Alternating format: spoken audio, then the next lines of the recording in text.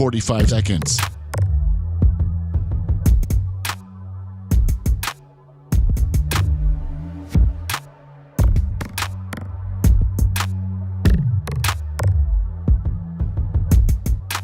Seconds.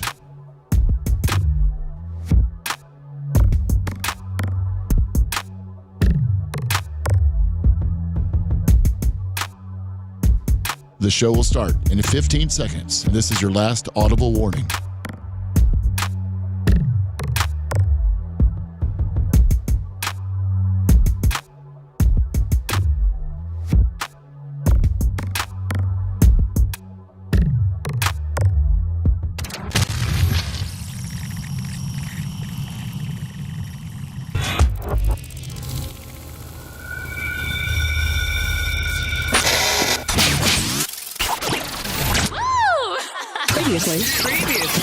Previously on the Bubba the Love Sponge Show. And I don't want anybody to think I'm being disrespectful when I fret on Allie or Tina or Liz or any of these other chicks. Please don't. I would love to, but I'm probably talking a little bit braggadocious.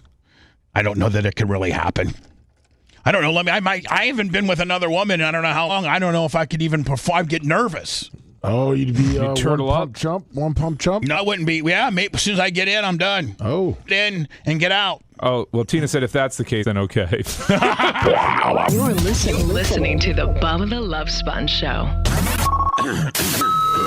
Broadcast rights for the Bubba the Love Sponge Show have been granted to the station by the Bubba Radio Network and is intended solely for the enjoyment of our listening audience. Any rebroadcast, retransmission, or other use of this production without the express written consent of the Bubba Radio Network is prohibited.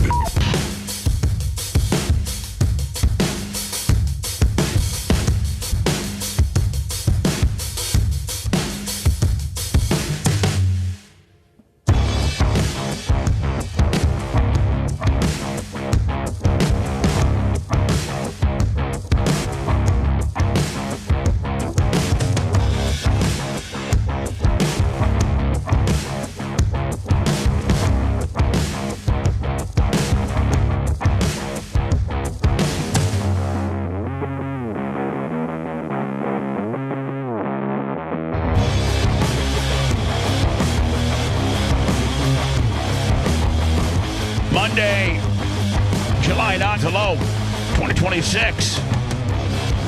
The Bubba the Love Sponge Show, originating from our new Fresh Start Studios. Today's guest, but I think Steve's filling in for Jay today. I think he is later, yes. Yes. Of course, Dr. Dan Diaco. How did, I think you missed, was it Monday that you missed? Yeah, but, yes. but we've talked to you since then, so we've had you on Tuesday. Mm-hmm. How did the Monday deal go? Because very rarely do you have to miss, unless it's like a super long surgery that involves that extra 2 or 3 hours that you may need. Like, what's the earliest you can start surgery? 6? 7? But that would require the patient probably get in there about 6, right? 5:30, 5. Yeah, it's brutal for them. But realistically, I've been there a few times and done some things with you. It's pretty efficient. Like, it's not a lot of waiting around. They're getting you ready and putting you in your gown and I think taking your blood pressure and doing all that kind of stuff. Start an IV. Yeah, start a ringer, the D5. And a few times I've gone. See, I always have a reaction when I have an IV or in my hand. What do you mean by reaction? It just really, really is sore, and it like puffs up for a few days and is really tender. I hate IVs in the hand, and they insist on doing it. It's the most painful of all the IVs. Yes. And they have this philosophy that if they miss the hand, they start working their way up the arm. Well, I have a philosophy is once you try my big one in my crease of my elbow, and then let's go from there. Right. Because if you can't, and so Dan has actually let me, I think I did have this wasn't Dan involved, but Dan has major whip over there. I have my colonoscopy done where Dan does all of his surgeries. And so I did my colonoscopy about maybe 3 years ago, which I'm probably due for another one. I'm like, hey, listen, can you run my IV in my, right here. What's that called? What's that crease? Right. What's the Antecubital fossa. Can you put it in my antecubital fossa, please? Oh. And they're like, well, we like to go in the hand. I go, listen, Dr. Dan Diaco told me to ask for you guys to do it to my antecubital fossa. And they're like, oh, okay. But we'll go ahead and try it there. And it worked like it was perfect because, that's the vein that I give all my blood in. You know best. It's your veins. And I hate the hand ones. It just, even when they run it, it hurts. I got in a big fight at St. Joe's once over that. I was getting my hernia operation done. Right. And, they start going to the hand. They wanted at 7 o'clock, and so my dad, calls me at 5:30. Where are you? I'm like, hold on. Your dad is the only doctor that gets there at 5:30. So he's there waiting on me, tapping his feet. I'm like, Dad, I'm not even in the car yet. We're about to get in the car right now. I got up like 15 minutes ago. Come on, Dad. Come on, we're waiting on you. I'm like, ain't nobody waiting on me. It's 5:30. Yeah. Surgeons start till 7. They'll be okay. And you're like, listen, Dad, if there's one person they can't bamboozle on how much time they really need to prep me, it's me. Because, I do about 14 of these a week. Okay, buddy? I know this game. So I finally get there with Steven, and they have me do like this little disposable towelette sponge bath. And I had just showered. And so I have to go through the whole body again with these chlorhexidine towels. And wipe, fold, throw away. Talking to you like you're some jobber that's never been there, that, you're there at least 14 times a week, right? Yeah, exactly. And so as I'm doing that, I'm getting in the gown and I'm naked. And I just, keep bending over to put my ass in Steven and Dad's face just to be obnoxious. For effect. Oh, absolutely. Yeah, absolutely. I'm trying to be as disruptive as possible without being too disruptive. You're trying to be as disruptive as possible without them knowing you're being a dick and being disruptive as possible. Right. Super passive aggressive. Right. And I finally get in the thingy, and the lady comes in to start my IV. And she busts out this giant white beach towel. I'm like, what? She goes, well, sometimes I make a mess. I'm like, that's not a good sign. Oh. And she goes, okay, let me see your hand. I'm like, nope, we're not doing my hand. She goes, yes, we started the hand. I'm like, nope, not happening. She's like, no, this is the way we started. I'm like, listen, I know these hurt. I have great veins in my arm. They're the size of inchworms. Right. Hit my arm. Nope, we got to do the hand. I'm like, not happening. And then my dad gives me that look. You know that dead look? Your dad's got the look. Well, yeah, but I've also seen the Joe look, too. You've seen the Joe look? Yeah, you know the look. I'm very familiar. He doesn't have to say a word, but he could turn you into stone like Medusa if he wanted to. So he gives me that look and says, God damn it. I'm like, okay. She misses it. Do the hand. I said, but you got one shot, and if you screw it up, you're out of here. She goes, so she grabs my hand, and she goes for the hand vein, and she immediately blows the vein. Whoa, Dr. Dan. It was a fleeting. It's all right. She immediately... You only caught the first 2 syllables. She immediately... she rolls it. She rolls the vein, and then pierces the vein, and then blows the vein, and all of a sudden, this is purple, you got a Lake Erie is forming in my hand.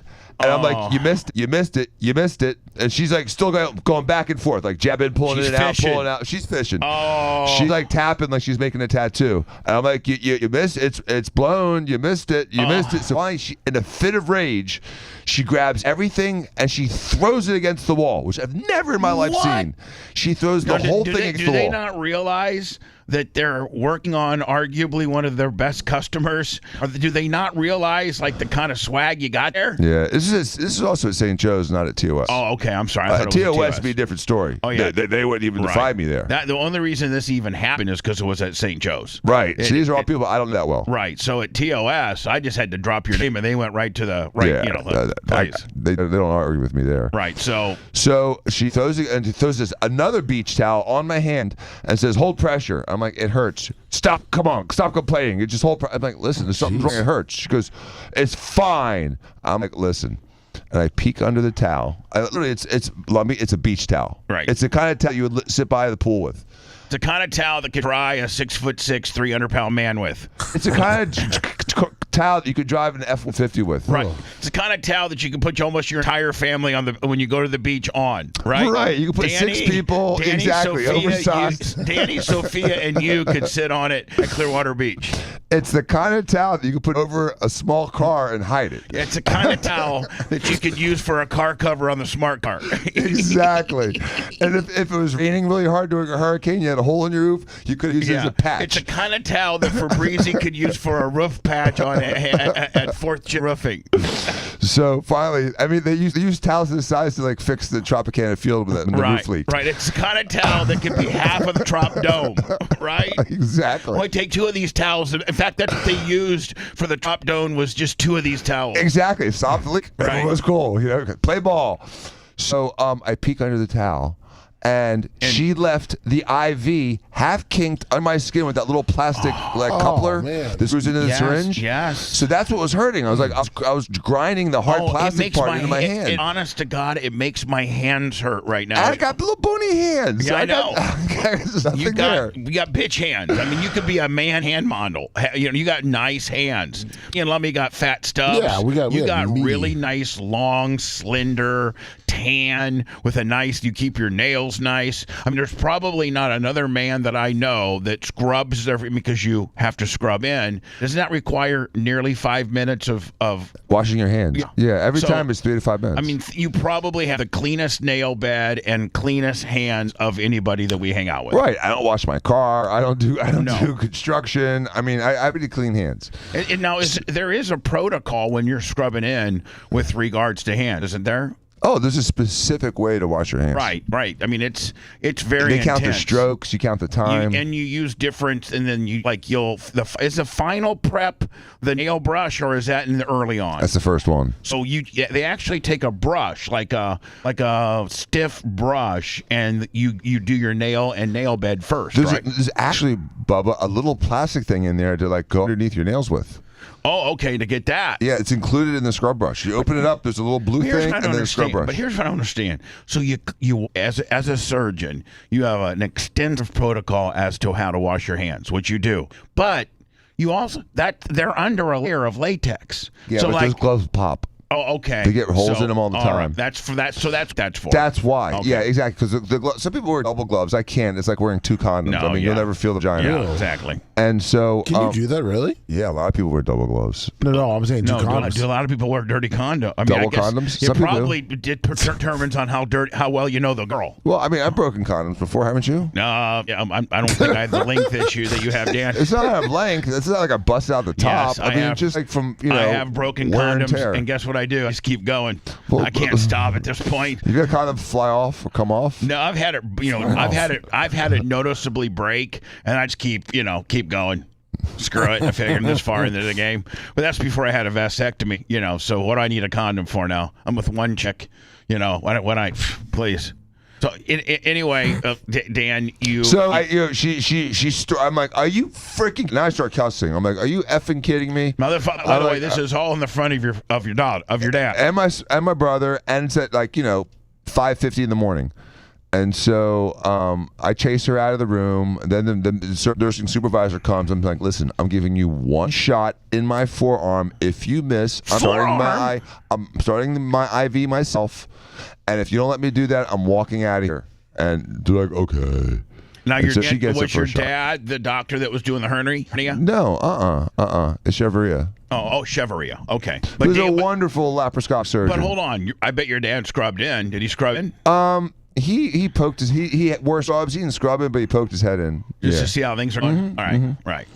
And so after the other lady got my first shot, took no pain, no problems at all, no controversy, no mess.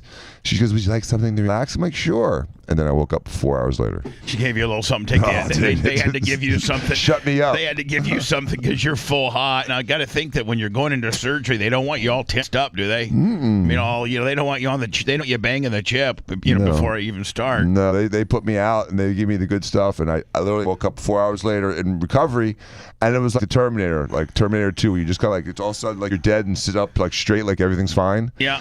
And kind of like the Undertaker. Yeah. Just stay straight up. Jason. So I get up. I'm like, she goes. I said, "Hi. What's going on?" She goes, "Oh, you're all done. Everything's good." I'm like, "Okay, I feel fine. Let's go home." She goes, "We have to go to the bathroom first." I'm like, "Okay, no problem." So She goes, "You walk over here. You need a urinal cup." I'm like, "Well, no, I'll get up." So I walk to the bathroom. I try to go to the bathroom. Zero. I couldn't go to I could have peed if you held a nuclear bomb in my head. And I'm like, I can't go to the bathroom right now. There's just no chance. She goes, "Well, you can't leave until you urinate." I'm like, no, Dan, what's the premise behind that? I don't know. Maybe make sure you don't have a blockage. Just usually they make you urinate before you leave. In the old days, they wouldn't let you out of the hospital till you could eat. Now all you gotta do is pee. It's never a problem with me. I mean, have some chicken nuggets and an Outback bloomin' onion for you, buddy, and we're getting after it, my friend. I mean, please. So anyway, the reason why I don't know how we got on the IV gimmick, but I went and gave my double red blood cells on Friday at Lummy, the B&B theaters down there. You know? Do you feel weaker or stronger afterwards? Well, here's the thing, Dan. So I'm at the 10-gallon club. Like, I've given 10 gallons of double red blood cells. And if you really want to think about how much that is, picture two. We all know what a Home Depot 5-gallon bucket looks like. We all have that as a visual reference.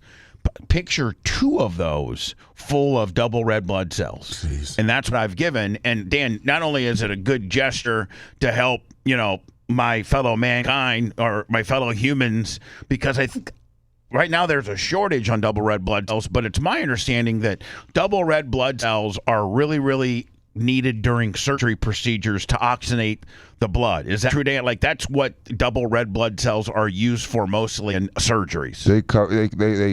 They help carry oxygen, and when you are having anemia and they don't want too much volume, they just need they need to improve your hematocrit, and they give you the double packed red cells. So I go in there, and usually, Lummy, I go to the big red bus, and for like the last how many years I lived at the studio, 5 or 6. I would always, you get on oneblood.com, you have your own account, you sign in, and then you just, you can only give one every 120 days.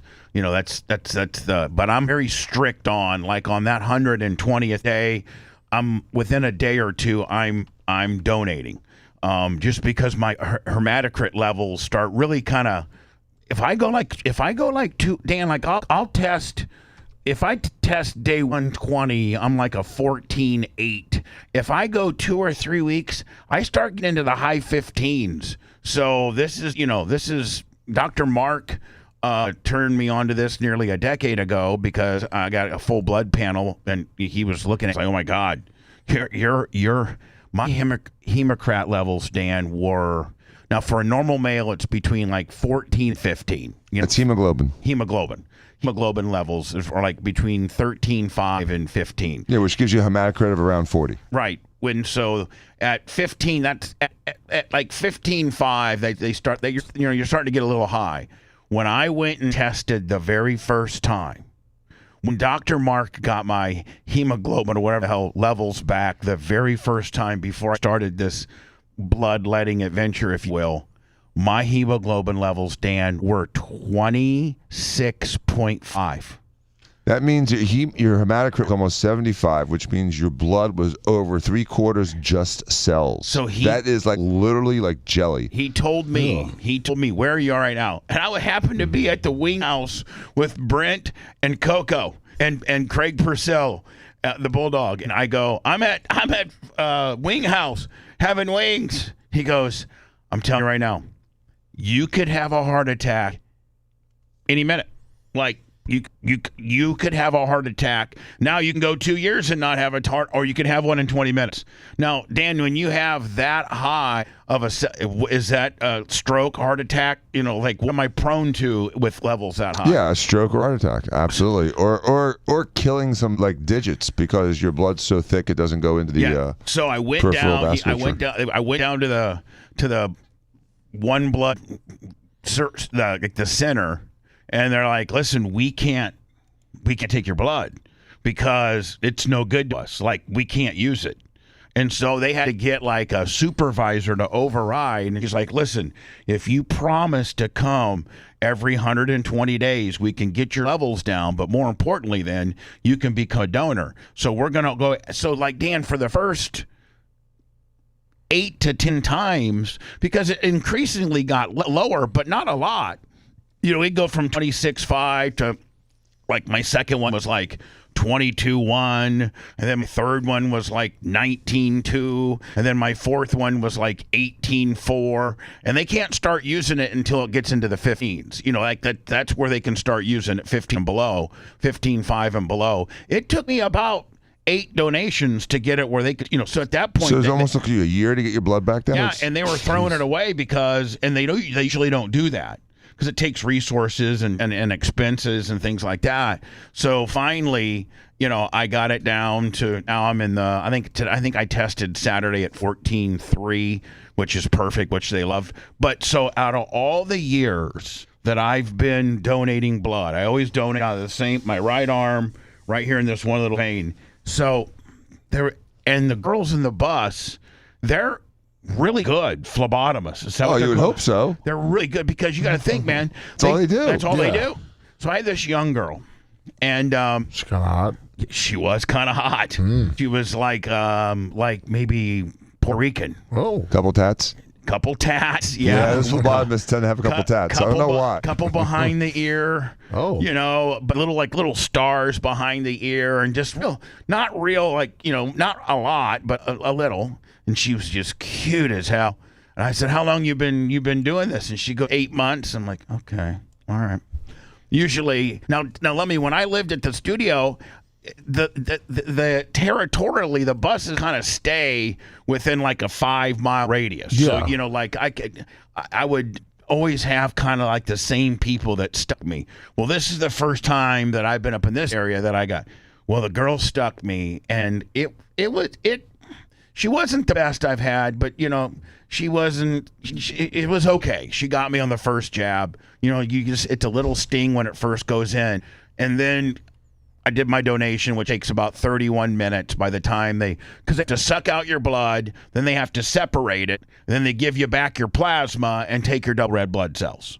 And you can look at your color of your plasma. I don't know if you knew this, Dan, or not. And if it's yellow or a little bit clear, you're healthy. But if it's milky, you're unhealthy. Yeah, that would be gross. And so mine was yellow to clear, so it's healthy. It takes 31 minutes. I get done. She pulls out the needle. I immediately, just because I know what happened. If you got to lift your hand, you got to go like this, put pressure on where they did it, and hold it for 30 seconds, so you don't get a pooling.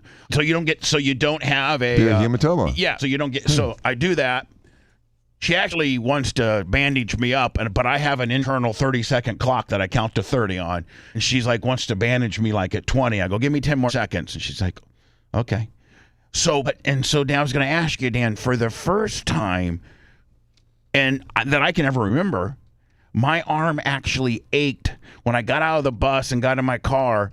My arm actually in that area ached for like 30 or 40 minutes, and it never has ached before. I didn't know, like, you know, what that is or what that particular. It just kind of ached. You can stick a needle in your arm 10 times, and 5 of those times you may not feel anything, because the nerve distribution in your arm is random. And so sometimes the needle goes in and it misses everything and just hits the vein and you feel nothing. And other times it hits the sensory nerve and it hurts a lot. And it can be sore for, you know, an hour or two. So my other question is, I'm supposed to go to Quest, like, I think Wednesday, and get another blood panel. The one I go for the for the. Are you going to switch up your Quest now? Well, yeah. Be careful on some of the ones around us. Really? Why? Yeah, they can be bad. All right. Well, then is here's it the union deal. people? Is it so bad? All right. Stay away from definitely the USF area south, and then also stay away from. Well, I'm going to give you that. I'm going to give you the address where I'm supposed to go. Okay. Maybe you'll tell me, because here's the deal.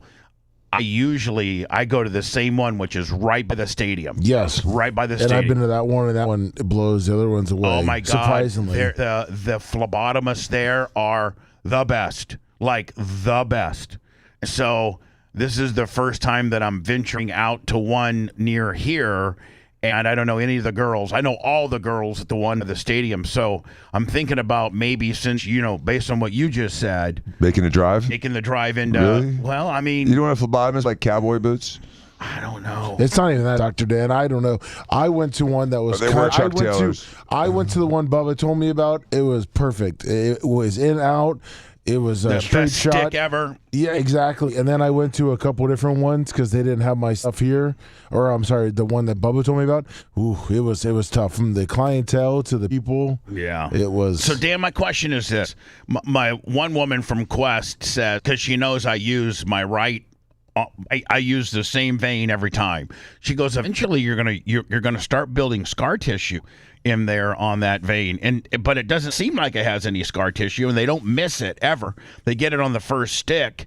Now, is it true? Can I build scar tissue up on that vein? Because it doesn't look like it has any. Yes, you can. But if you get it stuck once every 3 months, like you're doing, probably not significantly. Okay. If you are like an IV drug user and you're using it every night, All right. it'd be all So beat up by my now. other thing is this: should I, because my Quest test isn't time sensitive, meaning I could get it in 2 weeks if I wanted to.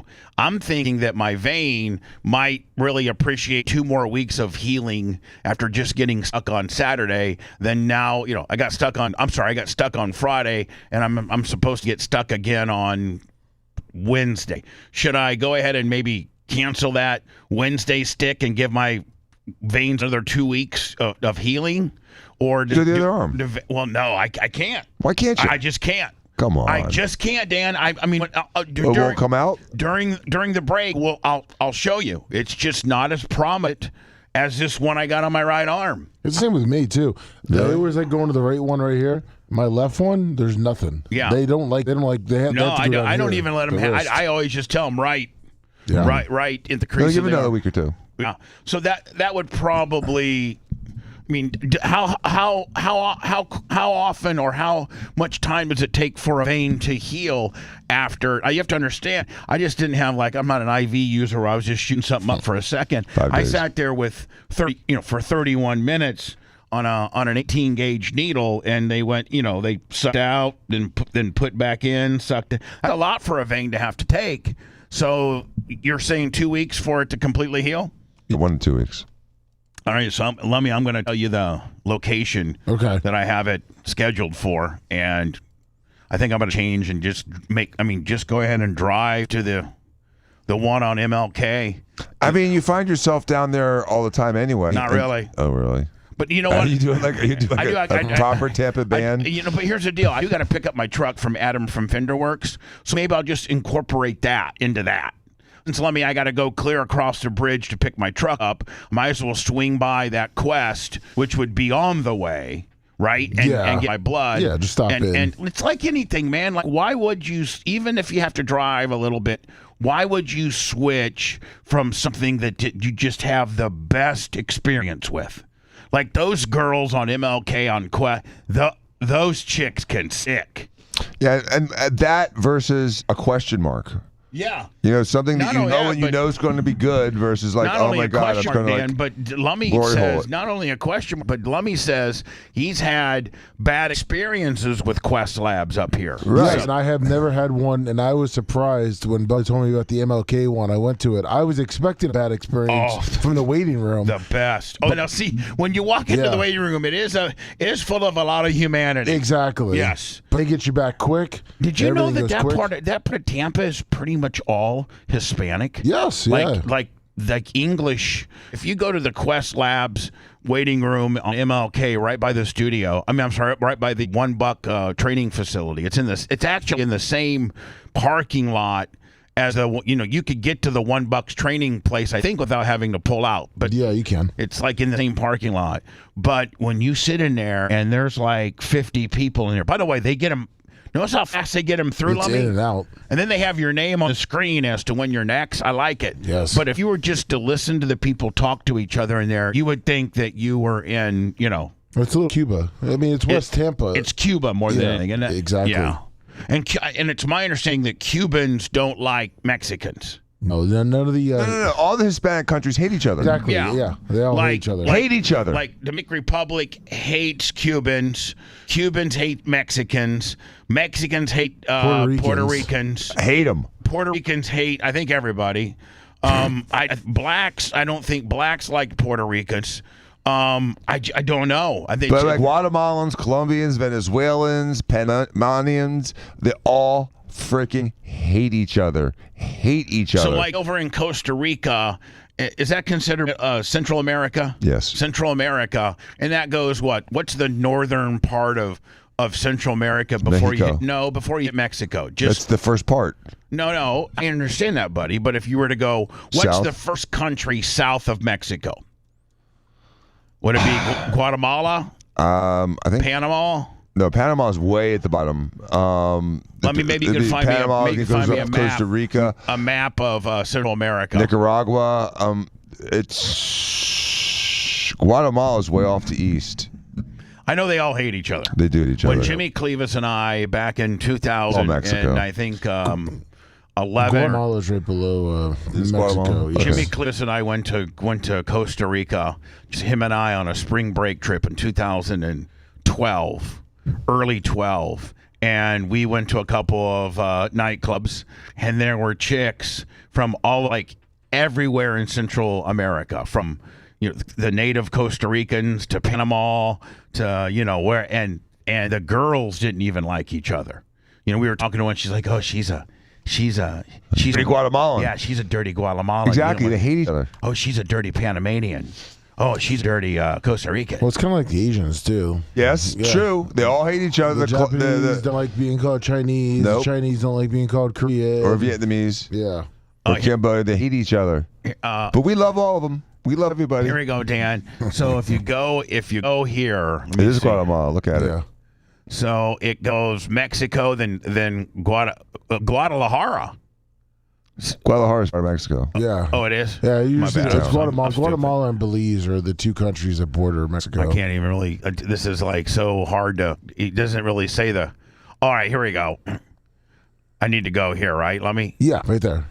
So is this? So this is Nicaragua, Honduras. Yes. Honduras, Guatemala, Belize. El Salvador. Dan, I heard Belize is beautiful. Belize Yep. is- It's supposed to be beautiful. And is it safe?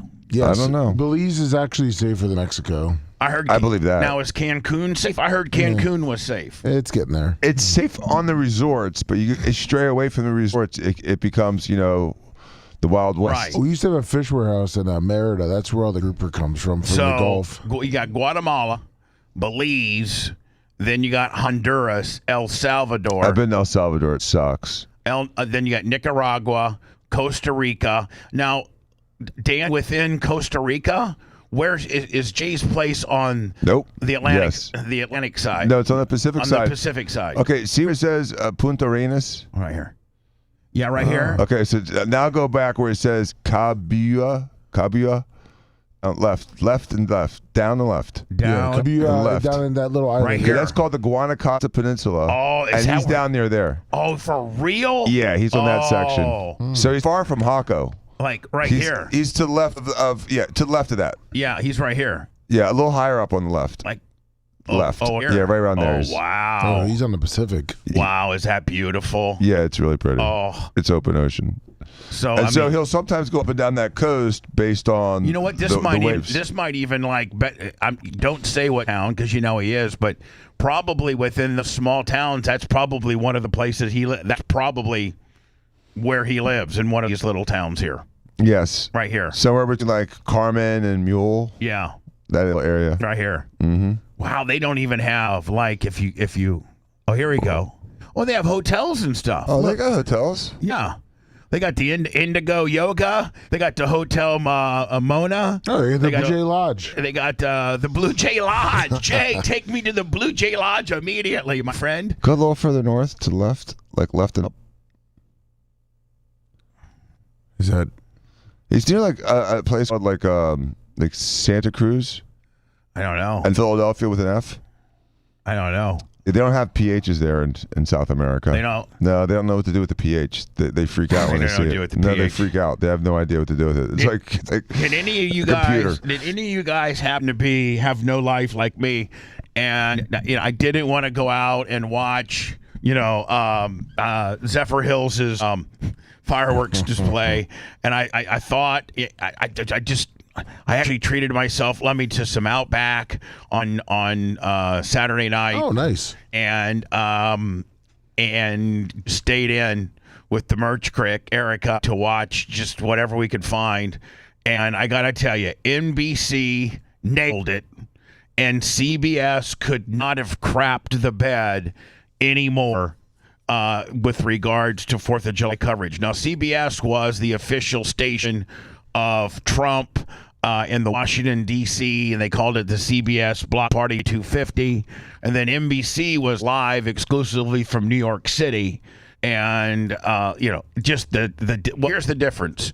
New York City and NBC, they got their festivities in because they bumped everything up about 45 minutes to an hour because, rain was coming. CBS stuck to the script, and rain came in and ravished their whole entire deal, and they had a hard out at 11 o'clock, and Trump was supposed to, I think Trump was supposed to be on stage about 10:15 or so, and then they were going to go right into the world's largest fireworks. I think they billed it as the largest fireworks in the history of the world or something like that. Yeah, and I don't know even if they covered it. I don't even know if it was on TV because CBS had a hard out at 11, and the last thing I saw was some stupid opera singer at 10:50 after NBC had already blown theirs off at 9.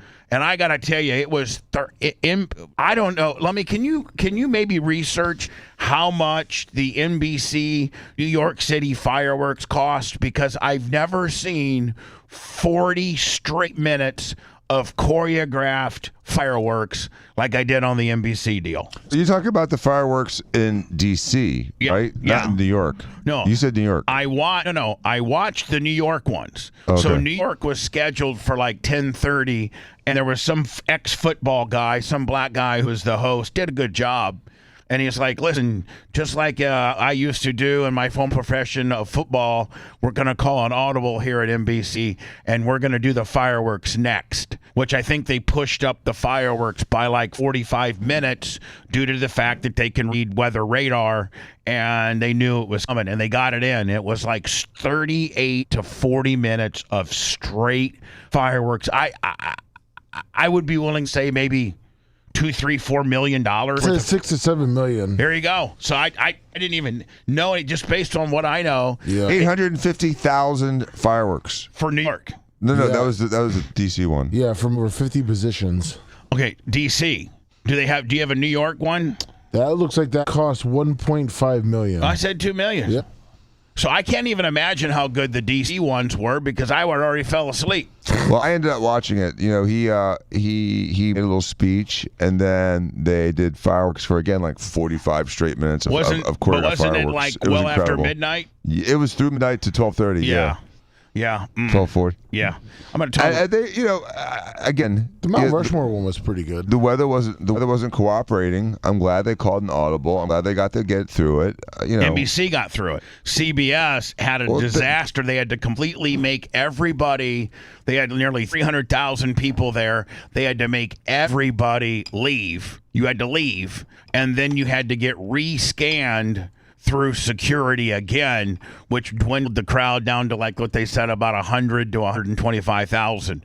So the weather completely screwed everything up. So when I finally flipped back over to CBS, rather than to just say, okay, let's suspend the op, they had Smashing Pumpkins from Los Angeles, which was the worst performance I've ever seen in my entire life. They had, listen, I got to go to words, so I'm not so late, but I'm just going to get into CBS could not have fumbled the ball anymore from their music guests to instead of putting Billy Corbin, the lead singer of Smashing Pumpkins. I think it's Corbin. Instead of putting that guy on to sing 1979 from 30 years ago, and some opera singer on stage in Washington, cut those two out, get to Trump's speech earlier, and start blowing fireworks off at 11 instead of 12:15, so that a lot of people can watch it. NBC scooped everybody because they had an audible, and they are able to get all their stuff in. So anyway, I watched both. I'm going to briefly touch on both when we return. If you want 24/7 on-demand Bubba and the crew, go to BubbaArmyHQ.com. Right now. The Bubba the Love Sponge Show will be back after this.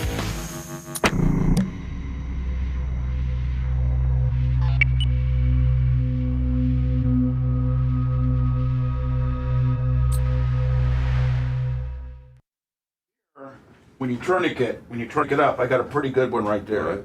Yeah. So I mean, that's what they hit every time. You can see my mark here. It ain't there. Not there. That's not it. Yeah, I start going to these little bullshit guys with all Yeah. Fuck that. valves Or everywhere. here, look.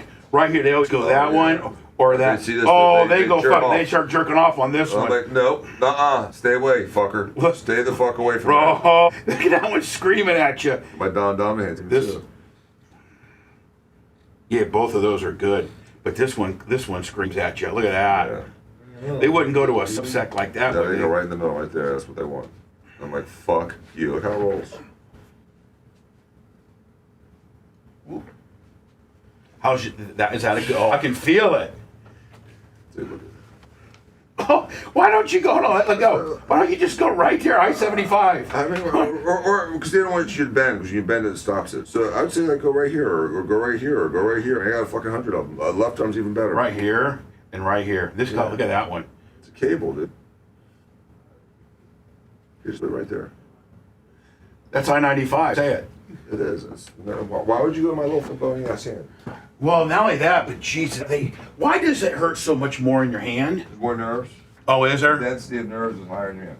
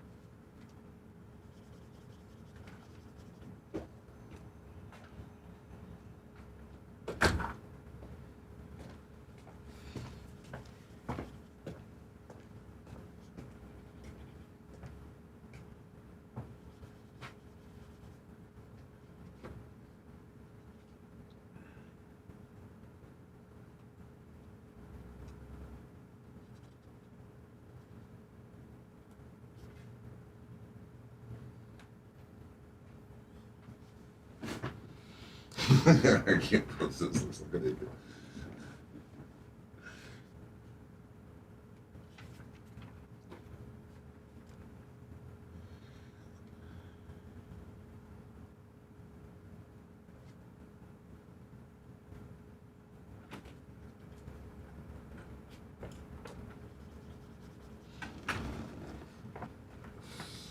We're just loving. No, out. He's going back.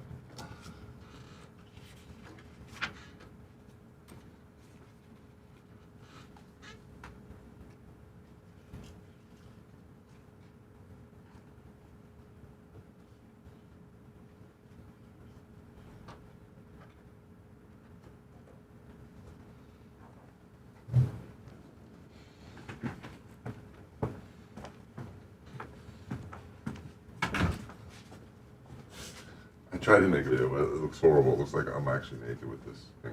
I got a big tenderloin and I was trimming it, but you can even see like where my pants start. It looks like butt naked behind it. It looks like you're a weirdo that's getting ready to be a serial killer. I know. It looks like, Come out the honest right to way, God, you two. that you're practicing how to fucking... That's, you're Fry right. human. That just doesn't translate well, bud. No, I was trying to show off like I was trying to do a video like trimming the beef tenderloin. But if you look at it, especially like towards the beginning,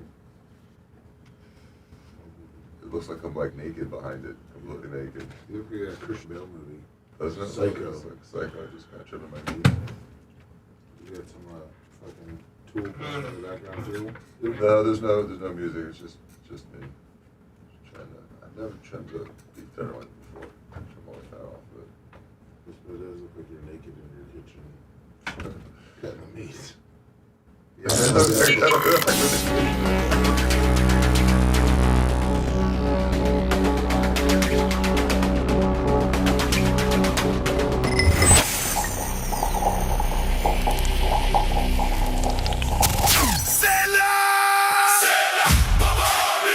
it's dealing with construction and forestry, road building, concrete, minerals and crushing, agricultural and turf, golf and sports, or maybe just a good old-fashioned rental, Beard Equipment is your place to be. More information, go to beardequipment.com. With dealerships from Mobile, Alabama, 9 locations in Florida, 2 locations in South Carolina, Cincinnati, Nashville, or Kentucky, Beard Equipment's got you handled. Your exclusive John Deere dealer. For more information, beardequipment.com.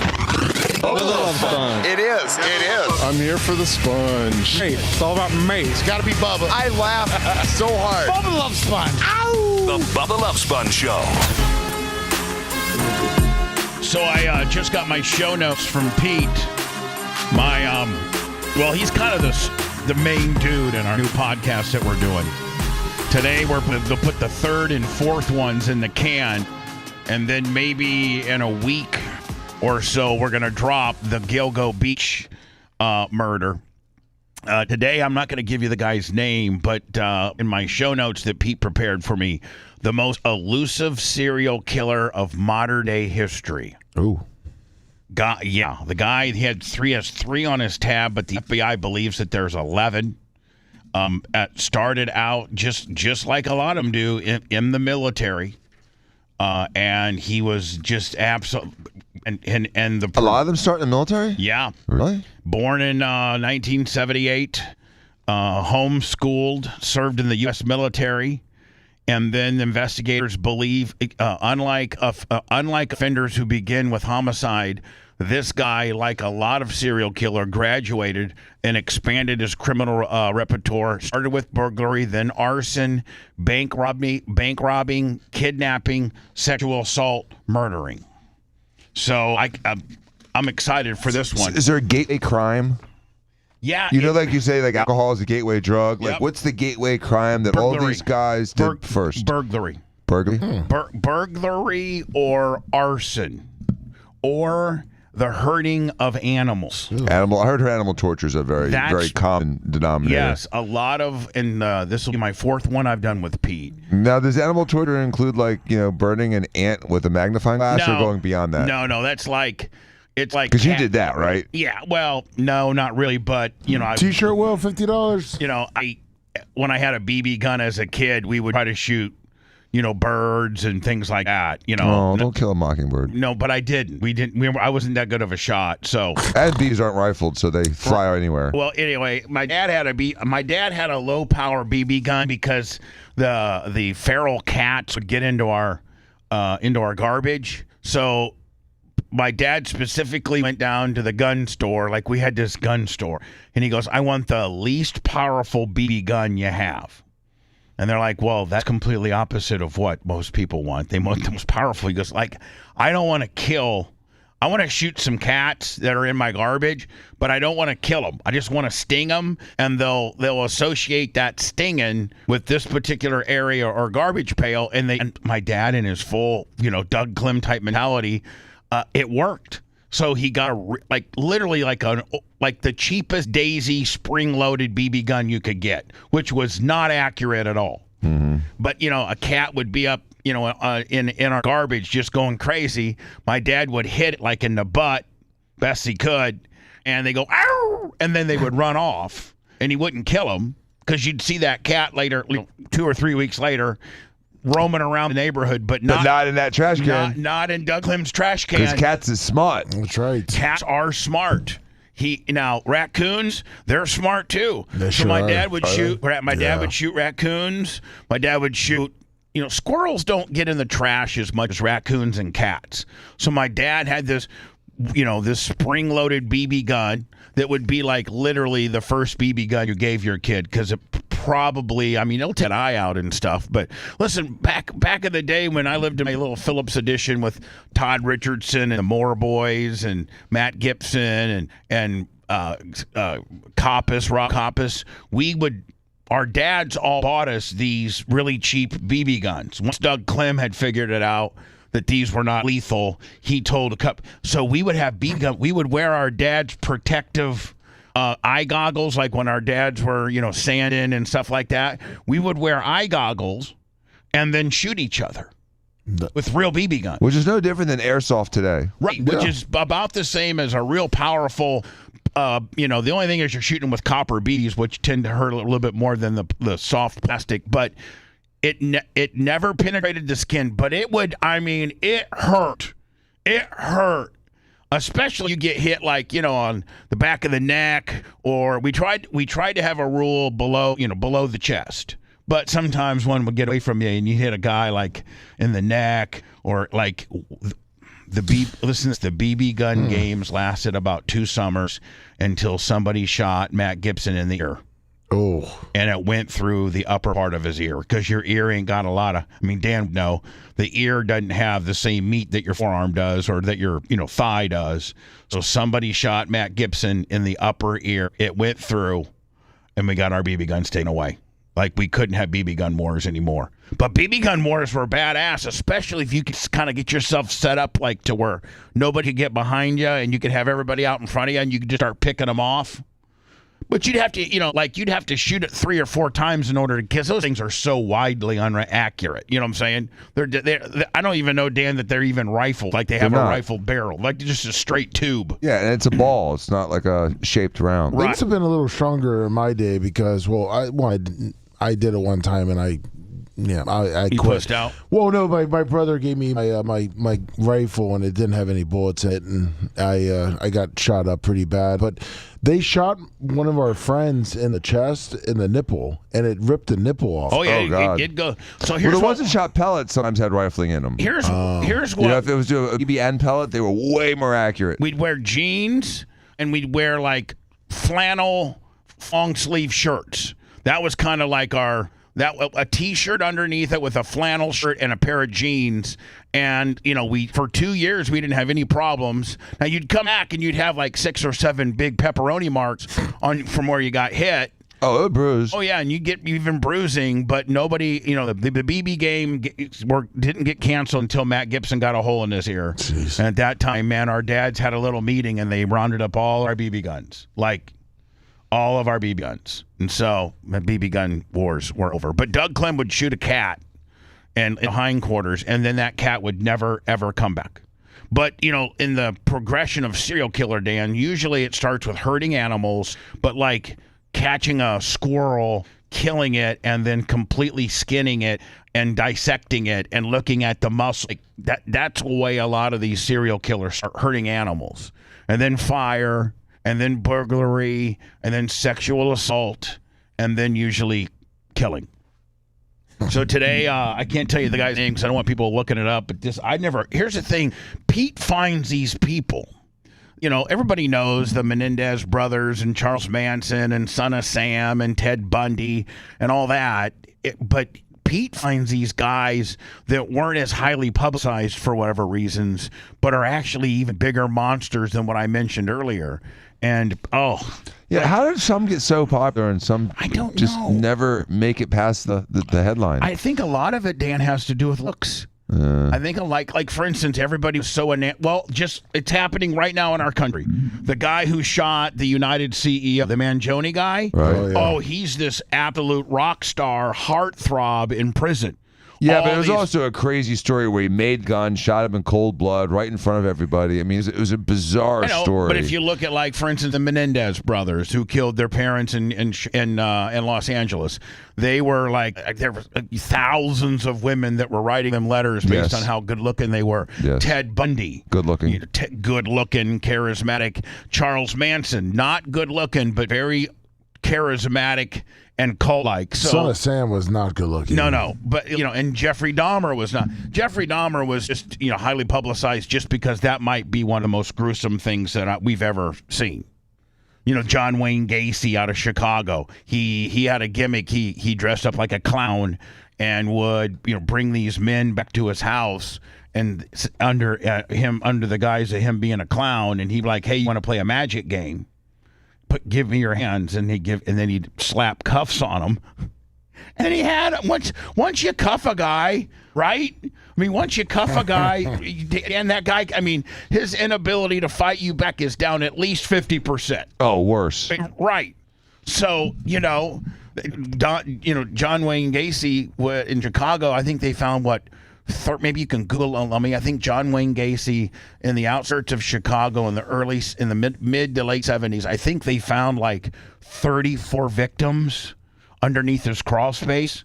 He would, he was a clown. 33. I was pretty close, wasn't I? Yes. So he would meet these guys, like he'd be out, he was a clown for like, you could hire him to have your birthday party. So he'd go to these birthday parties for kids and like meet their older brother or their dad, be like, hey, you're a good clown. Yeah, well, you want to go for a beer or hang out? Sure. Well, come over to my house. And then John Wayne Gacy would be like, hey, before we go out, you want to do a magic trick? Yeah, I want to do a magic trick. Okay, put your hands out. Literally everybody he killed went like this, just here, and he cuffed them. He's like, okay, you're done. I'm going to kill you.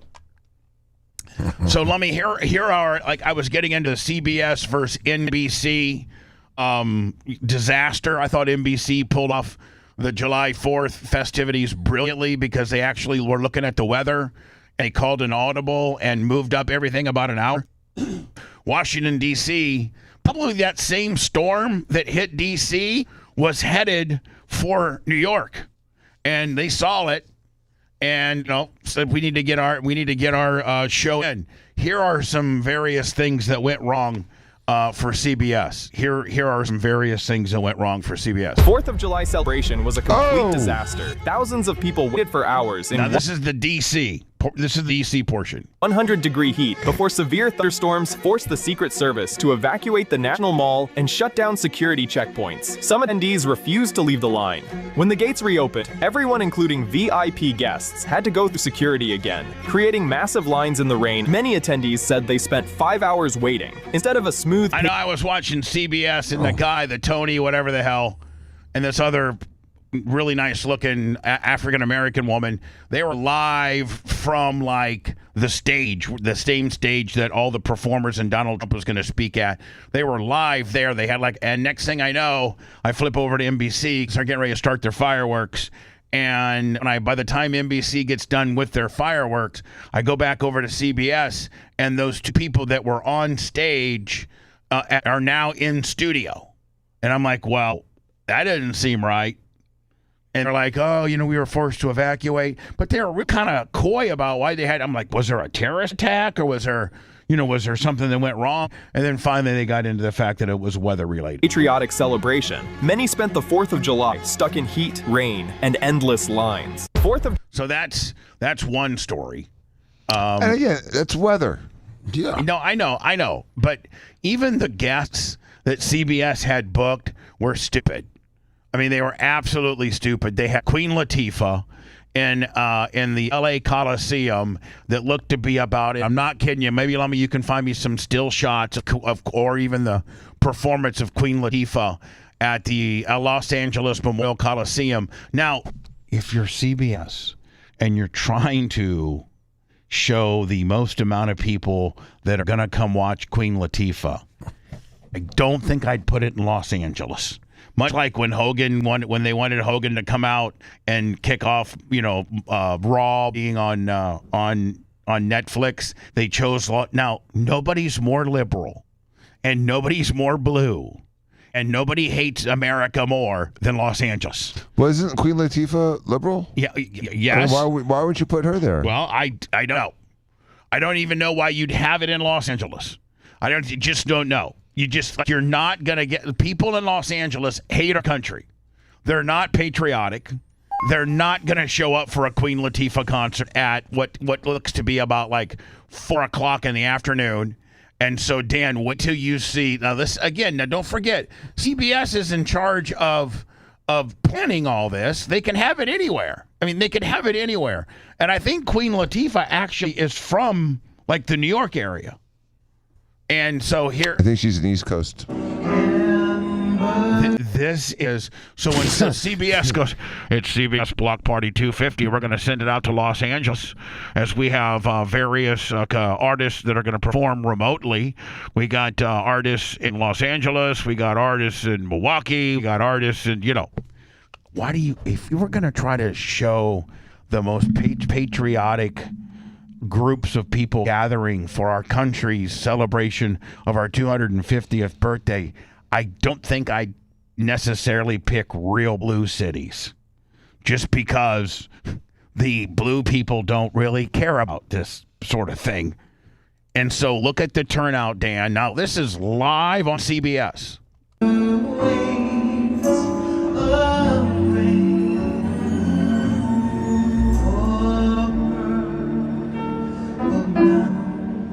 Is this practice? No. This is the real deal. This is live. It's like a rehearsal. This is live on CBS. Live on CBS. Look, now, this is the LA Memorial Coliseum. Look, I mean.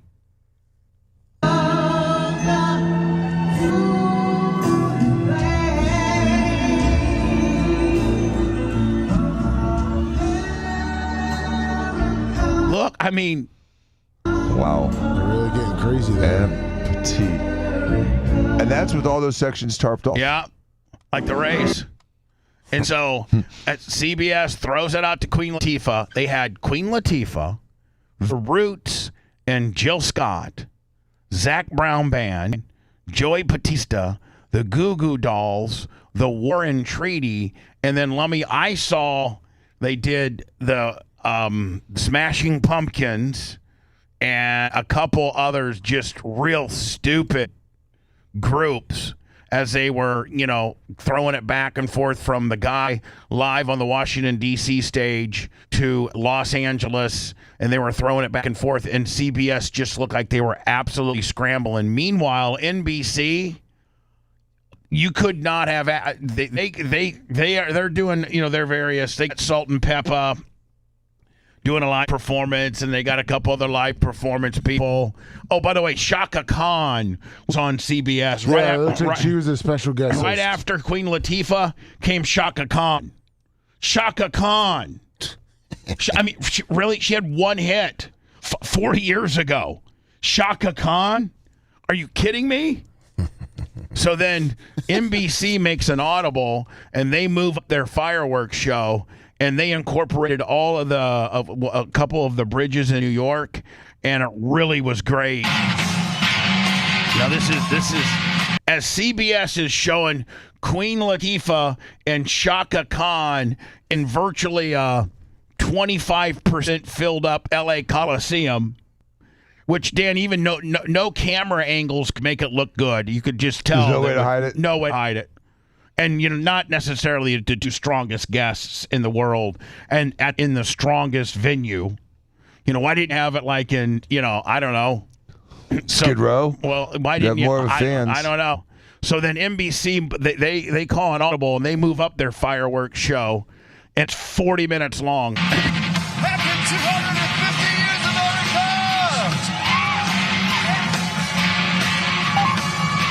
America! Are we going to get a copyright on this? We might on that one, yeah. The ones So I'm this is sending, New York? we won't on CBS. This is New York, man, and Dan, it is I wish I could play it. Can you find me potentially the New York one that I wouldn't get a copyright on? Look for, I sent you the Shaka Khan one. Yeah. Now so more CBS problems. So again, what I want you to get from this is NBC nailed it, absolutely nailed it.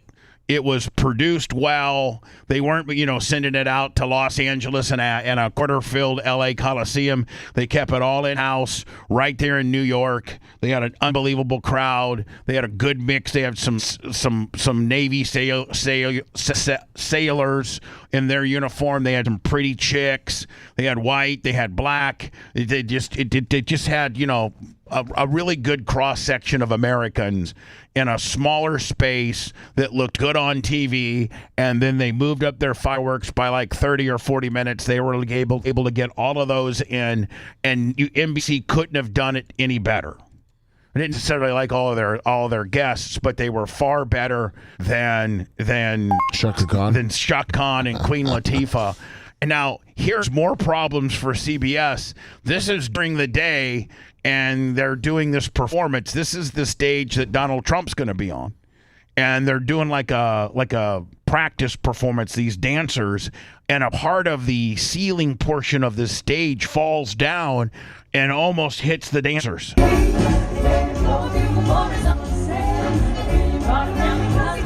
Did you see? Jesus. Yeah. Looks like a set of monitors, huh, Dan? Yeah, that would have hurt.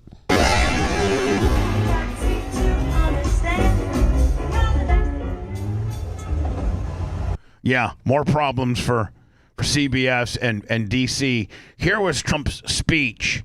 He talked about and thanked those that stuck around. Am I going to get a violation on this too? Probably. Look, I'd probably. We can always. Good evening, America. If you think that was easy, it wasn't. Trump should have made an audible, and like I couldn't sit through the opera singer. They had some opera singer that I think all operas sing in Italian, and he was. Did you see it? That's horrible. I turned it off. Yeah, I did too. Like I turned it off.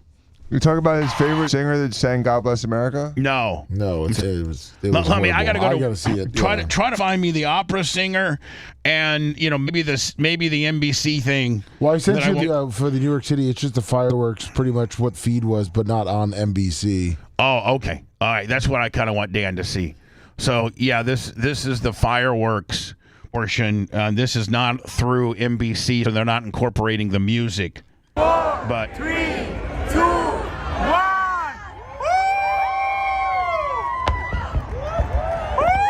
See, they put a soundtrack behind it on NBC. Like, they had Party in the USA by Miley Cyrus, Born in the USA by Bruce Springsteen, R.O.C.K. in the USA by John Cougar Mellencamp. I mean, they just had some She's an American Girl by Tom Petty. Like, they had a really good soundtrack.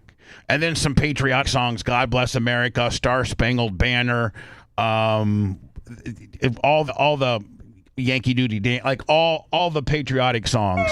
But we're not going to see any of that. We're just going to see the fireworks portion of the NBC feed.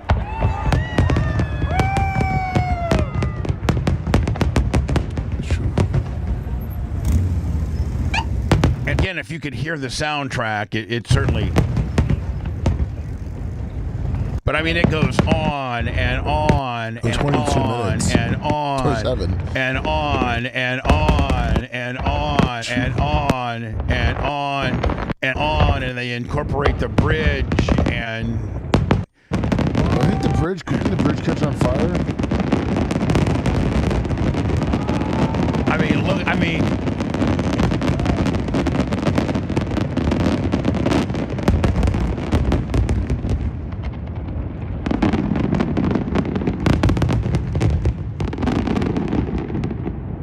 Now, Dan, from your house, were you able to watch the City of Tampa stuff? Yes, we were able to see some of that. Absolutely. From a lot of times, we'd take Jimmy Davis's boat out, and we'd sit out we'd go out, maybe 5 miles, like off of Madeira Beach, and you could see like Tarpon Springs, you could see Sea of Clearwater. Oh, you could see like 5 different, 5 different shows. Yeah, Jimmy yes, would go I've done like that before. 5 miles, like to where John's Pass is, which kind of halfway in the middle of the, and you'd see like Madeira Beach, Treasure Island, Clearwater, Tarpon. Then like St. Pete Beach, you could see like 6 or 7 different shows. Yeah, I've done that a few times. Yeah. This year, there was just a lot of fireworks in the neighborhood too, and my dog got freaked out. The new one. Yeah, he's not used to it. And then last night with the thunder, he freaked out. Yeah, boy. Like 1 a.m, there was thunder. I did the Roger Stone show on 77 WABC at 4 o'clock from the studios here yesterday, and. Macho, I don't know if you know this or not, but we had 2 power glitches here yesterday when I was doing the 2 big, huge thunder, big claps of thunder, like it was literally, on the property here, and then 2 power glitches, but we didn't lose power. But yeah, there was a bad storm. I mean, were you? Yeah, some equipment did reset. Did it? Yeah. We had but I didn't. Like a couple machines restarted, but I stayed on the air. I mean, it didn't impede me going off the air, but I was just calling them on the phone and running it through my microphone. So I wasn't Zoomed or anything like that. It was just a phone call talking about Michael Cohen. Lummy, here's good news for everybody. On I forget what day it is. Will you look up what day July 22nd is? Oh, yes, it's Wednesday. Okay, so on Wednesday, July 22nd, Tubi, and everybody's familiar with Tubi. Video Killed the Radio Star, the documentary, is now going to be available for free on Tubi. Oh, wow. And all you got to go is on Tubi on that day, Wednesday, July 22nd. I don't know if it's at noon or 6, off to midnight the next night. I'll have to ask. But you can go to the Tubi search engine, type in Video Killed the Radio Star documentary or film, and they're breaking in. It's going to be 3 parts. 3 parts, which makes it far easier to watch than the 2 hours and 29 minutes. Arguably, it's a little long. I would have maybe shaved it down a little bit had I had a say so in it. But breaking it up to 3 parts, I think is going to really do well. And guess what? It's free. Can't beat that. So everybody that didn't buy it or rent it on Apple TV or Amazon Prime, and you knew eventually that we would roll it out for free, well, now your day has come. Wednesday, July 22nd on Tubi, Video Killed the Radio Star for free. It's not what you think. What? Since when? Actually, it's much less. Much less. Bubba the Love Sponge Show returns after these words.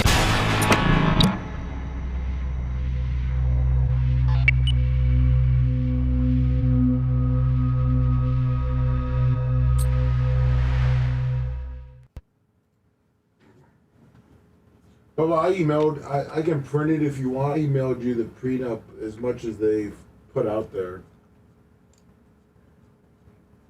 Okay. I'm on my email now, as a matter of fact. Okay. What's up? Attack of the Dog. Black Well, Eye since Cat, that's our... Kenny Powers. Don Greco. Since that's our... Ben Longer.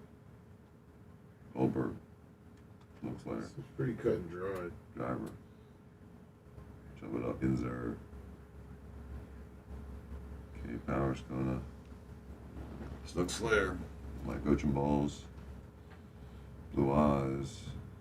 Some Crow to Blazing Blue. Yes, good morning. Annie Jax. Bubba. 3 days. Did you see the Sure. Mount Rushmore one, Dr. Dan? Hmm? That was pretty cool, I thought. That was interesting. Mary Guatemala. Black Guy. Jeff Person. Like M48 fan.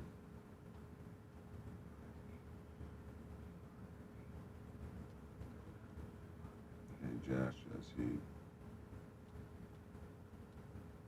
Let me, you're trying to find... Dippy. Ajax. You trying to find Trump stuff? Yes. Trying to get it to where we're not getting back to back copyright shit. I just want the... I don't know for it. And I want to thank everybody because So, O'Shaq, fuck you. HS Bubba. Mike from Master Merchant. Jeff Lazuski. Greg.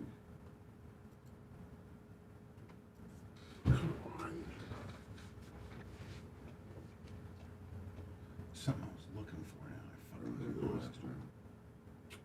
Oh, I know.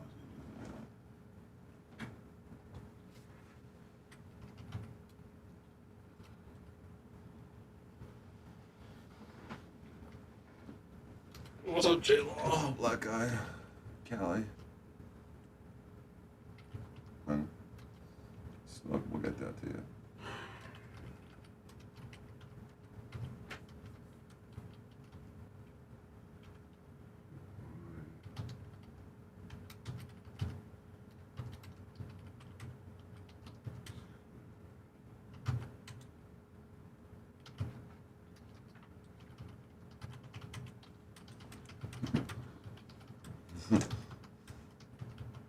Cats are smart.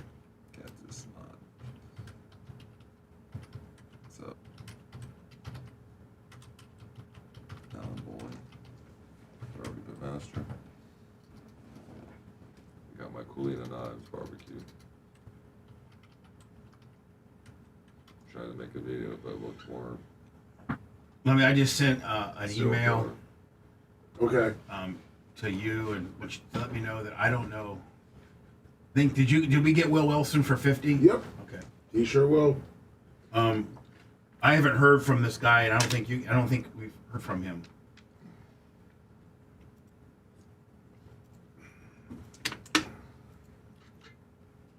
Am I correct? There hasn't been a.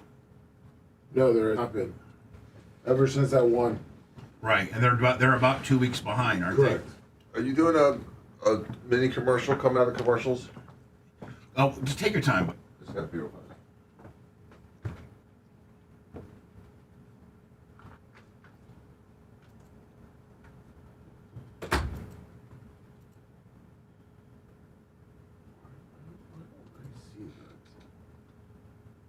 What's up, Joe? Doug Arrington, 49 months. Joe, I probably shouldn't play this Trump gimmick, should I? you can. No.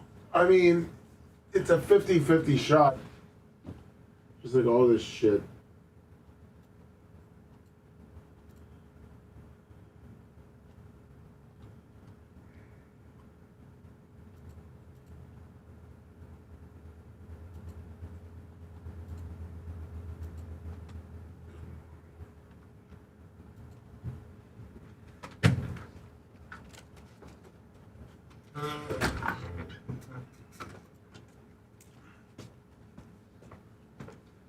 That was quick.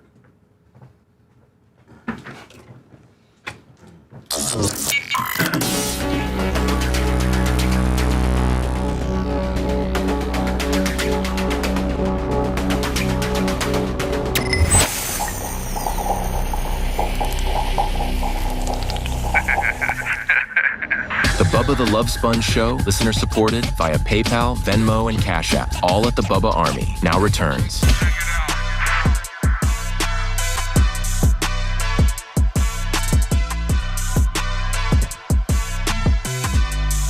The Monday after 4th of July. Now, I saw Dan showed me some private footage that potentially was going to post, but upon looking at it, and I look at it, he looks like a weirdo. He looks like he's literally nude, dissecting a big thing of beef tenderloin, as if, I don't know, it just him being nude.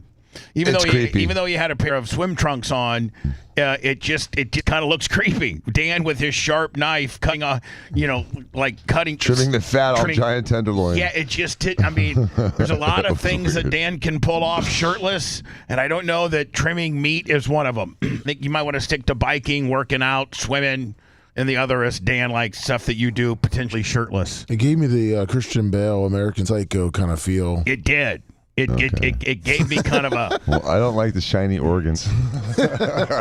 So what did my 4th of July consisted of me and the Merch Creek had a major project to do, which I think you guys know what it is. You saw it.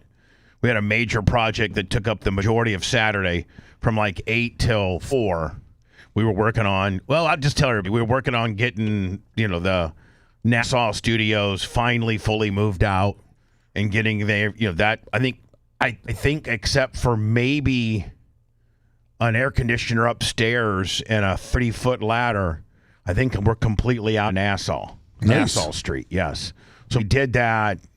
Merch Creek and I pretty much all day Saturday. We made 2 loads. Did you see the 4 watermelons that are growing back there? No, I didn't even. Should I? Oh, Lummy. Are you going to go there at all anytime soon? Yeah, I'm going there today.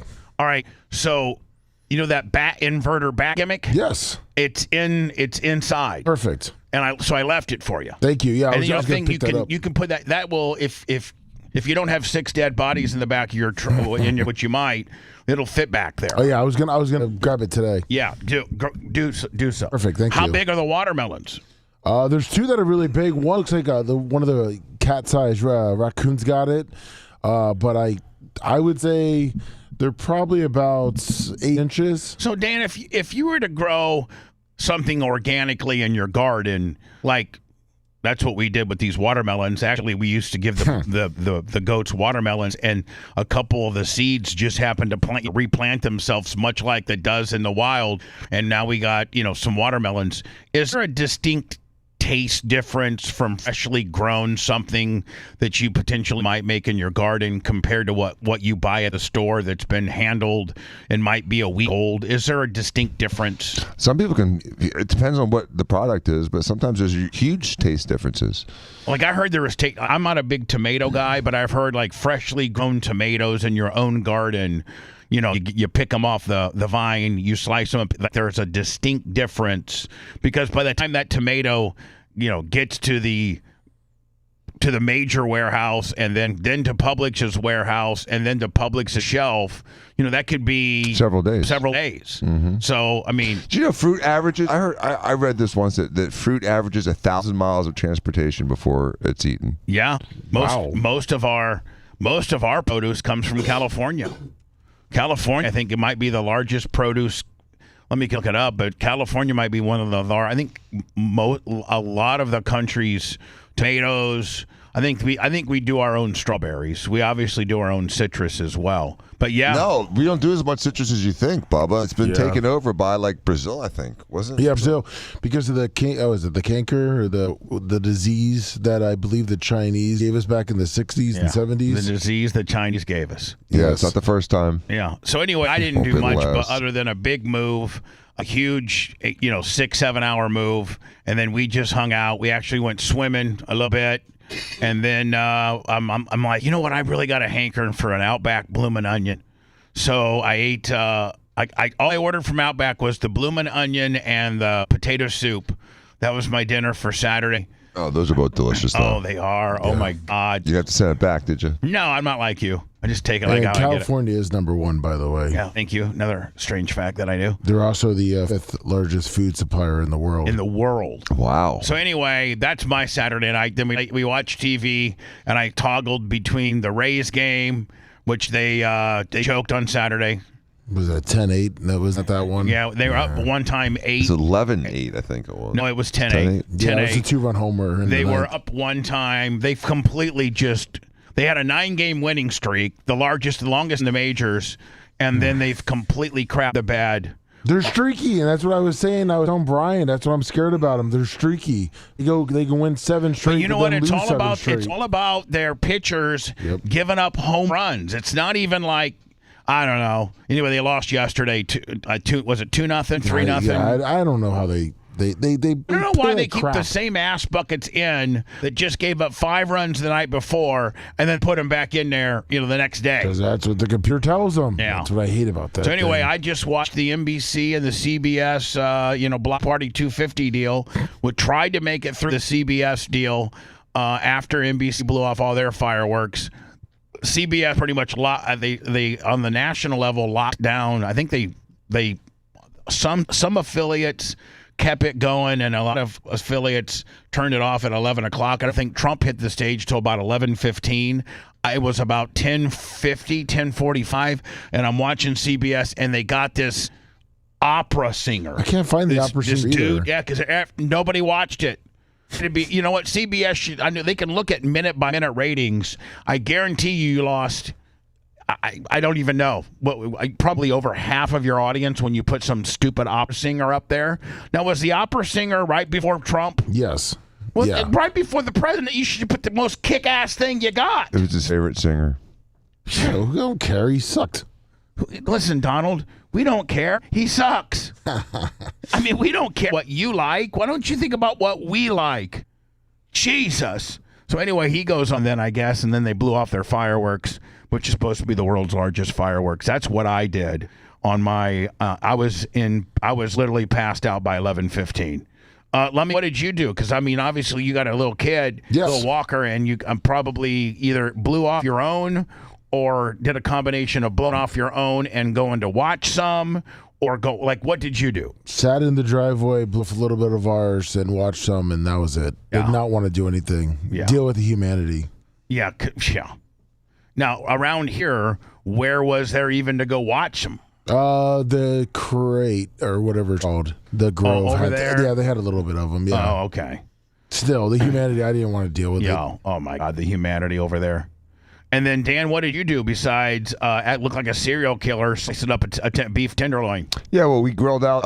I cooked half the tenderloin Friday night, and I cut up, a bunch of vegetables and peppers and onions and stuff like that, and made a nice little vegetables with that. And then it was such a good meal because the tenderloin was like 7 pounds, so I cut it in half and cooked half of it. Can I ask you a question? What? And I know that you got probably the best meat of it. What did that piece of meat cost? 100? It was $115. Did you go to a specific butcher shop or just went to Publix? the Publix. Yeah, Publix is, They were expensive. And it came as its own shrink wrap thing. Had not been opened by them. I found that opera singer, by the way, finally. Yeah, send it to me we can all look at it and discuss. But it was so good that my kids said, let's do this again tomorrow. And so I actually made almost the exact same meal the next day. Nice. But I made a mistake. I was putting a little olive oil. You didn't make them a mistake. You made a mistake. No, I made the mistake and I made a mistake. Okay, so I made the steak. Okay, so you made a mistake while making them steak. Correct. Yeah, it's almost a tongue twister, is it not? Yes. Yeah. And how could you mess that up? That was such a beautiful piece of meat. Oh my God. I didn't mess the steak part up, but while the steak was going, I got cocky and I was like, okay, I'll do the vegetables while the steak's cooking. And I'm trying to run outside to flip it every 90 seconds because I'm trying to sear it. Right. So because you don't want to go too tough on that. No, you got to cook it just right. And you got to borderline cook it slow. Yeah, well, I sear it for 6 minutes and then I leave it there under lower heat for 15 minutes. Right. And flip it every 5. So you sear the outer edges and then you slow cook the middle. Correct. Right. So I had the oil in the pan ready for the vegetables, and now to put on the grill, right, or to do in the stove. I'm gonna do the vegetables just on the stove. Okay. And so, but I had it there medium heat, sitting there for a few minutes while I was. And people must realize, that your grill and your oven are not the average distance of the average person that lives in Middle America. I mean, it's kind of a far distance. You know what I'm saying? Yeah, I can get cramp. Yeah, well, I'm just saying, it's more than 7 foot. It's more than just open up the door and there's my oven. You got, your grill, your outdoor grill. Some real estate. Yeah, there's some real estate there. So I go back in and some of the oil had sort of boiled off the pan. So there was a central area that didn't have oil in it. So I decided to just a little bit more oil in it. Well, as I did that, the cap from the oil flew off because I did it too fast and lands in the oil. And then starts melting in the oil. So now you're getting plastics in with your vegetables. Exactly. Now are you trying at that point to separate the vegetables from the plastic? I hadn't thrown the vegetables in. I just had the oil, the hot oil. Yeah. So I'm trying to. I fish out the cap with a knife. I'm smart enough to do that. And then there's 2 pieces of plastic burned onto the. So do you have to completely redo, get another pan? Well, that's what a smart person would have done. But Dan, who doesn't cook. And you, by the way, who is the smartest person I know. Exactly. But sometimes common sense retarded says, "Oh, I'm just going to use the same pan, buddy." So I tilted the oil to the side and I got a paper towel and I wiped off the plastic. It came off great, but there's one more little piece of plastic, so I folded that paper towel that had all that hot oil in it. I went for it again, and it got me, and I burned my finger. Oh, no. On the oil. Really? Right on the cuticle, right where the cuticle meets the nail. Yeah, it's not essential. You don't need that part of the nail. Yeah. I mean, if it was on your fingertips, it'd be more detrimental to your job than being on the cuticle. Yeah, this is just irritating. Yeah, this is, but it hurt. It's oil. And it's a stupid Dan move. Right, hot oil. Yeah. Hot oil, burn baby. Sure. So probably 350 degrees. Yeah, it's immediate burn. Even a BB-sized dot on your cuticle is going to wreak havoc. No, it was bigger than that, but I'm saying it just. But they'll be all fine. Yeah. So. And then a little extra flavor for the vegetables. You didn't in the potential kitchen mishap, you didn't overcook the steak, did you? No, steak was perfect. Vegetables were good. The first night I did rice. The second night I did those little golden potatoes. Oh yeah. Oh yeah. And a Caesar salad. I mean, I went for it. Then Saturday night, were you kids? I got this huge collection of Kulina knives. Some people are gonna I'm sure in the chat they're gonna say they're junk, but they're hammer forged, big barbecue type knives. They're fun to use. Would you do a knife throwing exhibition? I was gonna ask what you kids did later that night. No, but these are definitely the kind of knives that I could chop up a body with. Okay, Dan. Well, Wow. also your Okay. your 17 and 21 scalpels are really, really nice too, and they're disposable, and you can throw them in with the body when you are chopping them up. Exactly. So I'm just saying. So then we were on the wave runner and the pool and stuff. It was a nice day. All right, It was just cool. a nice weekend. So wave runner, you got one or two? Just have one. So my daughter's boyfriend was there. Jay's got one though too, right? Yeah, but Jay's in Jersey, and you can't touch Jay's stuff when he's not Hold around. on. So Well, your hold boy- on. your- Let me your ask you a daughter's question. boyfriend? But let me ask you a question before we do that. Let's say you and I are going to go jet skiing. Right. If I call Jay up and say, Jay, can I borrow your jet ski? When I get done, I'll completely flush it out because I know how to flush out a jet ski. Right. I'll completely rinse it down and put the cover on it. Me and Dan want to go jet skiing. Would Jay say no to me? Yes. For real? He's saying, 100%. you're writing bitch for Dr. Dan. And here's the other problem. If he said yes, you go over there, and his jet ski won't start because Right. it hasn't been started in a year. Right. His jet ski and his boat are like dock ornaments. Right. So he would He's say got like no. 10 hours on his boat. He's had I 7 gotta years. tell you, man, Dan. I think I like my chances. I think Jay would say yes to me. Yeah, he'd say yes, knowing that it won't start. Well, So you'll get your bring ass over there, I'd bring you load it up hold with on. gas. I'd bring new gas and a jumper box, and Dude, I'd get that bitch running. How do you jump a jet ski? I got a battery. I know they do, but how do you even get to it? You use a little jumper box, and you put it, one that's Bring your self-powered. jumper box. The jumper box self-powered. You don't have to plug it into nothing. And it's what all car dealerships and car lots use to jump a car that that potentially has a bad battery. Yeah, use a jumper box. So jet skiing, pool, any fireworks watching later that night? A little bit. Like I said, the dogs were freaking out, so I just kept the dogs inside, let the kids outside. Did you guys watch NBC, CBS? Any I of that watched the Fox feed from it, and the opera singer was singing like an opera song. It was horrible. It was kind of horrible. Absolutely horrible. And Especially, then- hold on, Dan, considering this was the act before our president. Yes. Yeah, you'd think it'd be a bigger one. I mean, you'd figure out, the biggest star you could find that would agree, because a lot of that's political, that to be the final act before the president. Like, Kid Rock would have done it, right? Mm-hmm. There's some people that are pro our president. Now there's some people that hate our president is too, that wouldn't do it, like Bruce Springsteen, most of the people that were on CBS. I think CBS was actually the people that wouldn't do the performance for the president. So, now this one that we might be able to get away with. Yeah, we should be able to. Now, again, this is the performance right after this guy, or whoever may be here in this slot. The President of the United States is going to speak our 250th anniversary as our country. So whether you like the guy or not, this is a very, very, very, very much a red letter day in the history of our country. And so, the person that gets this slot should be something that America knows, America likes, and really, really sets up the president. Not this nonsense.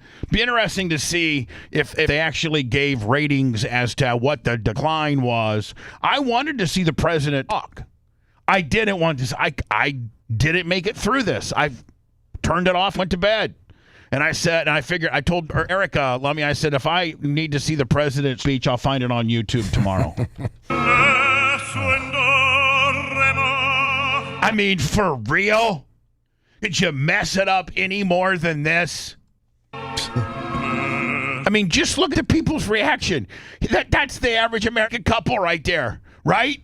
Yeah, that's the average American. Well, it used to be, but so they're like, "What? What is this?"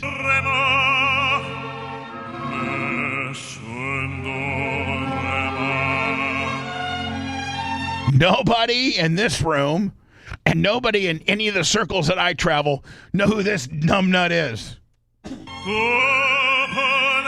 And Dan, is he singing Italian? He sang 2 songs. One was an American song, and I don't remember what the other one was.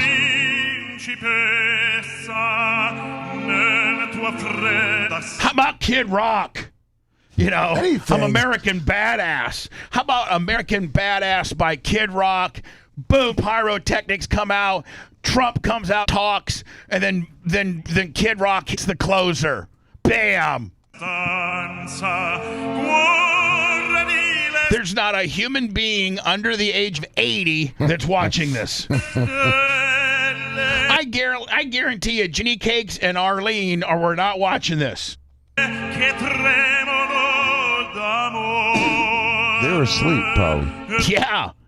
CBS should have moved everything up, just like NBC did.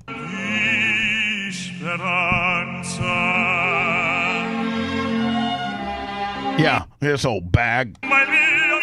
She's not even from here. She's just happy to get in. Oh, I hear. Her grandfather built the railroad. Look at, you don't see one reactionary shot from the audience of anybody really getting into it. Most people are like, what's this? Well, I don't. Why did you do this?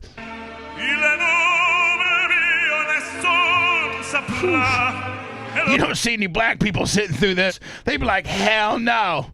I am out of here. I want Snoop Dogg. You know Snoop would play. Snoop will play anything. Yeah, for $25 he's in. God, this is horrible. So I'm watching this, laying in bed. My medicine's starting to kick in. I'm like, is this a rib? Like, am I on the right channel? I just watched 40 minutes of NBC and all the kick-ass hits. American Girl, R-O-C-K in the USA, Born in the USA. You know, just unbelievable. Party in the USA by Miley Cyrus. I mean, they really got it. NBC just nailed it. And now I'm watching this. I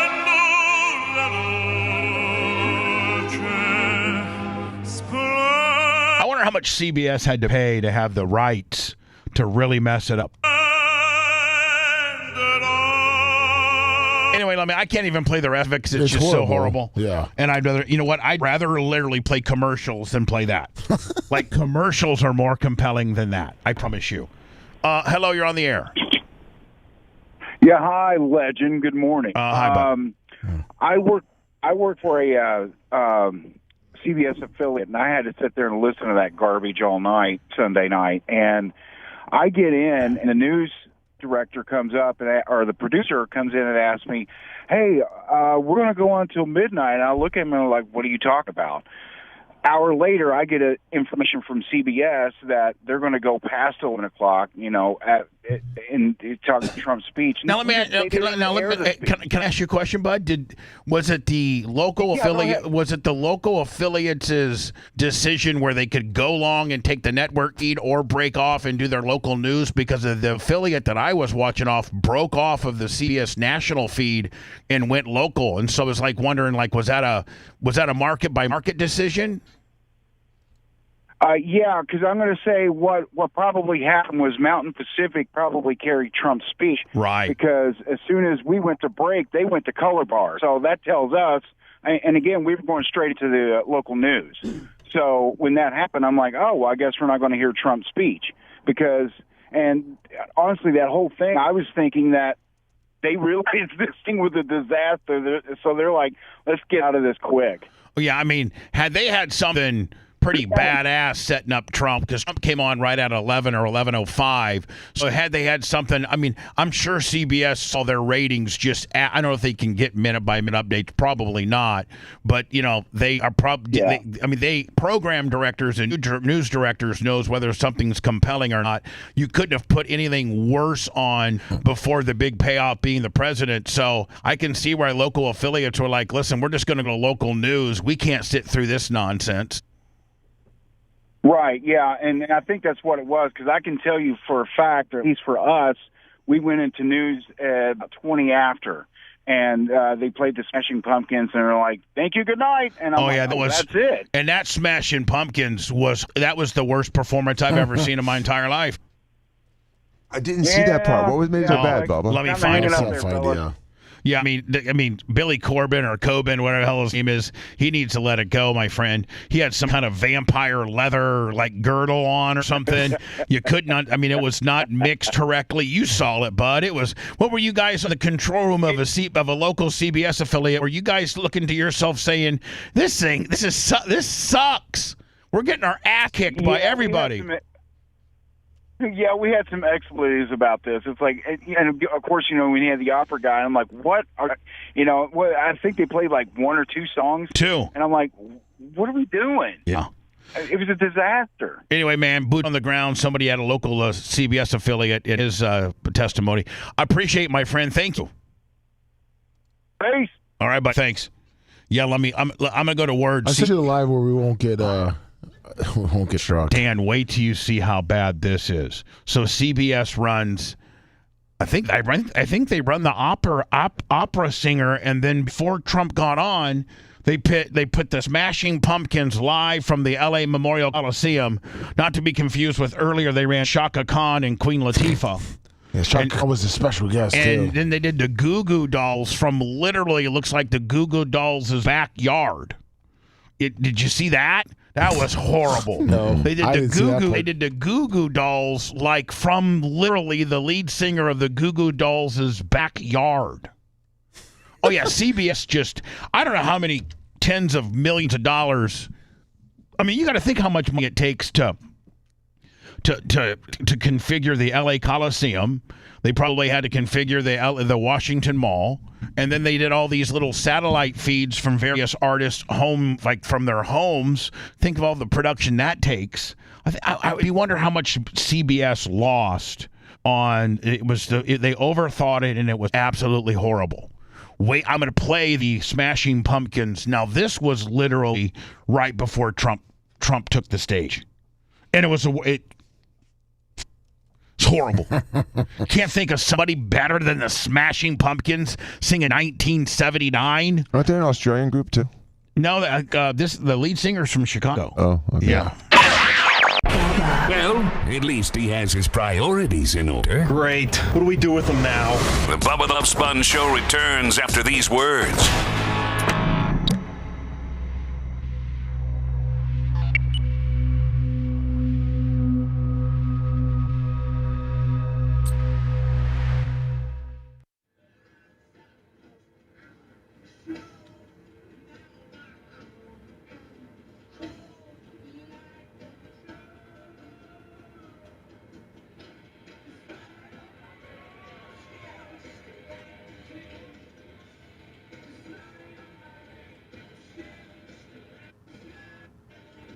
They didn't really get the crowd. No, because I'm trying to stay away from the. You want me to send you the feed? Yeah. All right.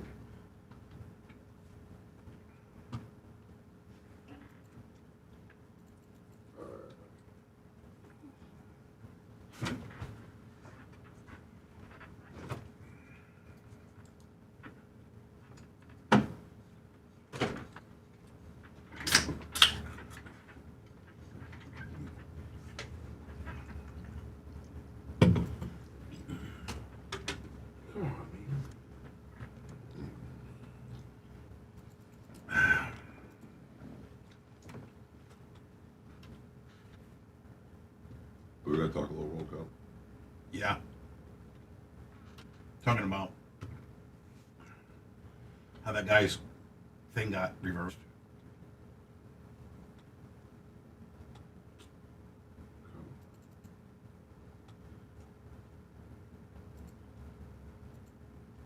Why did you watch a lot of it over the weekend? Different countries. That's a few games. Britain beat Mexico. Yeah, I think the problem with Mexico is they were wearing the wrong shade of green. They should have been wearing that high-vis green like long guys. Oh, God. But it'll be nice, though, because they can go I'm trying back to to find mowing lawns and doing drywall Monday. If you can't find it, don't worry about it. I'm trying to find where.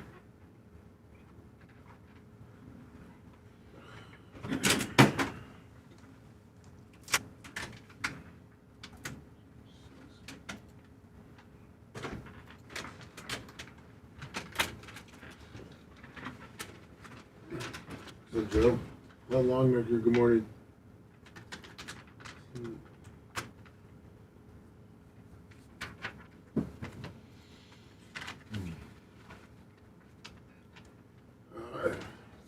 you get it? Yeah, I'm trying to.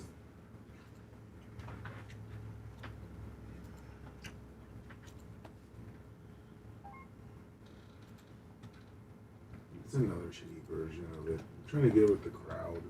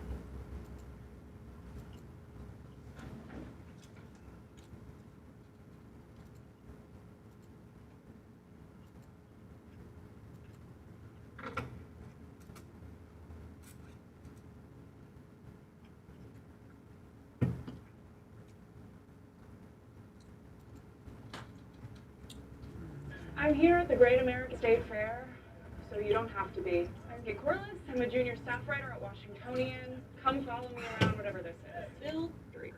It kind of looked like someone had a dream about the church, described it to somebody else, and then that person went to Home Depot and built a diagonals. The main attraction turns out to be Florida, where a line snakes out the door. We're in line for DC's hottest club, Florida. We see a wall of famous Florida men and women, plus a colorful children's museum style explainer. 100% sure we would go to heaven.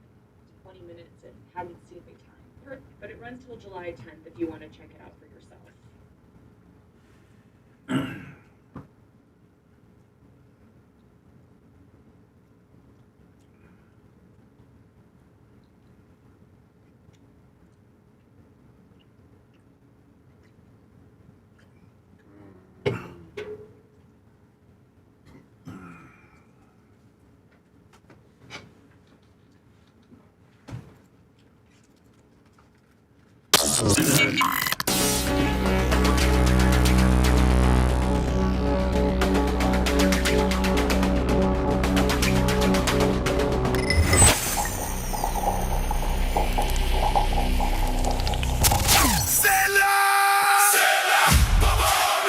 So hot. Guys, your wife is hot. With soaringly high summer temperatures, it's time to get her a box. Watch romantic movies, thrilling series, shows to set the mood, baseball, soccer, racing, and the fights for you to enjoy too. All the programming Get a Box is famous for in crystal clear HD. It's so easy to set up, even your buddy with the VCR can hook it up. You know what else is too hot? That cable bill. It has more junk fees than a used car lot. This summer is the right time to enjoy a box. Today, with promo code BUBBA, you can get $25 off any box. Go to getabox.com, promo code BUBBA for your box today. Getabox.com. Stay inside with your hot wife and never pay for TV again. Attention, people lovers. A big fat blip on Corrick's radar screen.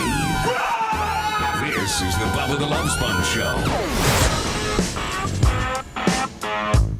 So as I was talking about CBS's coverage of the Block Party 250, right before Donald Trump took the stage, they threw it out. I don't know what the sequence was. Was it the Smashing Pumpkins? Then I think it was the Smashing Pumpkins, then the opera singer, then Trump. And it was crap to crap or it might, yeah. And I think a lot of affiliates broke off after the Smashing Pumpkins performance, and like half of the CBS affiliates were gone, and this is what everybody saw last. And this was closer to the 11 o'clock top of the hour. Then the opera. Those that continued the coverage played the opera guy, then into Trump. This was the most now. Back in when I was in 98 Rock, we played Smashing Pumpkins. We played 1979 when this was a hit. And man, why would you? This doesn't even have any like American reference to it. Like this isn't even a song. Like NBC played, Miley Cyrus "Party in the USA," ROCK in the USA by John Cougar Mellencamp, "Born in the USA" by Bruce Springsteen. American Girl by Tom Petty. Like, a lot of their songs had some type of American or USA reference. And then they played the standard Star Spangled Banner, God Love America, all the American songs as well. Why CBS thinks that the Smashing Pumpkins and the one hit they had, or they had a couple of 1979, why that would be relative to something that people that are trying to celebrate our 250th anniversary, why this would correlate. Isn't that when the Iran hostages were taken in 1979? Yeah, yeah. That's the only significance I can think of. But they weren't freed until 1980. No, actually, I think they were taken in 78 because it was 444 days. Yeah, they were freed before. They actually got freed the day of either the day of or the day after Ronald Reagan's inauguration, and Reagan had cut a deal with the stinky Iraqis, because Carter actually had the deal brokered. He did do the deal. The deal involved a lot of cash. And so listen to this. So Reagan went in there and said, if you want your cash for sure, then you're going to wait to do it on my first day as the president to make me look good, even though Jimmy Carter negotiated it all. Yep. So, that was his deal. Now, Billy Corbin looks like Nosferatu.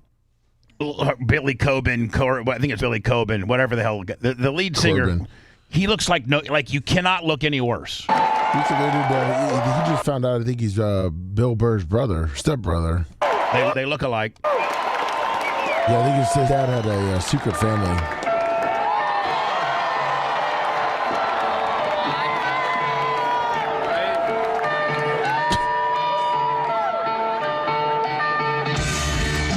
Now, this half of America, this is the last thing that CBS left you with before they broke off their coverage at 11 o'clock. This is the last thing they played. And I don't even think they were scheduled when CBS was promoting who the people that were going to play for the Block Party 250. I don't think Smashing Pumpkins was anywhere around.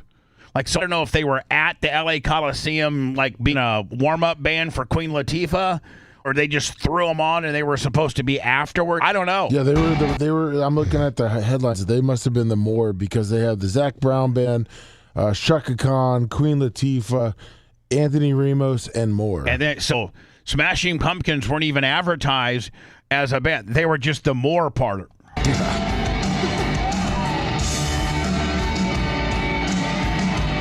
This is horrible. Let me just go ahead and fast forward it to what would be.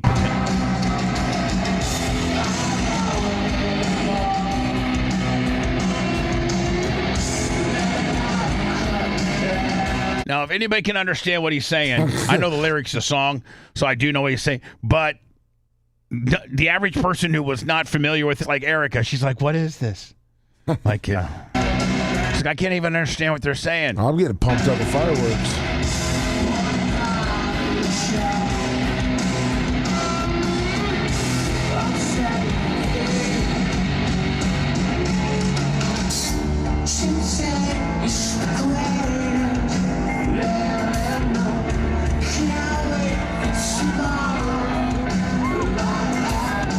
So anyway, I don't know how CBS craps the bed anymore. Two quick little gimmicks. I think I don't know if this is the Brooklyn Bridge or what bridge. Yeah, it's the Brooklyn Bridge that caught on fire. So they shut the Brooklyn Bridge down because it was the main launching pad to all of the fireworks that the city of New York / NBC broadcasted it. But there were two fires on the bridge. The flames broke out on the Brooklyn Bridge during the fireworks show.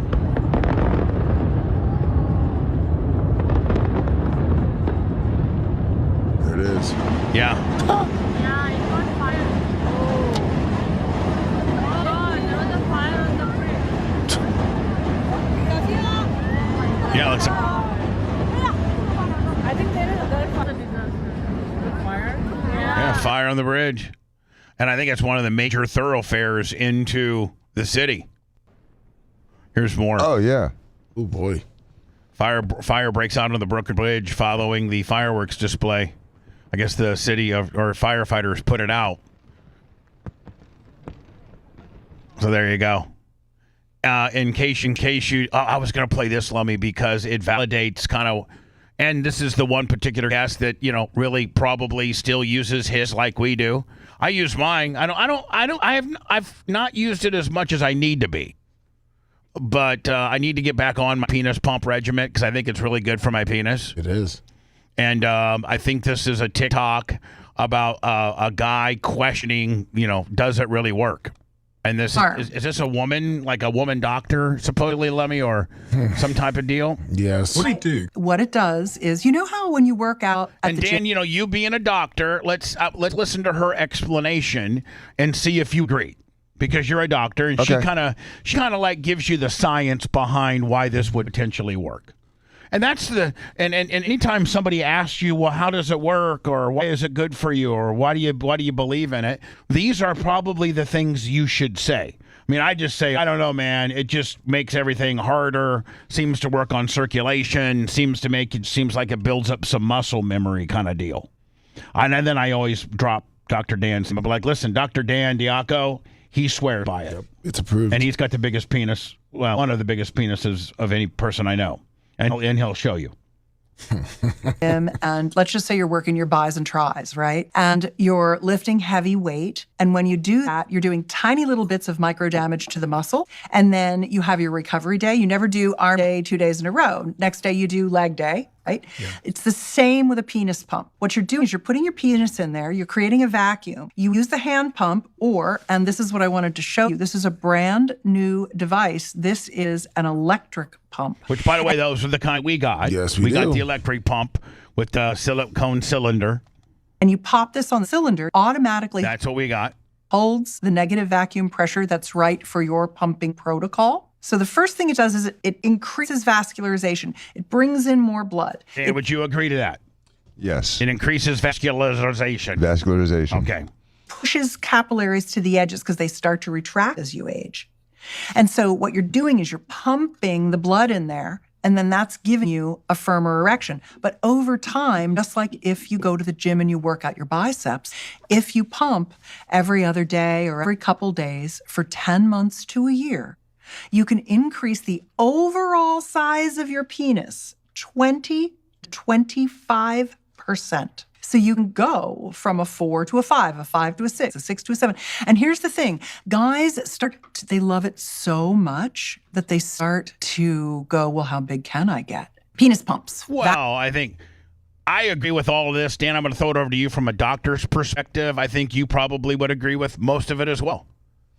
I agree with what she said, and you can progressively stretch things quite extensively. I don't know if you could go from I don't know if you can go in a year of, okay, let's say you go from a 5 to a 6. But I don't think that your body really has the infrastructure to go from a 6 to a 7, does it? You would say that until you see someone put a giant gauge into their earlobe or a bowl into their lip. Yeah, you're or right. a neck that's been stretched by 40 metal rings. I agree. So you can do a lot of things with time and tissue expansion. I think the best analogy you use is like when you see somebody that's got, a nickel or a quarter size hole in their ear. They obviously didn't start off that big. They started with something that was probably the size of like an earring. Yeah, an earring. Started off with a piercing, right? A tiny little hole, right? So yeah. I think on our Amazon wish list page, I don't know if what the necessarily domain name of that is. If you want to go to our Amazon page, and we get a small little percentage of everything that we sell on it. What is that page? Is it our Amazon? Make sure that it's still working with Macho real quick. I know that it's still working. That's we why we haven't promoted it for a while. It was Amazon.com/The Bubba Army. Amazon.com/The Bubba Army. See if that still works. I'm working on it. So, was it Thursday night that Taylor Swift and Travis Kelce got married, and then Friday was the party? There was 2 parties. Well, it was the 100-person party, which is where they actually got married, and then the next night was the gala of 1,000 people, right? Yes. And so I don't know which night it was. I think they got married on the 2nd, and the party was on the 3rd, I think. Yes, you are correct. And I think that the reason why they couldn't get married on the 4th, that Saturday, is because the city of New York, I read an article where the city of New York could not give them the amount of off-duty officers that they had requested for Saturday because they had a bunch of off-duty guys, protecting the bridge and the NBC broadcast, that whole gathering, and they didn't have enough off-duty officers to do Saturday, so that's why they moved it to a Thursday-Friday deal, because I think didn't they hire like 250 or 300 off-duty police officers? There's over 300 officers. Yeah. So they got married on Thursday. The big gala was on Friday, and we have gotten a glimpse of what's been reported as what their prenup potentially consists of. Now, Dan and I have had prenups that held up The first thing to do with the prenup is when it's challenged, does it hold up? That's the first whodunit with regards to prenups. Mine held up, and Dan's, I think yours held up. And by the way, the Amazon, it's amazon.thebubbaarmy.com. So it works. So it's amazon.bubbaarmy. Thebubbaarmy.com. Okay, hold on. So it's amazon.thebubbaarmy.com. Yes. Maybe you can send me a link. Will do. I can show you everything that's on our list. And let me have Gary put that on all socials. It's on there. Talking about, the pump that Bubba was talking about on today's show is available right here. This is the pump. I wouldn't say penis pump. I would say this is the pump that Dan, Bubba, and Lummy all swear by. So here is the details of potentially what people have sniffed out. Now, I think this comes from fairly good sources. And everybody kind of wants the big whodunit, and everybody wants to kind of know what type of prenup. Because you'd have to, with her. It'd be stupid not to. Oh, my God. Arguably one of the most, richest entertainers in the world. Sophisticated yours, mine, and ours, or title control structured, tailored to their situations. Separate property for premarital assets. Swift keeps her music catalog, master recordings, royalties, publishing rights, touring income, real estate portfolio, and brand related earnings. Kelce keeps his NFL contract, endorsements, podcast, and business ventures, i.e. his clothing and brewery. His property portfolio includes multi-million-dollar estates in New York, Rhode Island, California, and Tennessee. She owns a $55 million Falcon 7X private jet. The Daily Mail notes that her music catalog generates over $250 million streaming revenue. Is that per year? Yeah, I'm thinking so. In addition to earnings from touring, merchandise, and film projects, including over $100 million in film deals. So, Dan, it just seems like it's exactly what you would think when you got these two type of people. She keeps everything that she brings into the marriage, and he keeps everything that he brings into the marriage. Which seems pretty fair. Seems pretty fair, considering they're both going to be okay. Multi-millionaires. Now, the only thing that I would say would be in question is if they would go together and buy a house, or then they split it. Yeah. So who cares? It's really easy. She's got $2 billion. So it's irrelevant. And he's got $100 million.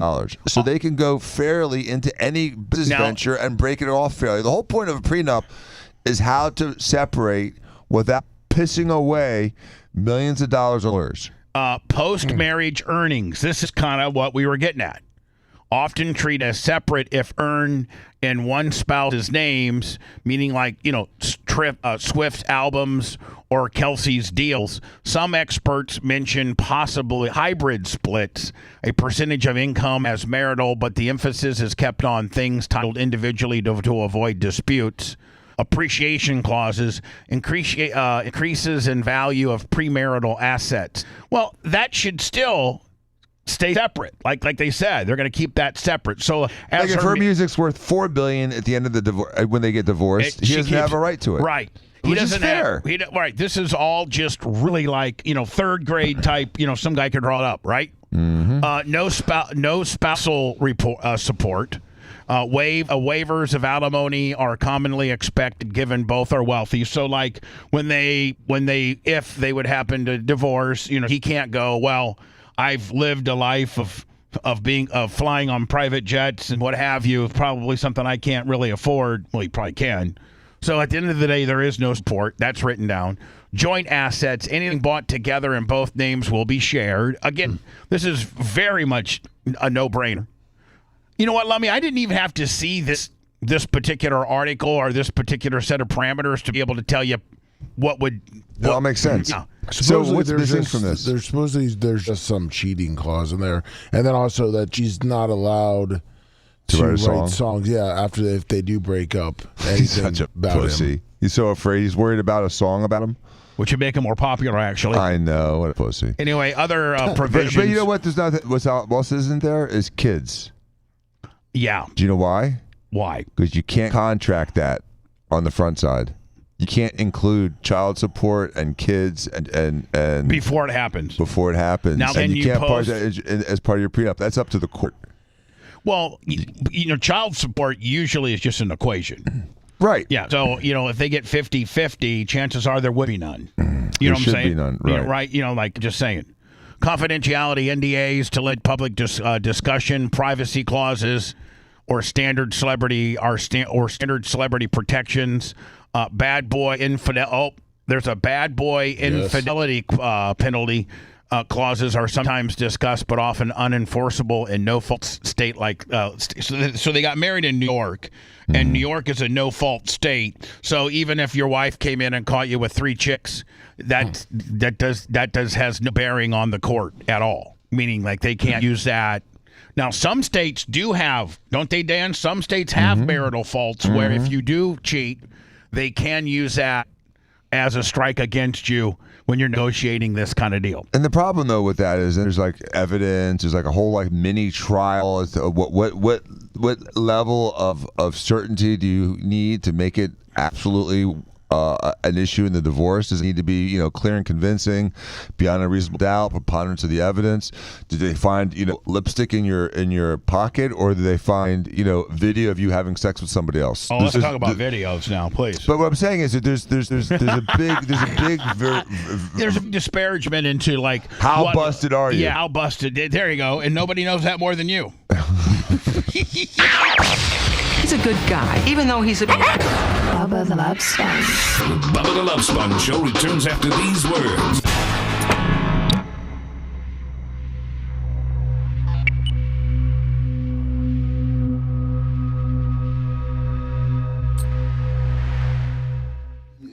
It's pretty much on the front page of it. Tell Gary we make some adjustments on this. Get rid of that core. I already did. Is it still showing on yours? Yeah. Because I deleted it on my side. I'm not. What the fuck? I deleted the core. Delete that. Yeah, I deleted both those things. Delete the wireless headphones. Got it. Why the fuck is that showing? Delete Super Beats. Okay. Delete Falcon Airsoft. Got it. Is that all we have?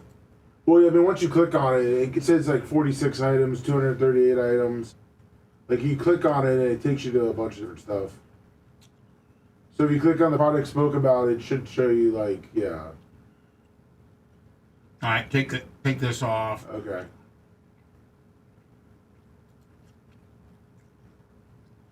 When I see details, will that allow me to take it out? No. No, I can do it. All right, take out this stand. Got it. That head. Okay. Light bar, gloves. All of this. Yeah, I don't. All right. The oil thing. The thermostat, the fucking Temu lift. If you could just send me a link, I could fucking do it. But well, I mean, you just have to log into your Amazon. You're just not logged in. Oh, okay. I'll need to do it. But I mean, I'm doing it right now where I'm taking them out. Oh, you are? Yeah. So I can just go with you then, right? Yeah, I'm taking. I just got rid of the valve cable. All right. So the fan, the wave LED lights.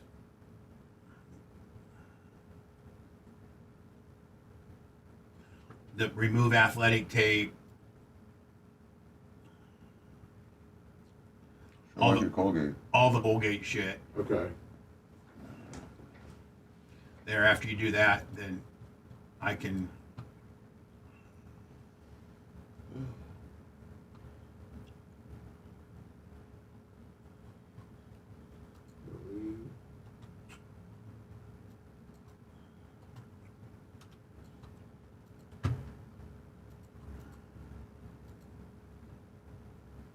Why it shows that on yours?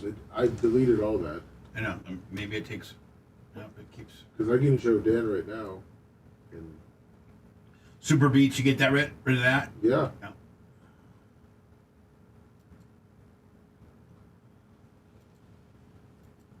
I don't know why. Look mine. Just so you can see this. See? Oh, it keeps repositioning. Maybe I just need to keep. Refresh. Yeah, I mean, because you can see that it's all like the water and all that kind of stuff. Headphones, you got those gone? Yeah, those are gone. So Super Beats. I can see Super Beats is gone on yours. I don't know why the fuck it's still showing that the water and shit.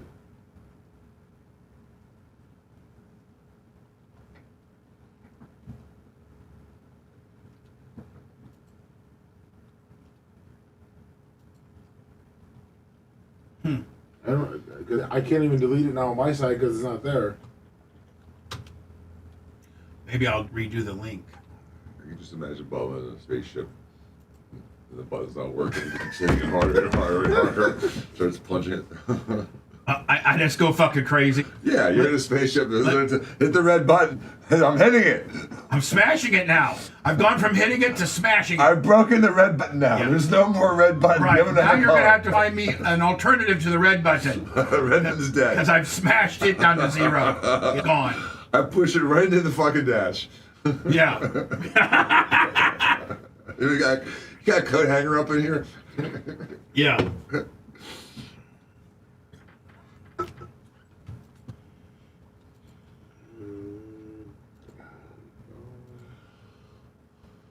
I tell you what, though, my favorite girl in pop culture right now is Sophie Cunningham. Oh, I agree. I fucking love her as a human. Did you see, Lummy, that they're speculating that Caitlin Clark's going to Europe? She should. And yeah, they think it's like a power move for her, but I mean. But hold on, think about this: if she does go, right? Yeah. And the NBA, the WNBA.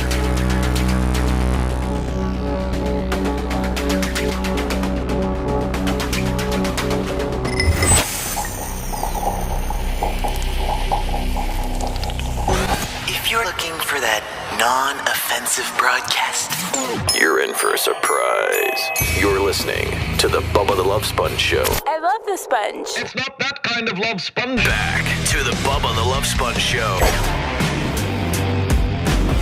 Lummy has sent me a link to, is it Amazon.thebubbaarmy.com? Yes, sir.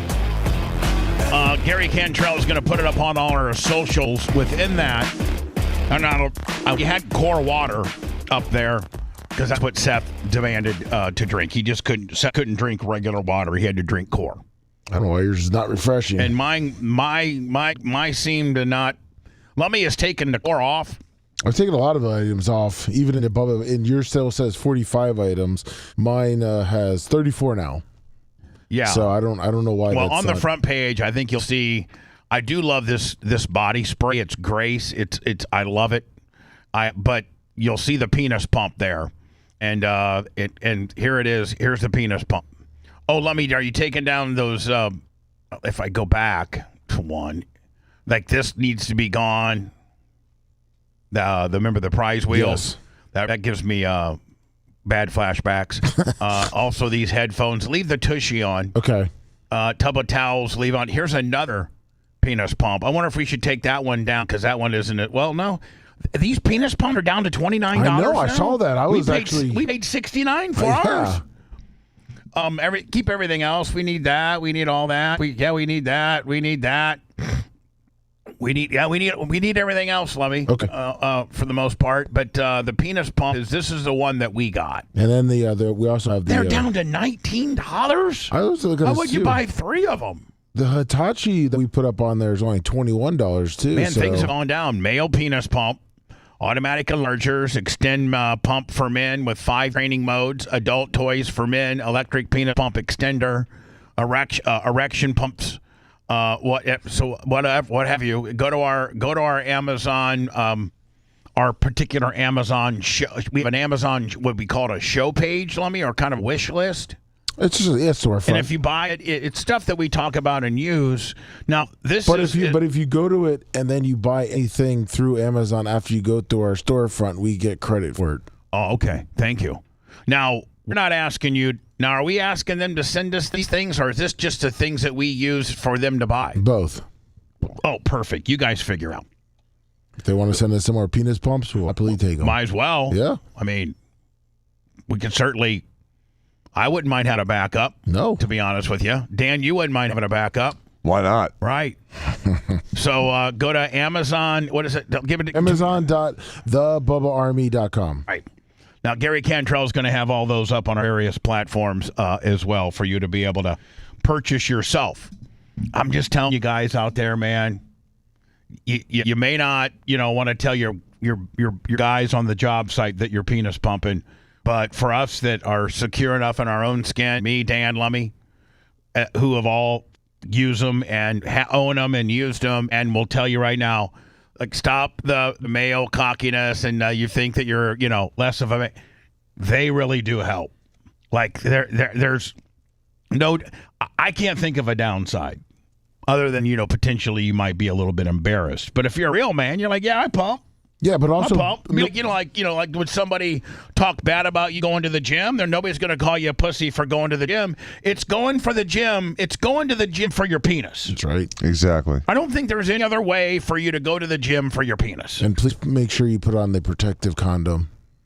What do you mean? The thing that you got to put on so the hole's not, so you can't suck up your testicle. Yeah, put on the protective sleeve. Yes. They make this little it's like a gasket. Yeah, I thought more of a gasket. Put on the protective gasket and make sure that you're taking your testicles and pulling them down as you're administering vacuum, and just try to keep that separation between testicles and shaft, because we've all done it where we've gotten a little reckless and one of our testes gets sucked into the tube, and it makes me hurt thinking about it. That's the only downside to this, but if you keep them separated, you got to keep them separated. If you keep them separated, it's like going to the gym for your penis. You just can't beat it.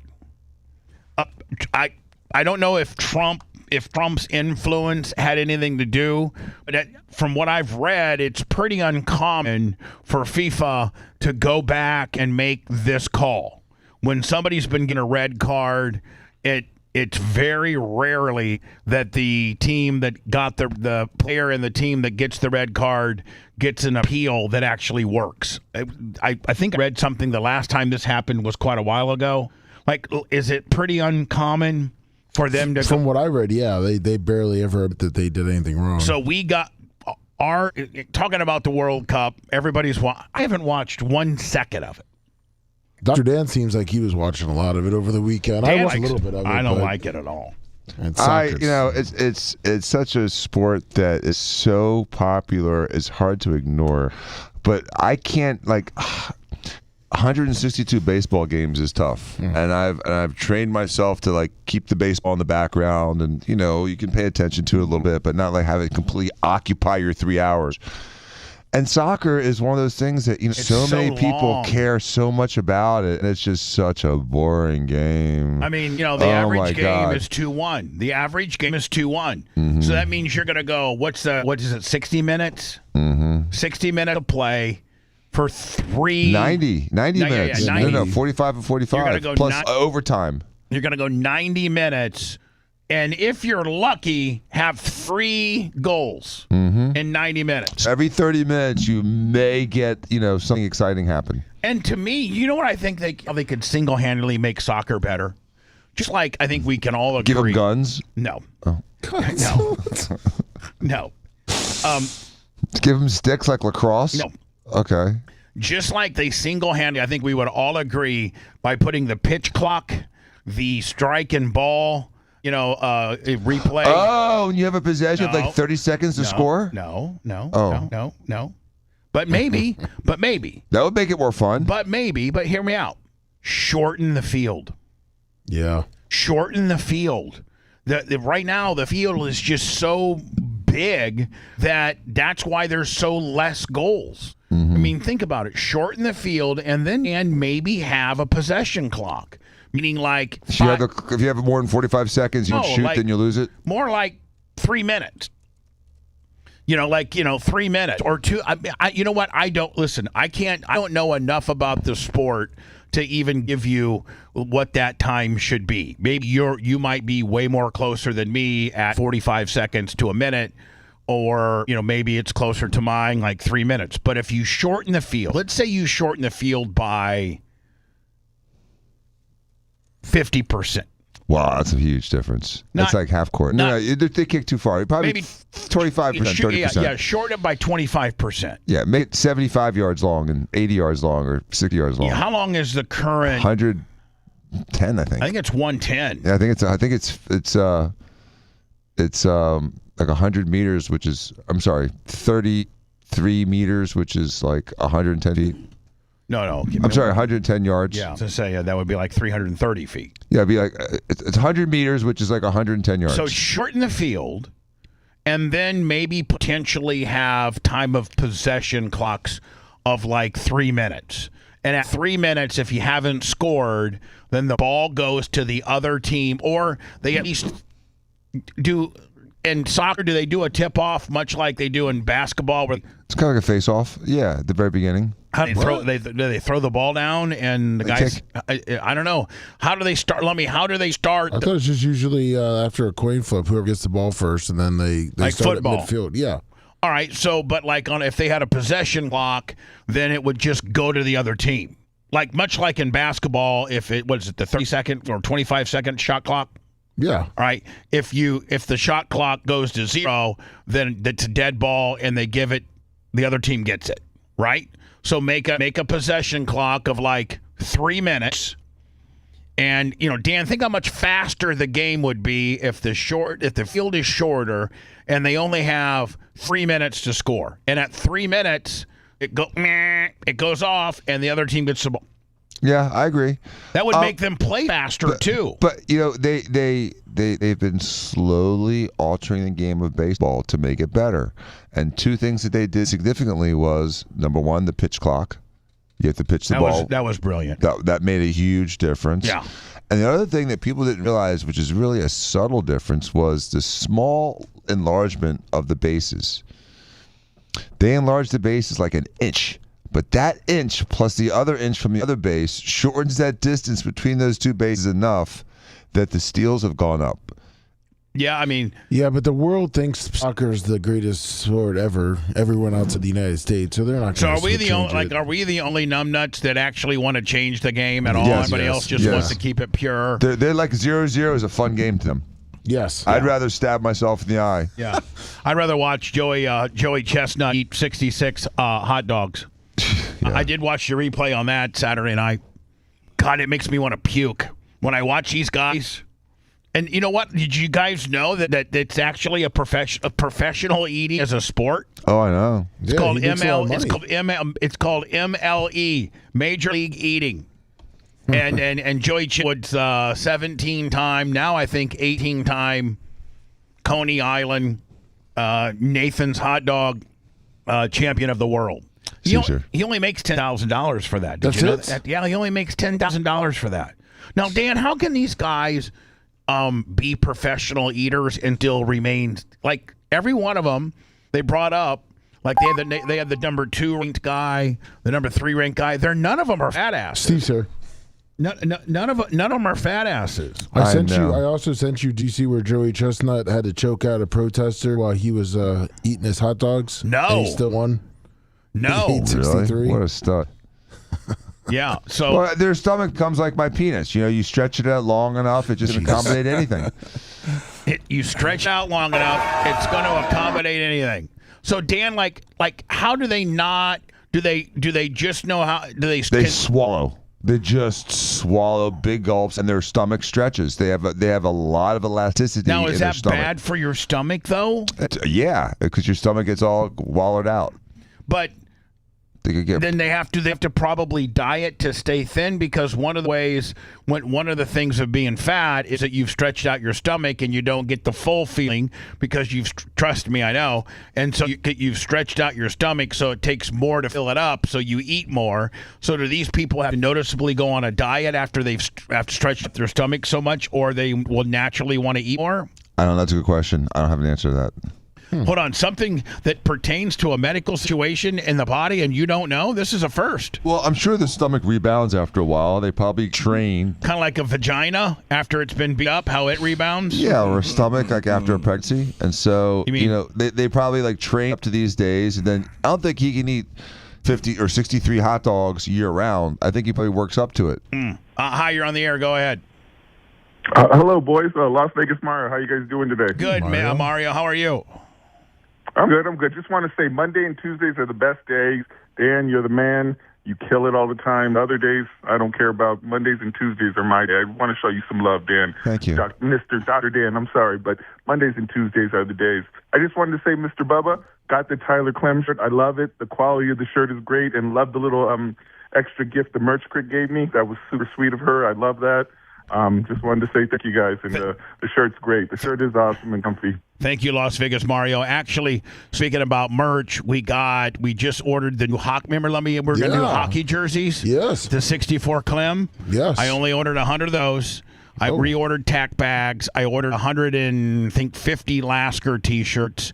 Reordered the backpacks, and I have not been talked about this. You know, the bicycle brand playing cards. You know, you play poker and blackjack and the bicycle brand playing cards. Yes. You play strip poker with them. Well, we now have Bubba Army bicycle brand playing cards coming up as well. That makes sense. Yeah. So they're like $8. Are you the king? No, it's not, because I would have made myself the king and probably made you the queen. No, I wouldn't have made you the queen. I probably would have made you like the jack or something like that, or the wild card, something like that. But the playing cards don't have you. So it makes them yours. Just the outside part. Just the Bubba Army logo. I love it. Yeah. Cool. So what's that, Mario?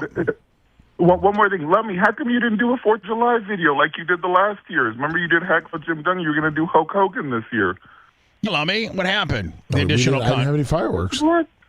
I didn't go buy any fireworks except for little flares. Yeah. Okay. Living on a budget. Yes. All right, Mario. Still selling with all the drought? Good seeing you. What's that? Yeah. They started to. I'm not going to spend $100.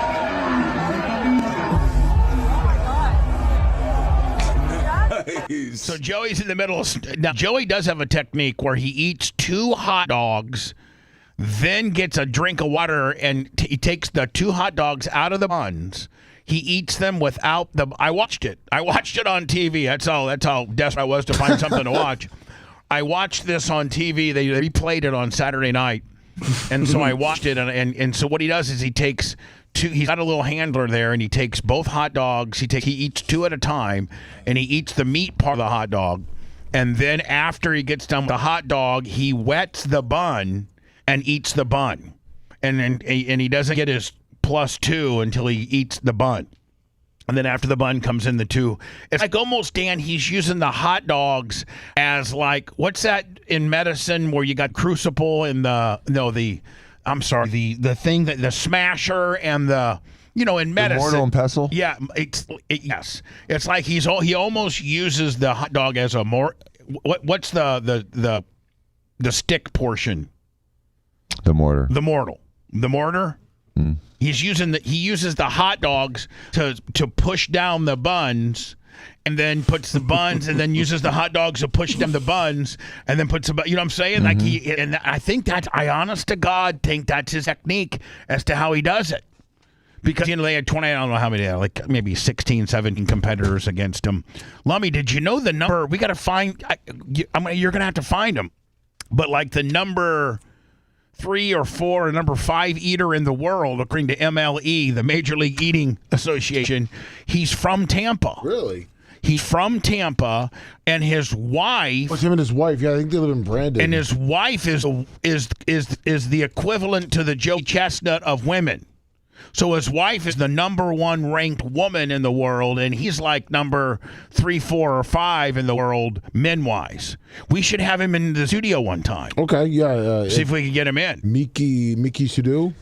I just love that he yoked up this guy right in the middle of eating hot dogs. The mortar, the bowl, the pestle's the club that grinds it. Oh, you messed it up again? Yeah, I did. Oh, my God, Dan. You might want to brush up on medical school. Yeah, we do a lot of mortar and pestling in facelifts. I promise you that was actually taught to you in medical school. Wrong. I'm not a pharmacist. I maybe talk to you in pharmacy school, but those are the guys that push vaccines and count pills. We didn't do that. You didn't know? We didn't do mortar and pestles in medical school. No. They didn't even tell you about them? We saw pictures of them behind the pharmacy guys that were in pharmacy school. That wore the little By the short way, coats. the school pharmacy is part of the medical school. Just yeah. So is the school nursing. That doesn't make me a nurse or a pharmacist. I think I was trying to incorporate a medical procedure thinking Dan would know. I should have just used ramrod as the example. Now, we learn about ramrods in medical school. Oh, I know, especially you. You were ramrodded not necessarily in Gainesville. You were ramrodded in Tallahassee is what you would do. Yeah. You'd go up and see your younger brothers down there that had the setup, and then you come in there and steal all the hot FSU chicks and then leave town, and everybody would be like, what just happened? everybody knew he was a player at Florida, so then he came over to Florida State. Crossfire Hurricane. And then he got a reputation there, too. Crossfire Hurricane with your black Porsche, too, right? Yep. So Joey's in the middle of I think he ate 66. 66, yeah. I love how he yokes him up like that. That's great. And then he goes back to just eating. Now, is Coney Island is in New York, isn't it? Yes. Is it part of Brooklyn or Long Island or I don't know what part it is. I think it's Brooklyn, maybe. How far is that from your guys' New Jersey shore? 2 hours. Oh, that far? Yeah. No. Stunning headline from the World Cup. The top goal scorer for the U.S. men's team, Folarin Balogun, is now eligible to play tomorrow in that critical knockout game against Belgium. The new FIFA decision on his controversial red card and what we're learning tonight about a phone call between the head of FIFA and President Trump. Here's ABC's Chris. See, I think, in my opinion, Trump should have stayed out of it. Because I think it brings less credibility to FIFA had he stayed out of it. And they just made the decision potentially without his prodding, in my opinion. He and FIFA, and especially that head guy, I mean, that guy made him a special trophy and medals and stuff. Guy's so up his A-frame, but I love the call. I love that they put him back in. I mean, we're a host country. The other two host countries are out. Canada's out. Mexico's out. That the U.S. is still in. It was a BS call. This is the time to flex. Just the merit of the call. I'm sorry, the merit of the play. It was not intentional. It was complete. We're both going for the ball. So I think intention is not really relevant in the soccer world when it comes to these penalties. But what should be noted is Ronaldo in one of the play-in games had a red card with a 3-game suspension, and then FIFA came in and did the suspension. Yes. So this is not the first time they've it's good business. unsuspended these people. Because here's the other thing, Bubba. People are spending their life savings and flying around the world to see these stars. Yep.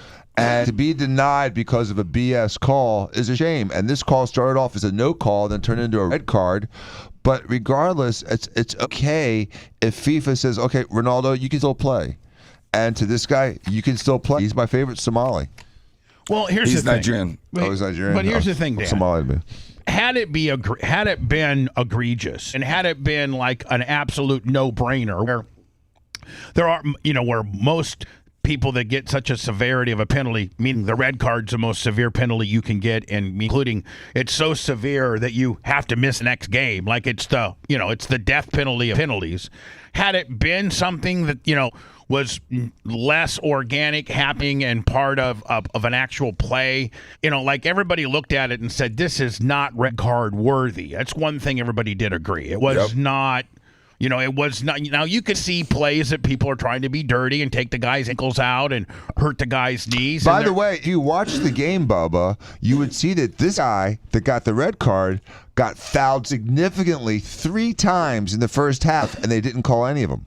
Right. So it just, like Steven said, like the play was kind of a nothing burger, and it got accelerated to a red card. And so, under normal circumstances, it was not even it wasn't, by most expert soccer opinions, it was not even a red card, like not even close. And for them to make it a red card, I think that is the right call, regardless if President Trump makes a call or not. This is the right call.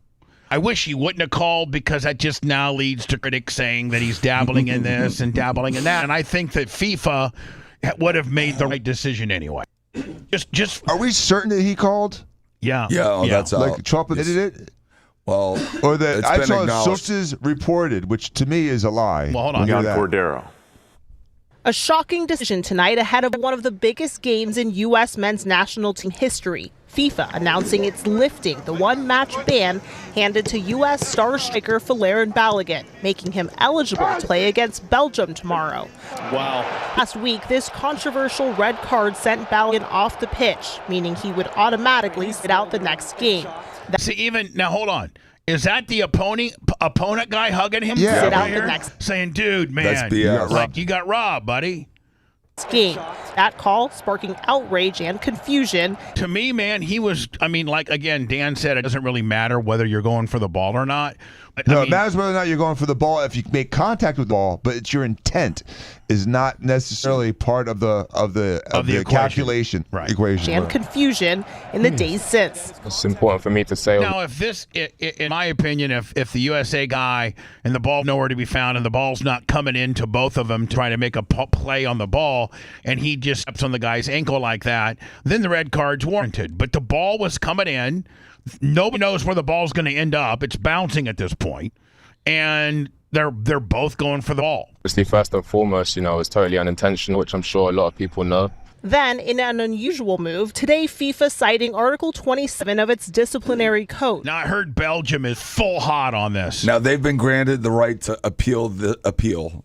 Belgium? Yes. They're full hot. But the thing is that they're Belgium full has hot. nothing to do with this. I know. The foul wasn't against them. Yeah, I know, but they had the advantage. but- Now they've lost it. Yeah, it's like Steve's right. They did have if they were going to gain any type of advantage or even it was going to be without this guy being on the field. Big time. The thing, too, is the referee that threw the red card has been under investigation before for fixing For games. being a little loose on the red. Oh, For fixing games? For fixing games. See, Brazil. these guys What's are he there scumbags. for? There's so many scumbags in officiating, and I go back to that piece of shiz referee for the NBA Tim that fixed Tim all Donaghy. those We had him on the we had him on the what show. a scumbag, and so many others did that, and these dumbass football players betting on their friends and themselves. It's horrible. Gambling is ruining sports. It's been doing it for 100 years, and now it's so pervasive. And now they've made it so easy that you It's can literally be on your phone and put in any type of bet you want,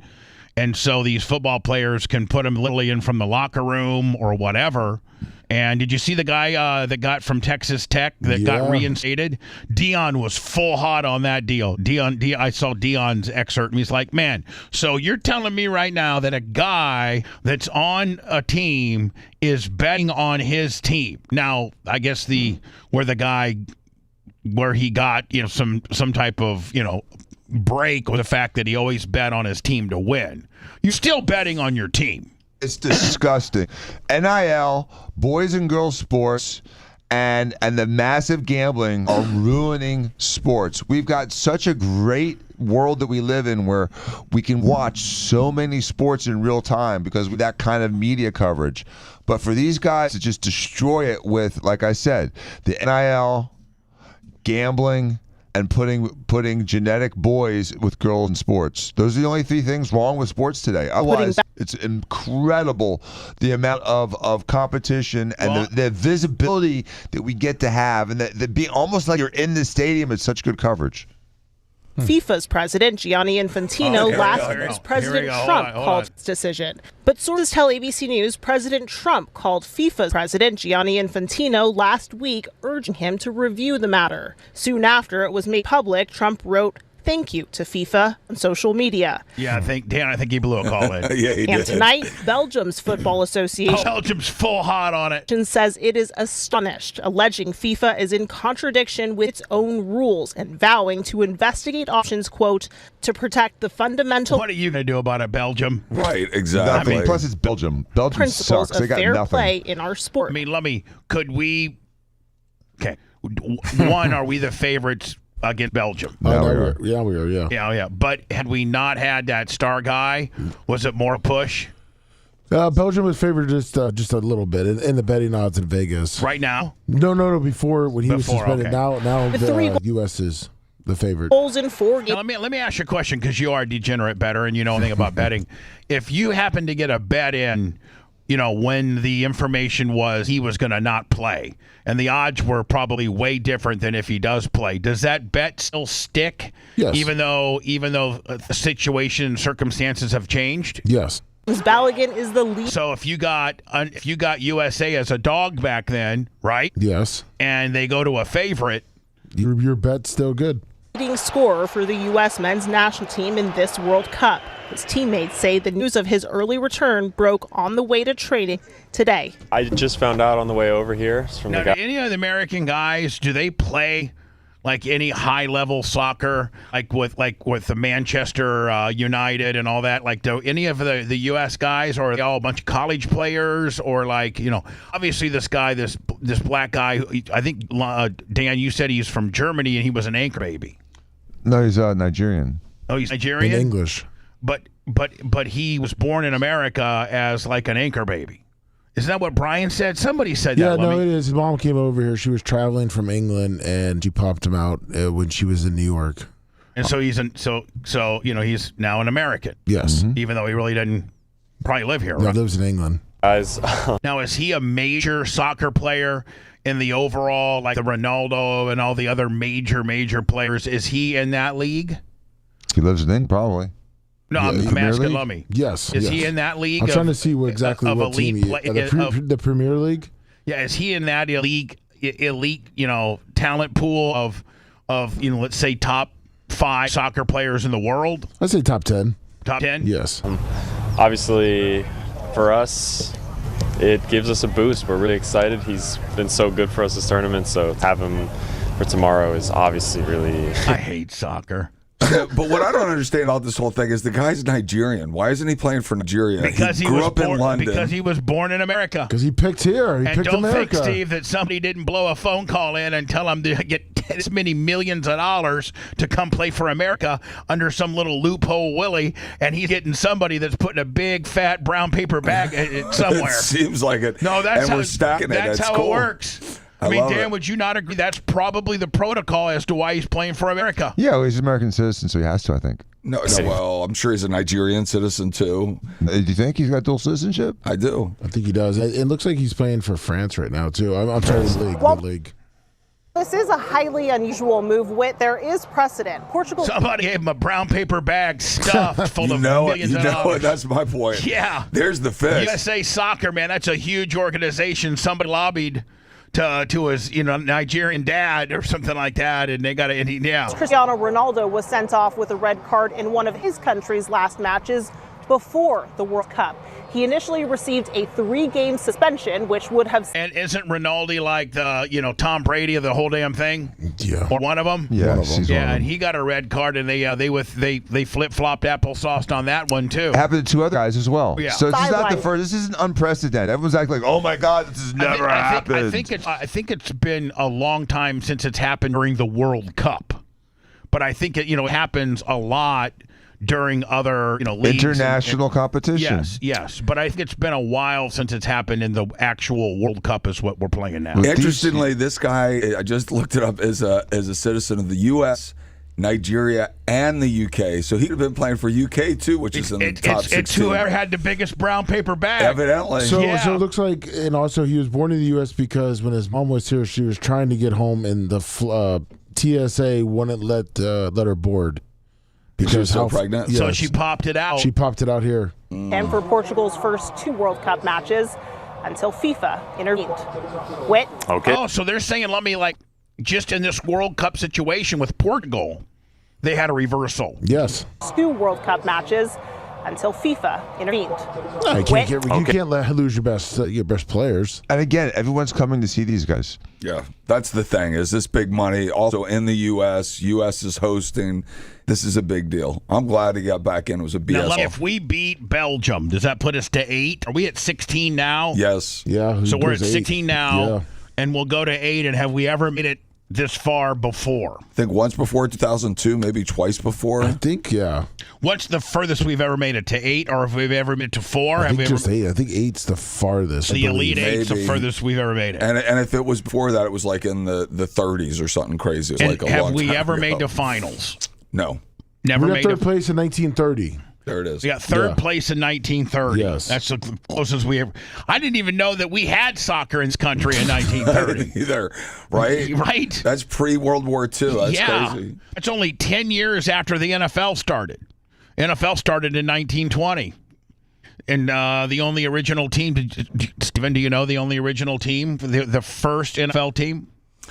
Green Bay? Nope, they were second. Chicago? Yep, Chicago. Okay. They were established in 1919. I think the Packers were in 1920. That's crazy. And those guys all were had third, fourth jobs. I mean, oh yeah, they were selling cars on the weekends. They're studs. No rules at all. That was mayhem. I remember out there. back in the mid '80s, the average salary for a guy was like $45,000. Maybe I don't know, maybe in the 70s. Like in the 70s, the average, there'd be guys making like 45, 50 grand, and they'd be out selling insurance during the summer, whatever the hell they're playing. Right. Doesn't training camp start soon? For the Isn't it Bucs? usually the Yeah. third? Well, no, usually the third week of July, isn't it? Yeah, it's coming up. And that means that's none of this. This is mandatory. Like, this is the start of the season. Well, the Bucs just got in trouble. I think it was the last week or the week before. 2 weeks ago. Yeah, 2 weeks ago, because the NFL said they saw too many bodies on the ground in a video. What do you mean too many bodies? They were practicing too hard. They monitored the practices, Bubba, and if the practices are too intense, they shut it down. And so they shut down the Tampa Bay practices because they said they were practicing too hard. Did you know that? Which is such BS. It's such a woke bitch world that you can't practice. Did you see? I think that within the CBA deal in the NFL, they only have a certain amount of days they can hit. It's like 12 all year. Yeah, like 16 all year. I think it's 12, Bubba. Yeah. I literally think it's only 12. They can literally go full pad and scrimmage. Meanwhile, when we did that every day. Did it 2-3 days. Yeah, Twice a week. except for the day before the game, we did pregame, and I think we just did walkthroughs on special teams and things like that. But that was literally within 24 hours when you were going to play a game. But yeah, you can have two added up practices at least a week. We hit on Mondays, Tuesdays, and Wednesdays. We did a Saturday morning film session and conditioning, weightlifting. Sunday off. Monday hit. Tuesday hit. Wednesday hit. Thursday walkthrough. Friday game. Is that how it was with you guys, Lum? Yes, yeah. Except for, sometimes if we played really bad, the coach would just hit the same. If we played bad on Friday night, sometimes we'd walk in, he'd come in Saturday morning and go, pad up. Yep. Oh, and we're like, what? I said pad up. Full boat today, buddies. Yeah, and linemen, they get hit every play. We're going one-on-ones. Pussies can't play on Friday. You're going to play on Saturday. Yeah. One-on-ones. Tough. But, Coach, I told my mom to I don't care. Your mom will be waiting for you, Clem. I want you to stay on this channel. More bullying and brutality after this. That's real nice. Bubba the Love Sponge.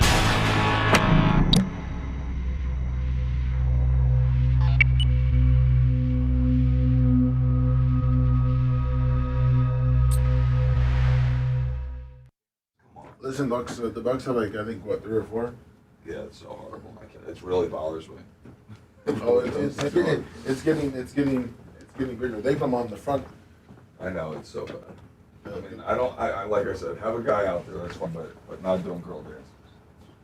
Oh, give them pom poms. It's so good.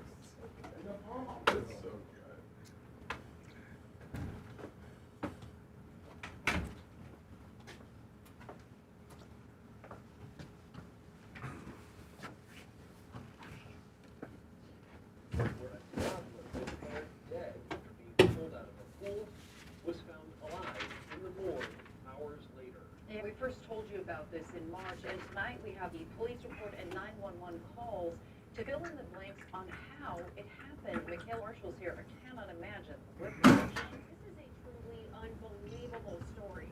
Dignity Health officials call it heartbreaking and say a thorough review looked into how this could have happened. And the doctor who made the grave mistake is not facing criminal charges. We're about to play part of that 911 call that started it all. And as a warning, it is All right, I'll keep posting it. it might be difficult to hear. 911! I need an ambulance! A frantic 911 call about a possible drowning at Albert Home. Okay, what is going on there? My nephew, he fell in the pool. I'm going, I'm coming. Is he drowning? See one moment to get medics on the line. The chaos is unfolding during a Super Bowl party around 5:30 p.m. on February 8th. How old is the patient? 2. Okay, is he conscious? No, he's not. Okay. You can feel the family's panic and desperation as they perform CPR while waiting for first responders. Is he responding at all? He's trying to respond really well. Ursi Gilbert Medical News. While the parents were being questioned by detectives at the police station, they learned their son was still alive. Police records reveal more about how this critical error happened. An officer says when the doctor went to notify the parent their son was dead, he heard a nurse say, "I have a pulse." When that officer alerted the doctor, he arrogantly said he was a doctor. He has the medical degree. He went to medical school for a reason. Let him do his thing. Sounds like Dan. That's why I'm playing it. Yeah, that's exactly how Dan would say it. 100%. Except Dan wouldn't be this reckless. No. Tell hospital staff to stop performing life-saving measures because of the child's dire condition. And several nurses left. So I'm going to do Andy Reid, then the WNBA woke, might lose Clark, and then this story, okay? Okay. Before Dan leaves. Maybe we should do this story before Dan leaves because it's 3:40, and man, we need to get this get out. his opinion on it. Well, we need to get this out of the way because this is Dan specific. We Yeah. can talk about the rest later. Okay. Meaning it, yeah. Okay. Dan, did you hear what the doctor said? I think I'm a doctor. Yeah, I'm a doctor. Get the fuck out of here. Yeah, I know. I'm a doctor. I went to medical school. Yeah. Yeah. That's very on Dan. On brand Dan. This brand Dan. Although Dan, you wouldn't be as reckless as to not. No, I never give up. He's not a quitter. Right. That's true. Can't believe you cooked up a big steak and everything. Whoops. Yeah. Crazy. Slate the vegetables, saute them. Look at you. Burn his hand. I know. I heard. Greased it. That's it. You can't see it. It's, So essentially, like the quarter inch around the cuticle is all blistered. You sunk it in that oil? I was trying to wipe it off, and it just the knuckle got in just as I was wiping. Ouch. Like the oil went away and then came back. You know, the ocean. Krista cooked me a nice steak. Krista says hello to the boys. What's up, Krista? I might pull her in here tomorrow. Would you want that? Yeah. I don't have to. Sound very thrilled. Yeah, you want some mushrooms on your on your liver? I'm like, sure. Sounds good. Yeah, I would probably say no because it's something we don't do. Okay, I get it. That's why I'm asking. I know that you have anxiety not being.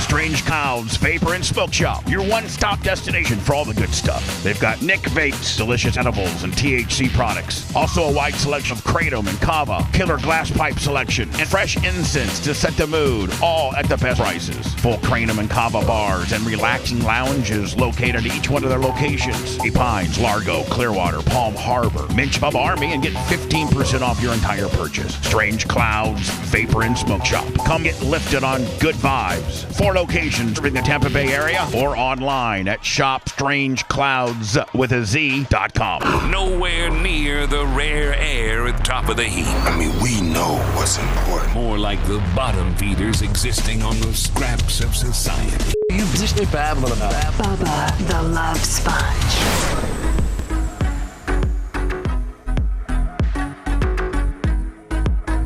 The Bubba the Love Sponge Show, Monday, July 6th. Jay is out for, I think he's actually surfing. I think. Ocean City. Jersey. Oh, now what's the schedule? Because you guys have to schedule. Now, is Arlene up there already? Mm-hmm. Yes. She's there. Yep. And then you guys all sprinkle in, weeks at a time. Yes. Dan sometimes has a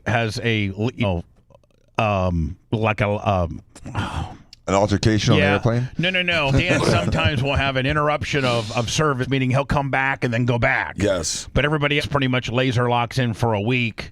Now, did Jay bring in the kids too? He brought Sage, his daughter. All right, so it's Candle, Sage, and Jay. Yeah, Trey stayed back. Really? Yes. Yeah, Trey's like, man, mom and dad are gone. Man, please. Yep.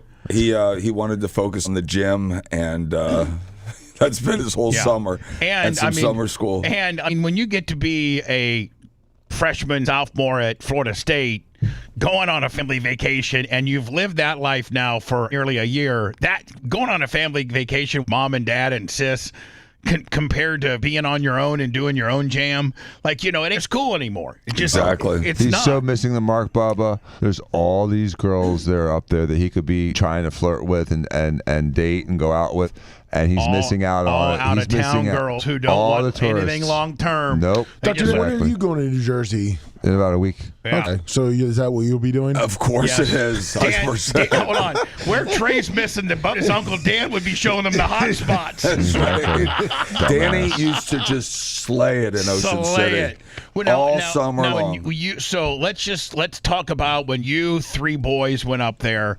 Let's say Dan's 17, 16. He can drive. He's been hitting the gym. He was in the best shape of his life in those years. And at this point you're a year and a half younger? Yeah, we're 2 years apart basically. Yeah, and so you're like 14, your big brother's 16, yep. And Jay is like, 11, 12? Yep, exactly. And Danny had the car. And Danny rolls up and shows the young guns on how to roll up on the beach, right? Oh, my God. And he was all, buff, and he had the gold chain on. We were loaded in the summers because we had a job that just made so much money. So even though we weren't rich kids, we had cash in the summers. And you guys were Italians. Yeah. Roll up on there. It was Deca Dan, and he was just jacked up. Deca Dan, he was. He was big. And he had his yellow Z28. He was ready to go, man. Deca Dan was hitting the beach all Guido'd out. And Alpine stereo. Yeah, and then, these chicks from like Ohio and Michigan and Pennsylvania all come in to see their grandma and grandpa for the summer. And Dan's just like shooting fish in a barrel, wasn't it, bud? Oh, so much man, fun. He'd keep count of all of his conquests, and he would literally, like, his shtick was like, I can memorize your number. And he would get girls to say their number, and of course he would memorize it. Maybe 10 girls on a night, he'd have to keep all those numbers straight. 70 numbers in his head. Nothing's changed. Nothing has changed. Rain Dan. So, Dan, when did you start working at Manco's then? 16, 15. Now, when did you when you work at Manco's, that's kind of a status symbol too, isn't it? Oh yeah, some people go in there just find Manco guys because she tended to hire clean cut looking college kids. Right, and within the Manco guys, you had to start out as like a bus boy, and then it was like a hierarchy to be a dough thrower, right? The pizza man was the highest job. Pinnacle. Dan was a pie man, they called him. Pie man. You didn't start out as a pie man, did you, Dan? No, you had to In bus fact, tables. I got kicked off the bench 3 times. Okay, off the pie making bench. Yeah, where you go into training and then get in trouble, you get kicked off. I was like you, Bub. I got in trouble all They the pull time. him off the mound. Pull him off the mound. Yeah. Yeah, would you go back to Arlene and Joe and say, "Listen, I I told the waiter. Waiters made, a 3 or 4 year waiter would make more than a 1 year pie man. So it was a pay cut at first. At your highest level of Mancos, how old were you and how much were you making on a summer? In college, I was probably 5,000. Really? In the At 80s. least. In the 80s. At least. Now, did that give you 6,000 enough in the time? 80s. Did that give you enough time to peruse around the boardwalk and get? Oh yeah. Yeah. Oh yeah. And so we had answering machines too, and so a lot of times we just call a bunch of girls and just see who called us back. Now and then we had my friend Bob Lucarini, who was really funny. Bob who? Bob Lucarini. Hey, my name's Bob Lucarini. I got one of those big Italian horn chains. Oh, he was so Italian. So Bob Lucarini is a lawyer now, and of course he is. He was shredded, funny, and hung like a champ. And the two of us would go out together and have so much competition fun. No, we didn't. They were like allies. They would conquer together. It was quite a thing to see the two of them work. One of the things we do, because it would be funny, because two of us would meet two girls, and obviously there would be a tendency like a fight, like I want the blonde, I want the blonde, I want the blonde. So instead of fighting, we let the girls choose. And what we would do is when one of us would pull up to meet these two girls, one of us would just get in the back seat, and whoever went in the back seat was that girl for that guy, and whoever went front seat was with the driver. Where did that put Jay and Steve as their older brother is now? See, because they're they were doing other stuff. What I'm saying is they're not in your I can drive and hang out with Bob Lucarini's age, yet. So a 16-year-old and a 14-year-old can do are just eons apart. So did poor Steve have to witness all this, or were you learning up on how to do it? Well, I was old for my age. I was always going out with Danny. We always hung out together. Right. Even in those ages, I would go out. I used Dan's ID. Back then, it was 18 to get into the club. Right. I was 16 using Dan's ID, 15. And he was shaving at 12, so he looked old. We had so much fun in those years. Now, what about baby Jay? Jay was excluded. Jay had to stay home. So Jay, Flock of Seagulls. So Jay would stay home, listening to Flock of Seagulls and Aha, and you guys exactly. His funny haircuts. So we get like these punk haircuts. Take on me, and Steve and Dan are out with Bob Lucarini and Adam Tarantini. That was my way. Adam Tarantini. Adam Tarantini and Bob Lucarini. These guys were as Italian as it gets. And Adam was so mean to Jay. He had also. In fact, that black Porsche Dan had in college was Adam's first. Adam had it, and then he lost money for my dad, and my dad took it from him and gave it to Danny. But Adam would pull up in that black Porsche and was surfing with me, and I'd throw my board in the back, and then he'd say, "Hey Jay, you want to go surfing with us?" And Jay'd be like all excited, like, "Oh yeah, man, let's go." And he's like, "How's it feel to want?" And he just burned rubber. No wonder Jay hates you guys deep down. Or he goes to go get your board. As soon as he closes the door, he'd take off. So mean. So let me hear this. I heard this right. So Adam had the Porsche, but he got into Joe for some money. Yes. And Joe said, "Listen, you're not paying me. You're not paying me back for whatever reason. So I'm taking your Porsche." So Daddy Joe reposed the Porsche and gives it to Danny. Yeah, 100%. Exactly. And why Dad was investing with this moron, I have no idea. But at least we did get the car out of it. Yeah, man. And I can just see Joe taking it from me. Well, listen, bud. I mean, you can't pay me that $4,000 back, so I need that Porsche, right? Yep, that's how it went down. It was a complete Tony Soprano move. Yep. So anyway, Dan, I can understand. It's a rather lengthy story. It's about a kid who drowns in a pool, and they call 911. They get him. They take him to the hospital. There's some nurses that tell the doctor that they feel a pulse. The doctor plays the I'm a doctor card, tells them all to pack sand, declares the kid dead. I think they at that point, maybe they don't administer any more medical attention, and the kid does die. And now it's a big crap show, but they're saying the doctor's not going to get in trouble. Now, how is that? You almost got in trouble for prescribing ivermectin. They almost threw the to you. How can a guy, literally potentially be the reason a child dies, and they not throw the book at him? It's because when someone is that acute and that life or death and that unstable, then the liability rules go out the window, and it becomes Good Samaritan rules. Now to a shocking case out of Gilbert where a toddler declared dead after being pulled out of a pool. And if you're this toddler's mom and dad, oh my, I mean, Steve, do you get a lawsuit here potentially? There's probably going to be a lawsuit. You know, the thing is, that doctor probably realized that kid was brain damaged or dead. Okay. And was like, you know, what are we doing? Right. You know, and that might have been why he got a pass on it. Because after 6 or 7 minutes, the kid's kids, gonna, you don't want them to live. Right. You know, I understand. Was found balloons. alive in the morgue hours later. Yeah, we first told you about this in March, and tonight we have the police report and 911 calls to fill in the blanks on how it happened. Michaela Marshall's here. I cannot imagine the whiplash. This is a truly unbelievable story. Dignity Health officials call it heartbreaking and say a thorough review looked into how this could have happened. And the doctor who made the grave mistake is not facing criminal charges. We're about to play part of that 911 call that started it all. And as a warning, it is emotional and it might be difficult to hear. Remember back in the day when they were playing, they never had to warn us like that. I know, right? They were so woke. Hello, 911. 911. Now, listen, I'm not trying to be a dick and not, be sorrowful for this family and for this woman that's going through this, but they never had to tell us this kind of stuff. You just understood that it was going to be disturbing. I need an ambulance. 911. A frantic 911 call about a possible drowning at a Gilbert home. Okay, and what is going on there? My nephew fell in the pool. I'm going. Okay. I'm coming. Is he drowning? Give me one moment to get medics on the line. Now, Dan, can I ask you a question? If a kid falls in a pool, but you're there, I'm there, you're there, Steve's there, Jay's there, one kid falls in, and they're in maybe 30 seconds. And that's max, because we're all jumping in. We don't care if we got our wallets, our phones. We're jumping in to save that kid immediately. So, if there's an adult that's by a pool, I would think that a kid would never be underwater more than, and 30 seconds might be generous. I'm thinking 15, 20.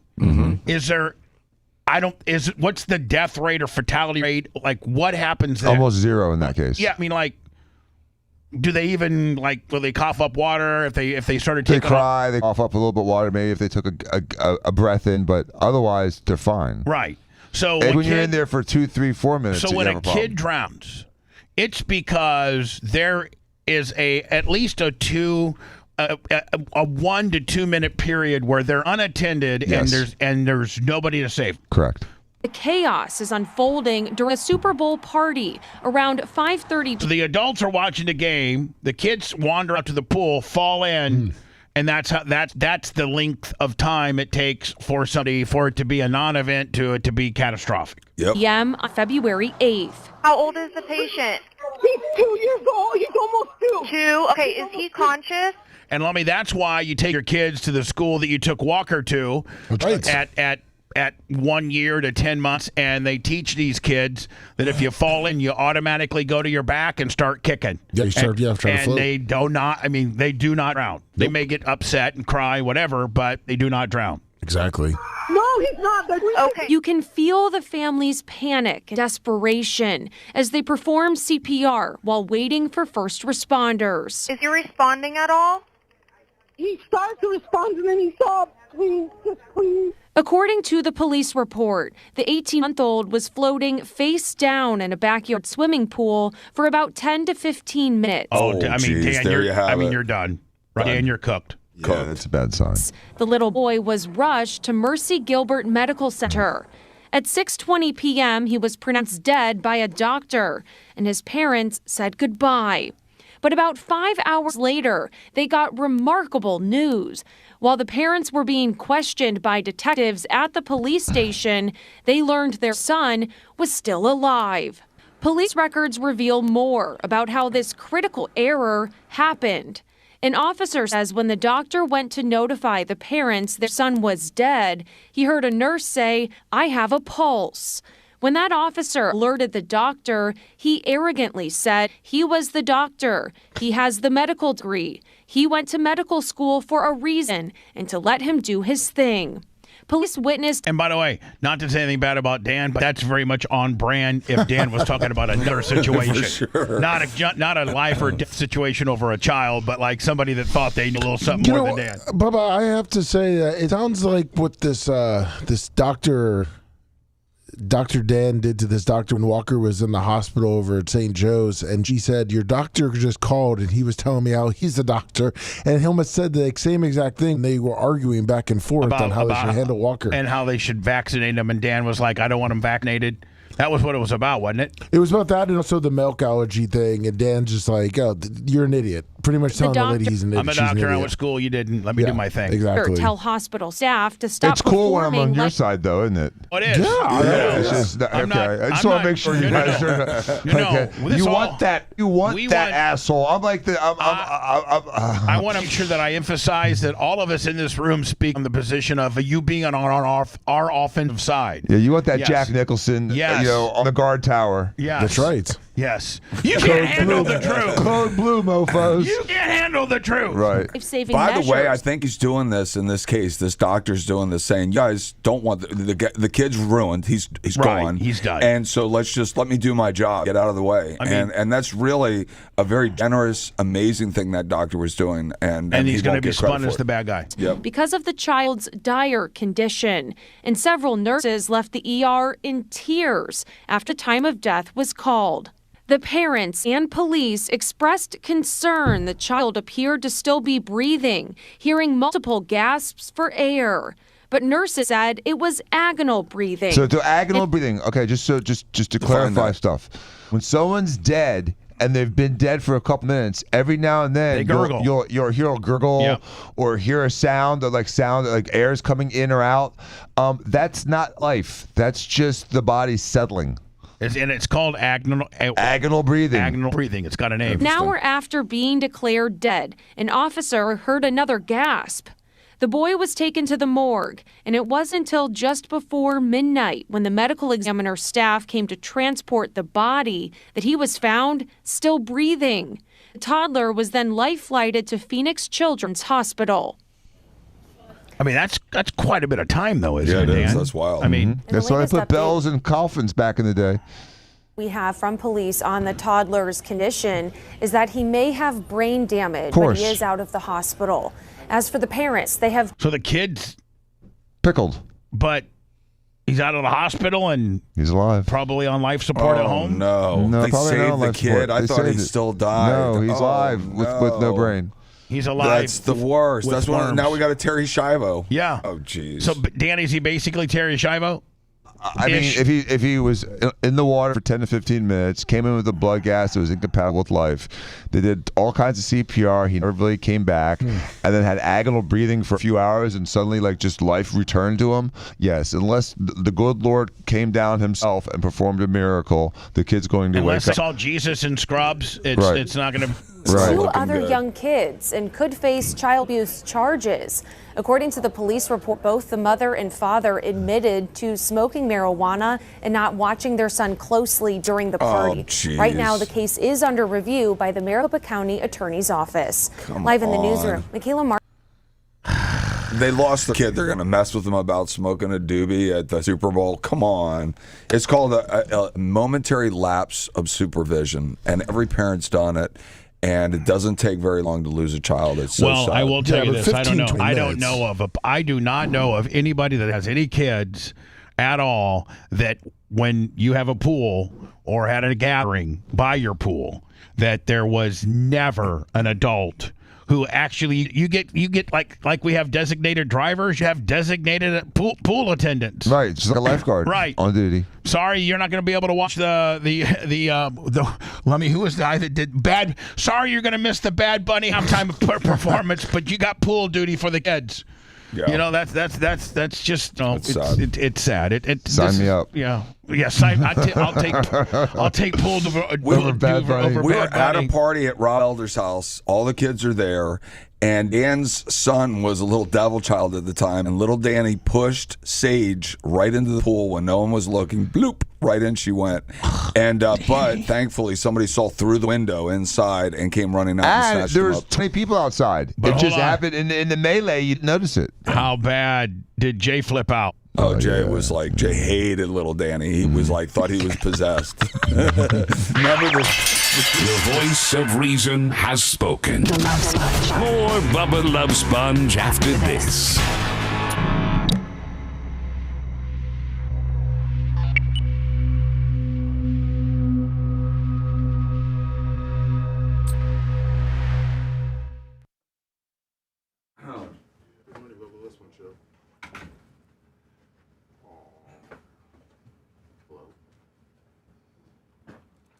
So it's 13. 8, 4, 3. Yeah, let's go.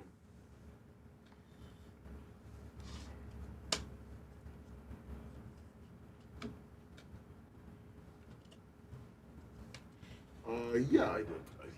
How has the story? That was in North Charleston? That it's been 100 years since the Equal Rights Amendment was first introduced. And now, still, women Yeah, we don't just. have explicit Okay, yeah, because I just had the meeting or whatever.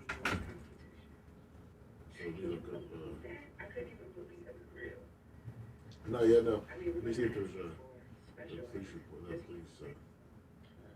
Let's turn outrage So it gives me a better news story. If it's a 250th celebration. Because we just had the meeting, so. Yeah, it was in the Cherokee community, whatever. Chipora. Yeah, let me see. All right, let me pull this where the cop talk about it and send it to him. Because I see it now at the press conference.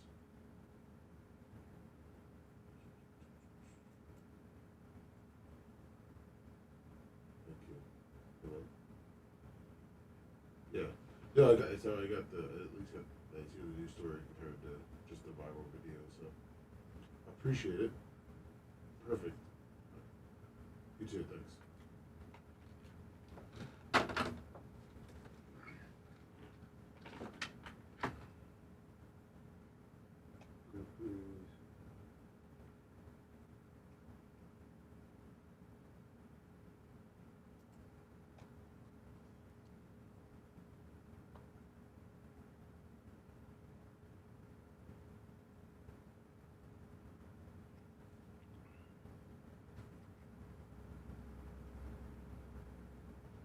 You're Greg, $20. What's up, buddy? That's right, you saw him. You're Greg.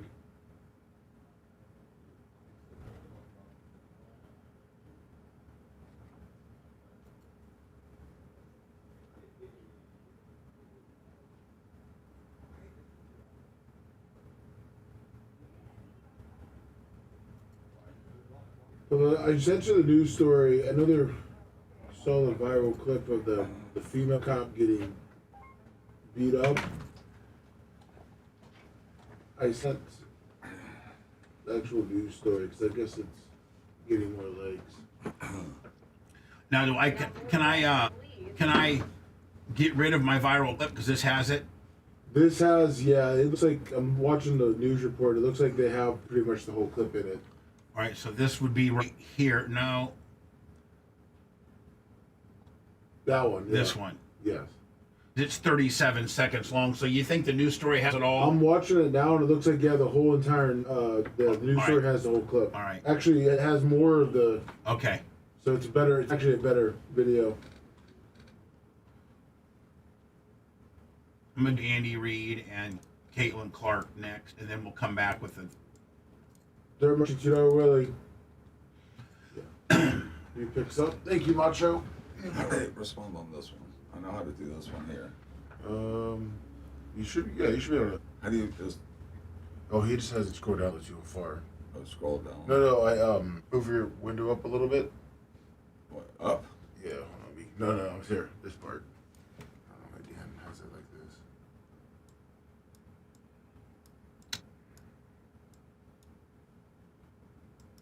Why is it way down there like that? Oh, I see it now. It's way down. Yeah, I don't know why that's like. There we go. Oh, nice. Thank you, brother. I don't know why that was kind of hiding. What's up, Tige?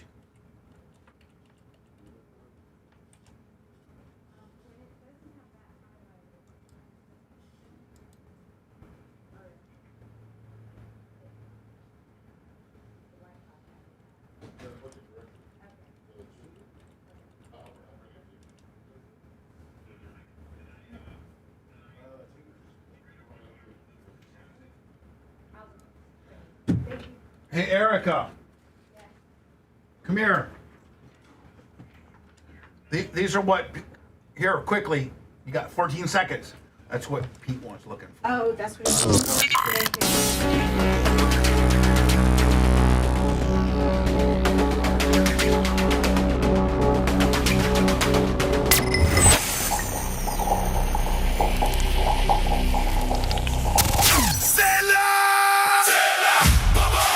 Shield your home with storm-resistant siding from Morgan Exteriors. Take advantage of our special this month. Get 20% off your project plus free installation. Choose from high-performance vinyl or fiber cement siding, built to stand up to Florida's toughest storms, heat, and humidity. Don't wait. Schedule your free consultation today to lock in savings. Visit MorganExteriorsInc.com now. That's MorganExteriorsInc.com. Morgan Exteriors, protecting Florida homes for over 30 years. It's quite painful to listen. Children love Bubba the Love Sponge. the perfect combination of entertainment and education. Yes, it's quite painful to listen until medication kicks in. Back to the Bubba the Love Sponge Show. Dr. Dan's out. Steve scoots over. I've got the golden mic. He's got the golden mic. Not a lot of, they really locked down, including all police officers, the Taylor Swift-Travis Kelce marriage at the Madison Square Garden Thursday. NDA. Thursday and Friday. Everybody that went had to sign an NDA, Yes. including workers of the Madison Square Garden. And supposedly there's been a handful of workers from Madison Square Garden that got fired for not putting their cell phones in like a particular cell phone lockdown locker bag area. So anything that's being disseminated from that particular event, went through Taylor or Travis Kelce. Or is her name? Is she going to take the last name? No. Is she going to be Travis? Is she going to be Taylor Swift Kelce, or is she just going to be Taylor Kelce Swift? She'll always be Swift. Yeah, Taylor Swift. He may take her name. Yeah, true. He's such a biatch. Not a lot of people even really commenting on it in fear of potentially messing up the NDA that they signed. But Andy Reid, I don't think Andy Reid cares. He does not. And I think he did a little excerpt on TMZ or something, but not really any probably information that was, sacred or anything. Well, did he mention, I guess it was a little awkward from what I'm hearing, is that Taylor Swift's brother was, they quote-unquote made of honor. Oh, jeez. Yeah. That's a little gross. Adam Sandler doing a phenomenal job with the vows. But by the way, Adam Sandler is the one that was like the minister or the person that married him, and or the ceremony, and just how he went about bringing a little bit of humor, but also some sensitivity to what was going on. Now, I guess there was one heat getter where I think maybe one of her friends or something tried to do some type of joke about the NFL is just full of gay men that are chasing each other or something like that. And, there was obviously a lot of NFL players there. Yes. And that didn't get well received. No, it did not. Did you get me some details on that if you do? On to, again, a lot of different types of people from a lot of different types of worlds there. He's bringing them all together. He said, kiss every chance you have, every day. So whether you're going to bed or going to work or whenever you're, go ahead and kiss her. and I thought that was I thought in a simple way, in its simplest form, it really was touching that way. Yeah. Are you as surprised as the rest of us that, we still have yet to see an official photo. What's going on? Because she sold him for $1 zillion to somebody. I'm just telling you. Don't think, Steve, that she didn't have like 15 Steven Diacos putting deals together as to who gets what exclusive footage. I know. And there was so transactional, though. I know. But we'd all do it. Yeah. We'd all do it. If any of us were famous enough that we could lock our wedding down and somebody pay us an absorbent amount of money for the photographic rights, we do it. That's close to royalty. That's American royalty right there. Yeah. When might we see that? Are they honeymooning right now? Is he going to make it in time for, the end of the month training? What do you know? What can you share with us? Watch Andy. I guarantee you, Lummy, that he won't give out much. No way. He's an old timer, and he'll keep it very vague. Watch. So I don't ask a lot of questions. I just know he'll be there for the start of training camp, and I know he'll be in great shape and ready to go. So I want to know, is she a good lover? Does she Does she get oral? Exactly. And Does she all these dudes like Augie? You know, what's her favorite go-to position? Can she squirt? Does she have orgasms easily? Is she multiple? Does she have one orgasm or can she have 10? Like I'm just saying, what's her favorite position? Exactly. That's the questions I have. Does she like going reverse cowgirl? Like what? The joke, by the way, by Lena Dunham. Lena Dunham, and what she was in what, Girls, I think is what she wrote and acted in or something like that. But she just said that American football is just straight guys reenacting gay porn. Yeah, I don't think I went over too well. No, it pretty much just got gasped. He goes about his business. Nobody loves to play more than he does, and he'll be revved up and be. Now the speculation is supposedly Lummy in her song she lays these little what she calls Easter eggs, and just like that are somewhat like what is it called? Profound? No, like when something's when you're predicting prophetic. And it's like she lays these little Easter eggs, and they're very prophetic in the fact that they're little things of prediction and little nuggets of information and things like that. And that's what she calls all of the little things little nuggets she gives you. And supposedly she's hinted to maybe having a baby.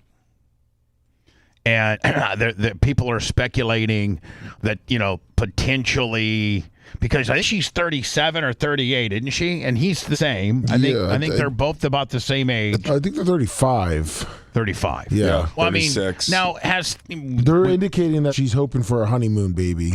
Oh, okay. Okay. So now here's the other thing. Dan would know more than us just because of medically, but because of technology and nutrition and just the way the medical world advances is now, Steve, didn't it used to be like a woman needed to have her kids by like 35, 40? You needed to yes, for health of the baby. And it's even harder. It gets more difficult as women wait to have their first pregnancy. But has it changed? Has that been bumped up 5 years? Well, it's changed only because of the amazing technology they have. They have all this, IVF infertility stuff. Right, exactly. So now they can take like a sperm from the dude and then harvest eggs from the woman. Yes. And store those. Yes. And then they can virtually build the baby inside of a petri dish, then implant it into one of two things: either a surrogate woman, so that Taylor doesn't get fat or gain any weight or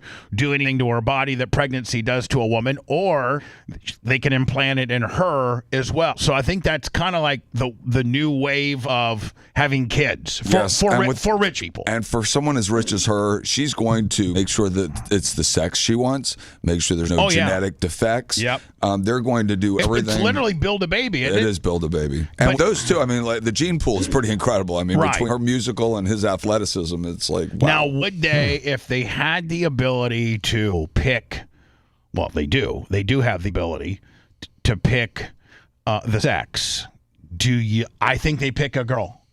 Okay, interesting. Maybe because she's the boss. Yeah, because I was going to get a boy. So it says they want two. They want a boy and a girl. Of course. Which so one they'll have comes one first? Kind of like Jimmy Cleavis. Yep. You know, you do that. Dan did that, Jay did that, and I did that. All natural, I'd like to add. Nobody had any help. Jimmy did a little bit of help. We had some of that on the first pregnancy, but not like picking sex or any of that stuff. No, but now, man, like it's all like a Tesla, where they have all Teslas are equipped to be the most high-end for the most part. Most Teslas are equipped the same. It's just whether Tesla unlocks the ability to be able to do it or not, and everything comes with a price. So, same thing with building a baby. You want to build a baby, I think, Steve, you may know more about this, but I think the base price is like $100K. It's a lot of money. Ooh. Yes, it is six-figure land. That's right. And then it's like you want to pick the sex. That's another $25. Yes. And then you want to pick.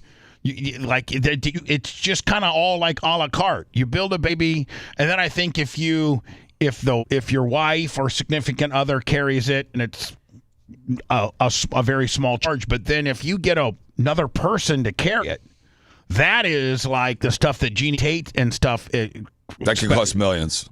Yeah, that can cost Like Mel Jackson did that. I heard it was locally 200,000. Wow. As for you to get a woman that's been pre-screened by the there's a whole world that does that. Oh yes. Like Mark Tate, the owner of, Mark Tate, my good friend. Sure. His wife Jeannie Tate, she is a lawyer, an adoption lawyer. I heard that. And this is the world that she has women that she's pre-screened, that's drug-free, that stay in shape, that do nothing but pop out babies. It's a good business. I mean, where else can a woman make a couple $100,000? And think about this: if you're like a woman, that's like, let's say even if you're in college, right, like 100%. There's nothing that you can do in college that you can't do pregnant. Like, if it's just studying. Now, if you're on the softball team or the volleyball team, that's different. But if you're just attending classes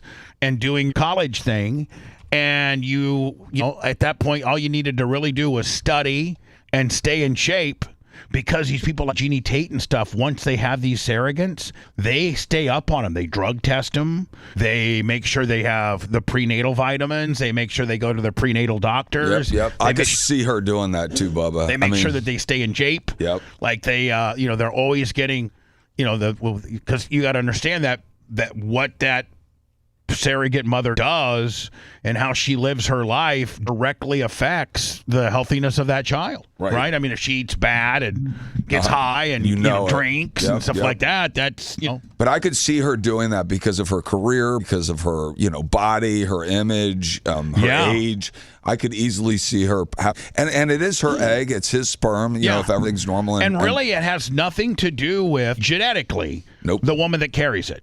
That's just the carrier of the baby that gives it life. Now, what that woman can determine is if she does not lead or a healthy lifestyle, that can hurt the baby. Yeah. But as long as she exercises, does the protocol, she's just a host at that point of a fetus. And I could see Taylor spending so much money that she would literally be policing everything that woman does for the 9-10 months she does. I could see that maybe she'd be living in a house that she monitors. I could see that Taylor could actually have a team of people that do nothing but work this girl out and feed her correctly and exercise her correctly. And, I could, whatever type of things you're supposed to listen to calm the baby, like money is no object. I mean, they say that the wedding cost $30 million alone.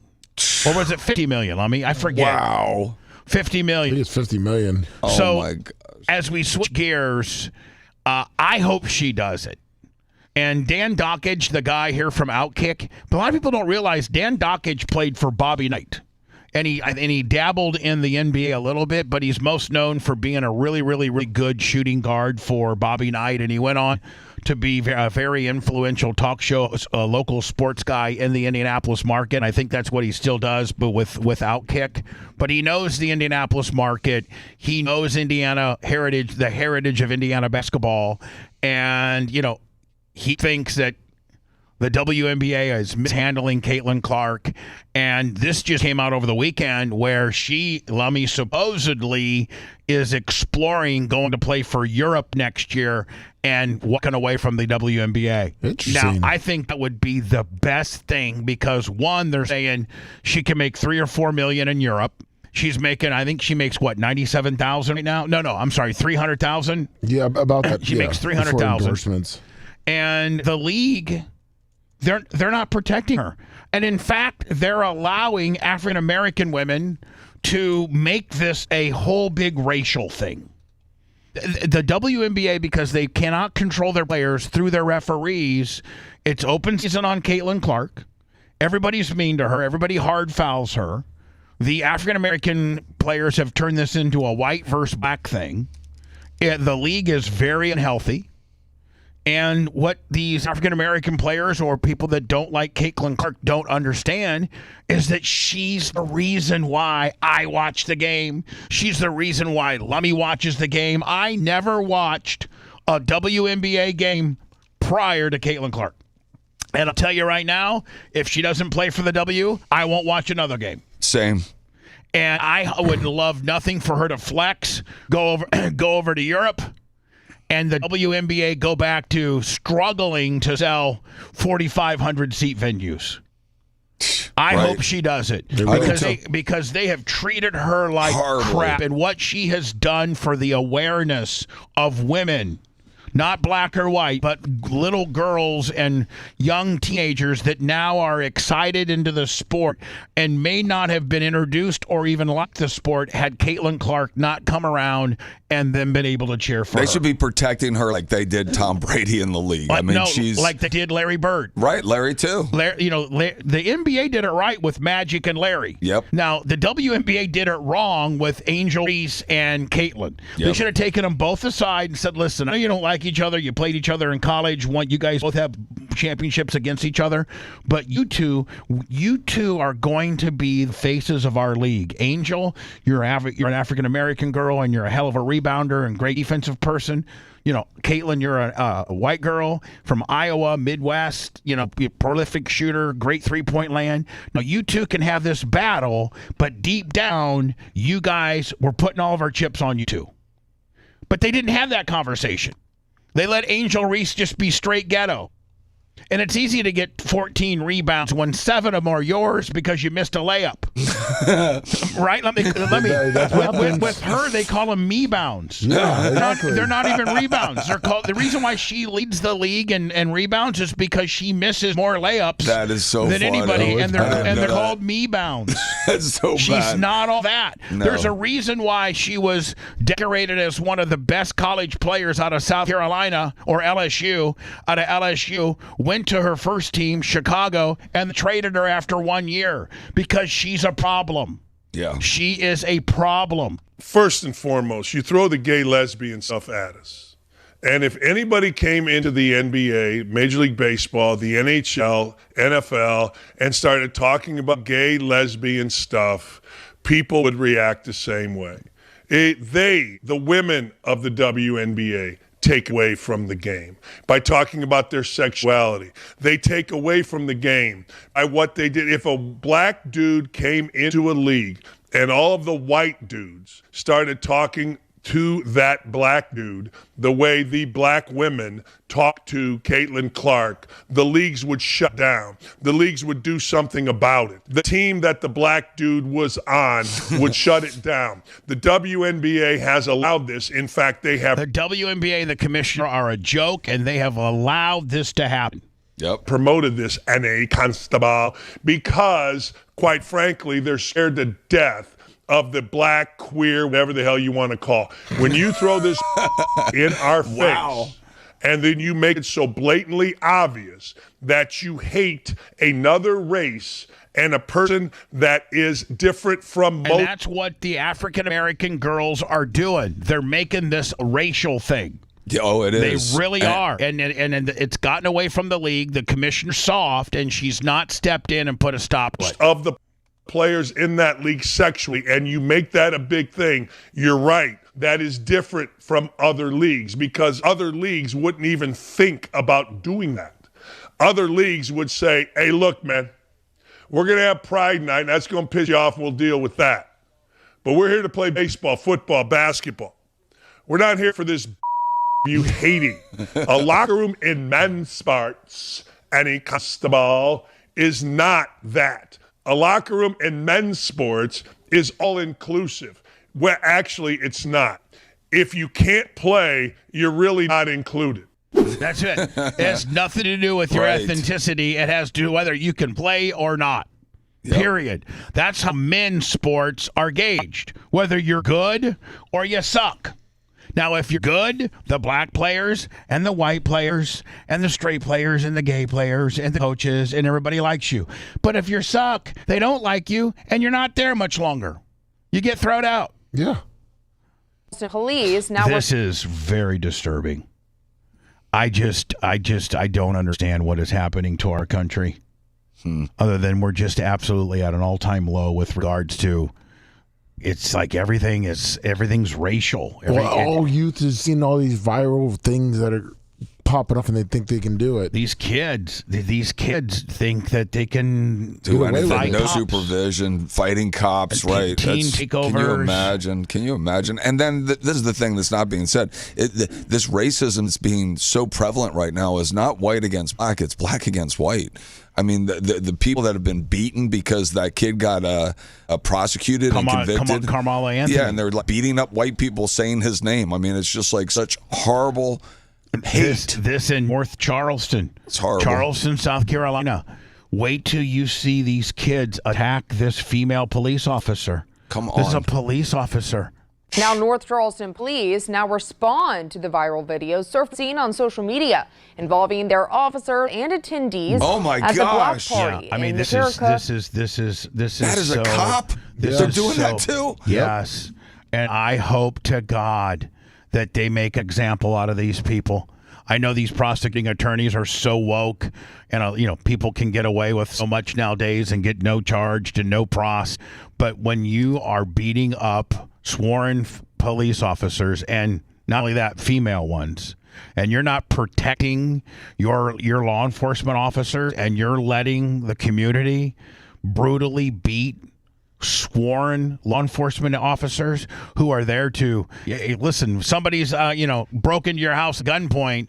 You love the cops then, don't you? When they come and the white cop comes and gets the bad guy, or the black cop comes and gets the bad guy. We don't see color when we're in need, but we see color and race and all of this when we want to have a teen gathering and a white police officer shows up to a gathering of African Americans, and we're going to absolutely beat the ever-living crap out of her. The prosecuting attorneys need to make an example out of these kids. Charge them all as adults and lock them up for a long time. Long. Chicora, Cherokee neighborhood.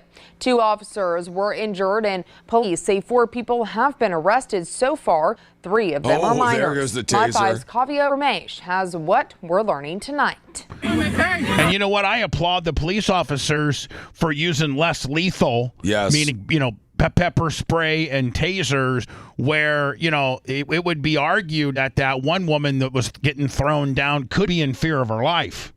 When you got 4 people that are mauling you, that could warrant, and she didn't, but that could warrant getting out your firearm. Well, and the thing is that they were there because there was a lot of discharging of guns, so Right. they were firing guns off. And the cops were called there. Yeah. The cops just didn't try to pick this party up. The cops were called to come to this gathering because these people were shooting off guns. And That's why the cops were there. They're shooting fireworks at passing cars and shooting their guns off.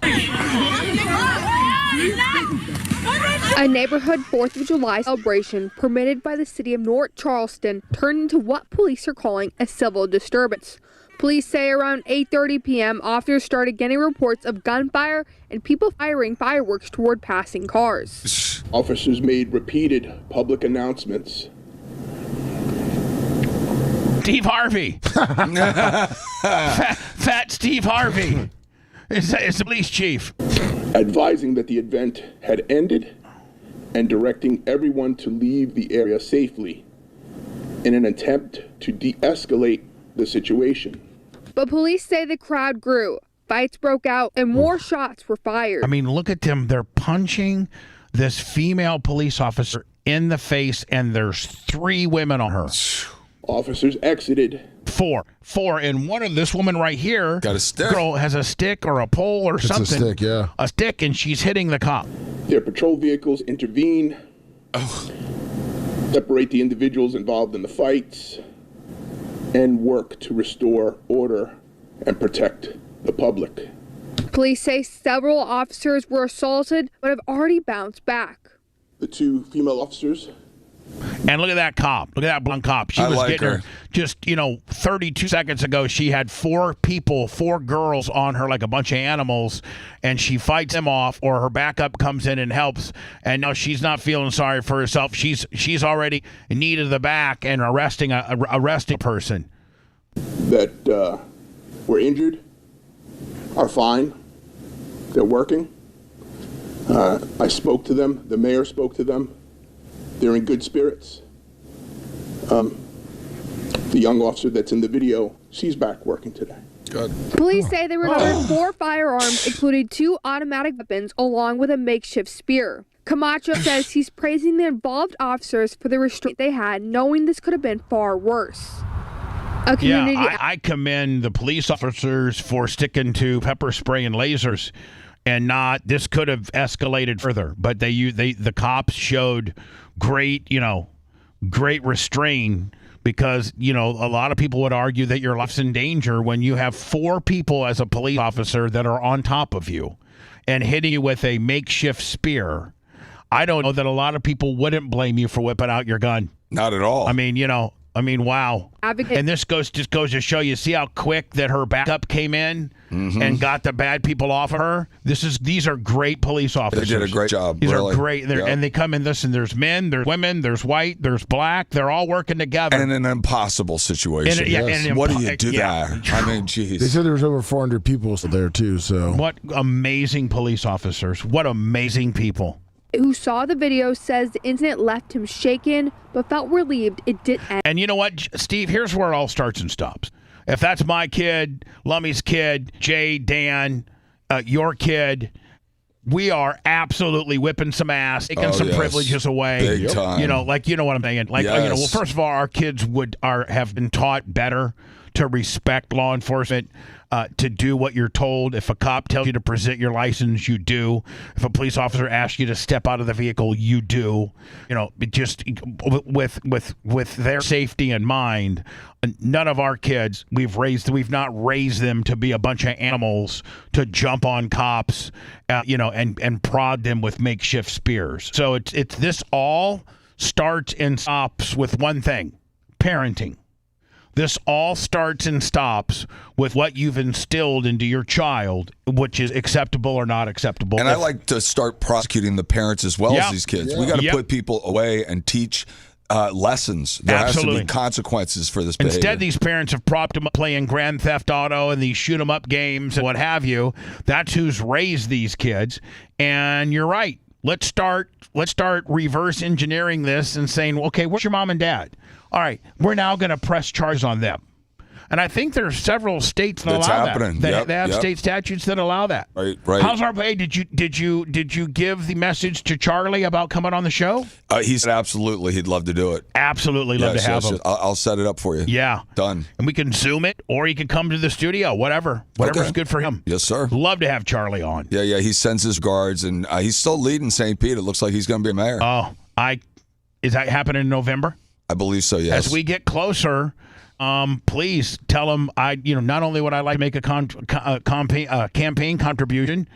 Well, you're the bundler, my friend. You'll start bundling for him. You're better. You're better than Progressive. He got me back into it, man. You're better than Geico the way you bundle. Bundle your family, car, and thief. I'm just telling you that right now. You were a bundler for him when he was gov. Oh, big time. Man. Yeah. We raised some big money together. You had party at the big house where it was like $500 a head to come in. It was a lot. And you'd have a nice set of checks for Charlie. Yep.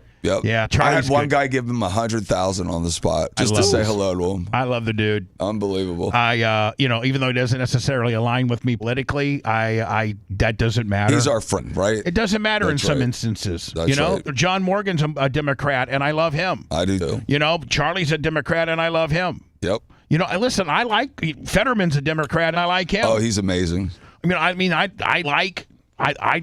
You know what I'm listed? I just got my new voting card. Yeah. Independent. Nice. I'm independent. I'm independent, bro. Good. And worse. A lot of emotions. Ashamed, disgraced. It just a lot of emotions when I saw that video. I'm very pleased that no one was seriously hurt. That could have gone really bad. Yep. Spite says from what he understands, the event itself wasn't the issue until it spiraled. We just can't do that. That just can't happen. We can't attack and jump on a police officer who's just trying to do her job and beat her like a mob. That just can't happen. And he's right. They just didn't jump on her. They beat her. Yeah. They did. They were beating her. Camacho says this isn't over. More arrests will be made as we go through our body camera footage. Youth violence has continued to be an issue in the community, and police are asking themselves, What more can they do after policy change? Start arresting the mom and dads. Put them in jail. That'll do it. Stop arresting the moms and dads. Right. Man, England is. We think it's bad here. Good luck. You can't even raise your voice and tell some Muslim people that they have evil ideology. That's all you're saying. Hey, you have evil ideology, which they do. Come on. I mean, their religion is very much different than the average person's religion. You can't even say that word, evil ideology, out loud in London without them arresting you. What is happening? We'll do that next. Yes, it is. No, it's not. We rudely interrupt rhetoric to let you know the following. Bubba the Love Sponge Show returns after these words.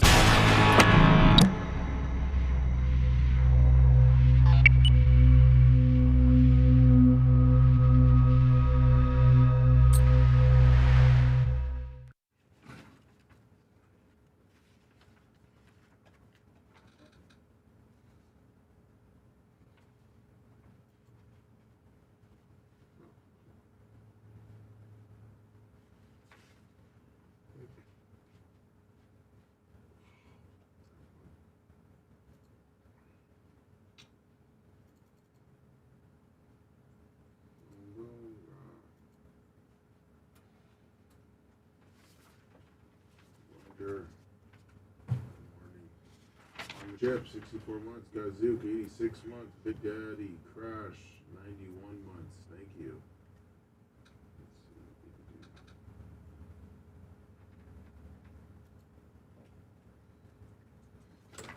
I get pissed. We got to find me a video. What was that? We got to find me a video. Okay. Will do.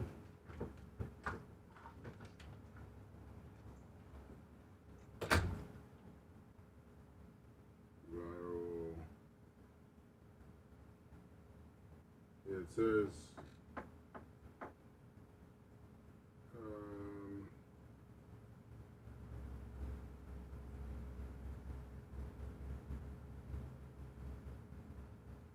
it looks like there's 467 Muslim counselors. It's crazy, right? And then mayors. How about mayors? It's saying 18. That's a lot. And they're big cities. Yeah. I'm trying to get an exact. Oh yeah. Well, there's a 467 counselors. Jeez Louise. They've really. It's like shocking how big a presence and how powerful they become over there. Jeez, I can't even scroll through the damn thing. Jeez. It won't happen here, but there's such a small percentage here. They have real population there. Well, just wait. Watch That's what my wife's saying. Watch Tampa. I know. Well, New Tampa. New Tampa and what's the chapel? And is there a lot of people moving in? Oh yeah. Oh really? Yeah. You know, people forget Tampa is a very liberal city. Yeah. And I'm just worried that we're going to have to start having the homelessness stuff. Well, if you start looking around from U.S. out of north, you'll see there's a lot of Indian and Muslim. Good. I knew there was a lot of Indians. I didn't know there was a lot of Muslims. Oh yeah. Who's on one? I'm gonna pick it up. They just started calling. Good morning, Bubba the Love Show. Hey Barry, how's it going?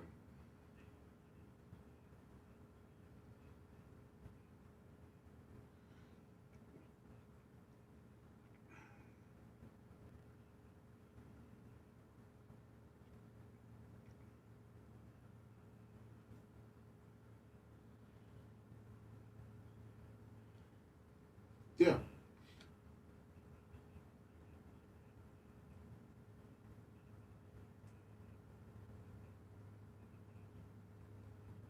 All right, hold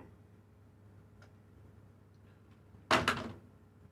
Barry, line 1, wants to thank Steve for helping him out, being nice to him. I guess you met him when he worked for the Bucks. Who's he? His name's Barry. I helped him when he worked for Bucks. Because he worked there for 26 years. Just bring him in the box. Oh, okay. I know who that is. Okay. Yeah. That's fine.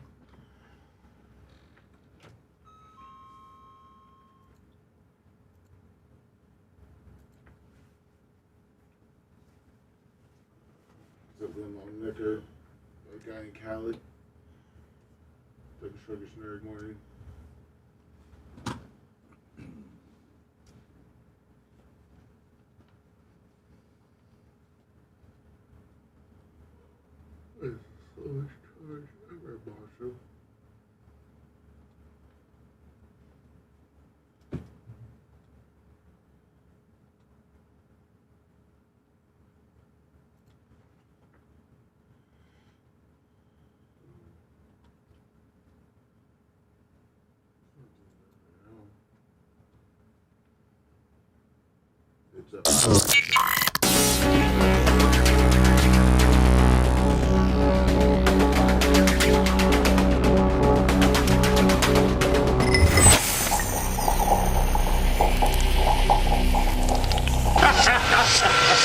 In Bubba, we trust. In Bubba, you lust. Naughty, naughty. This is the Bubba the Love Sponge Show.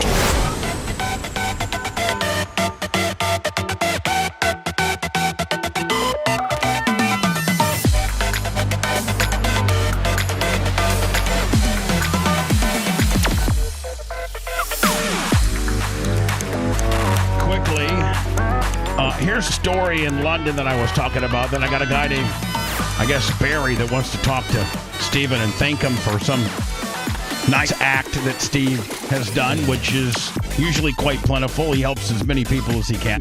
When kids are getting raped and murdered, in my own country it's happening as well. Hey, you stood there smiling. You Mohammed and Muslims are nothing but evil ideologies. It is evil. And what are you doing here? What are you doing to me? I have the right. That's not racial. Stop resisting. Stop it. Yes. Mohammed. We're all right here, man. Don't worry about us. So in England, wow, we are now protecting Muhammad. Oh my gosh. You see how aggressive they were just waiting for one word out of his mouth. They were waiting for him to say that Muhammad was evil.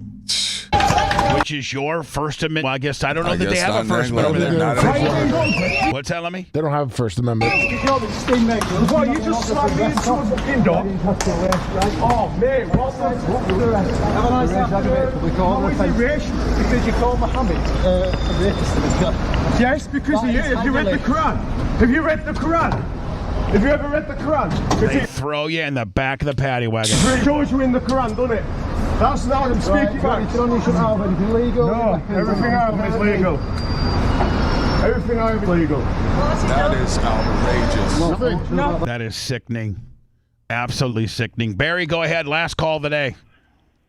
Hey, Bubba. Just wanted to say, and hello, Steven. I know it's been a minute since I spoke with you, but just wanted to say thank you to you and your family, especially you, Steve, for always being so cool to me with my 23 years there at the Buccaneers when I did the scoreboard. And the it's my pleasure. Good to hear your voice, brother. To our control room. Good to hear your voice. Thank you. You too, buddy. All right, man.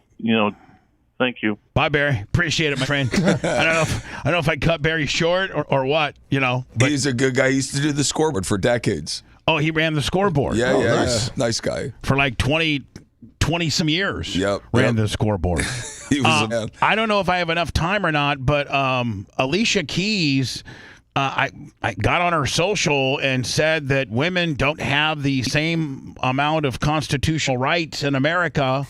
Did you know that it's been 100 years since the Equal Rights Amendment was first introduced? And now, still, women don't have an explicit guarantee to equal rights under the U.S. Constitution. What am I missing? Can you believe that? I couldn't even believe that was real. That's not real. I mean, women are not asking for special rights, just equal rights. Sure. Let's turn outrage into authorship. If it's the 250th celebration of the country, isn't it time to update some things? What rights or guarantees do you feel all women should have in America? It's a good question. I'm not here to speak for you. I don't know how many more they I just need. wanna pass you the mic. I mean, they got the same as many as we do. At peoplesbillofrights250.org. Not red, not blue. Just you. Wow. Sending you big love. Oh my God. This thing is dripping with fucking cheese. Now, what's Thank you, my friend. Steven, we'll see you tomorrow. Love, guys. All right, Thank you. Thanks for letting me finish. You've been listening to the Bubba the Love Sponge Show, starring me, Bubba the Love Sponge, co-host and show historian Lumet. It's Brian Matroni, king of counter program. Gene Lasker, voice of the people. Glad you get to hear me. Gary Cantrell, video editor. Yeah, you're wiring up. It's Mini Macho. The BRN agent, Thomas Buttoned Up B. Co-host, Dr. Dan Diaco, Esquire of Council. Co-host, J. Diaco, Esquire, the Spitting Cobra of Council. Now, time for the legal disclaimer. Exactly. The Bubba the Love Sponge Show is intended solely for the enjoyment of our listening audience. Any rebroadcast, retransmission, or other use of this show with express written consent of the Bubba Radio Network is prohibited. We must dissuade him of this delusion. Until next time, always remember. I'll repeat hello.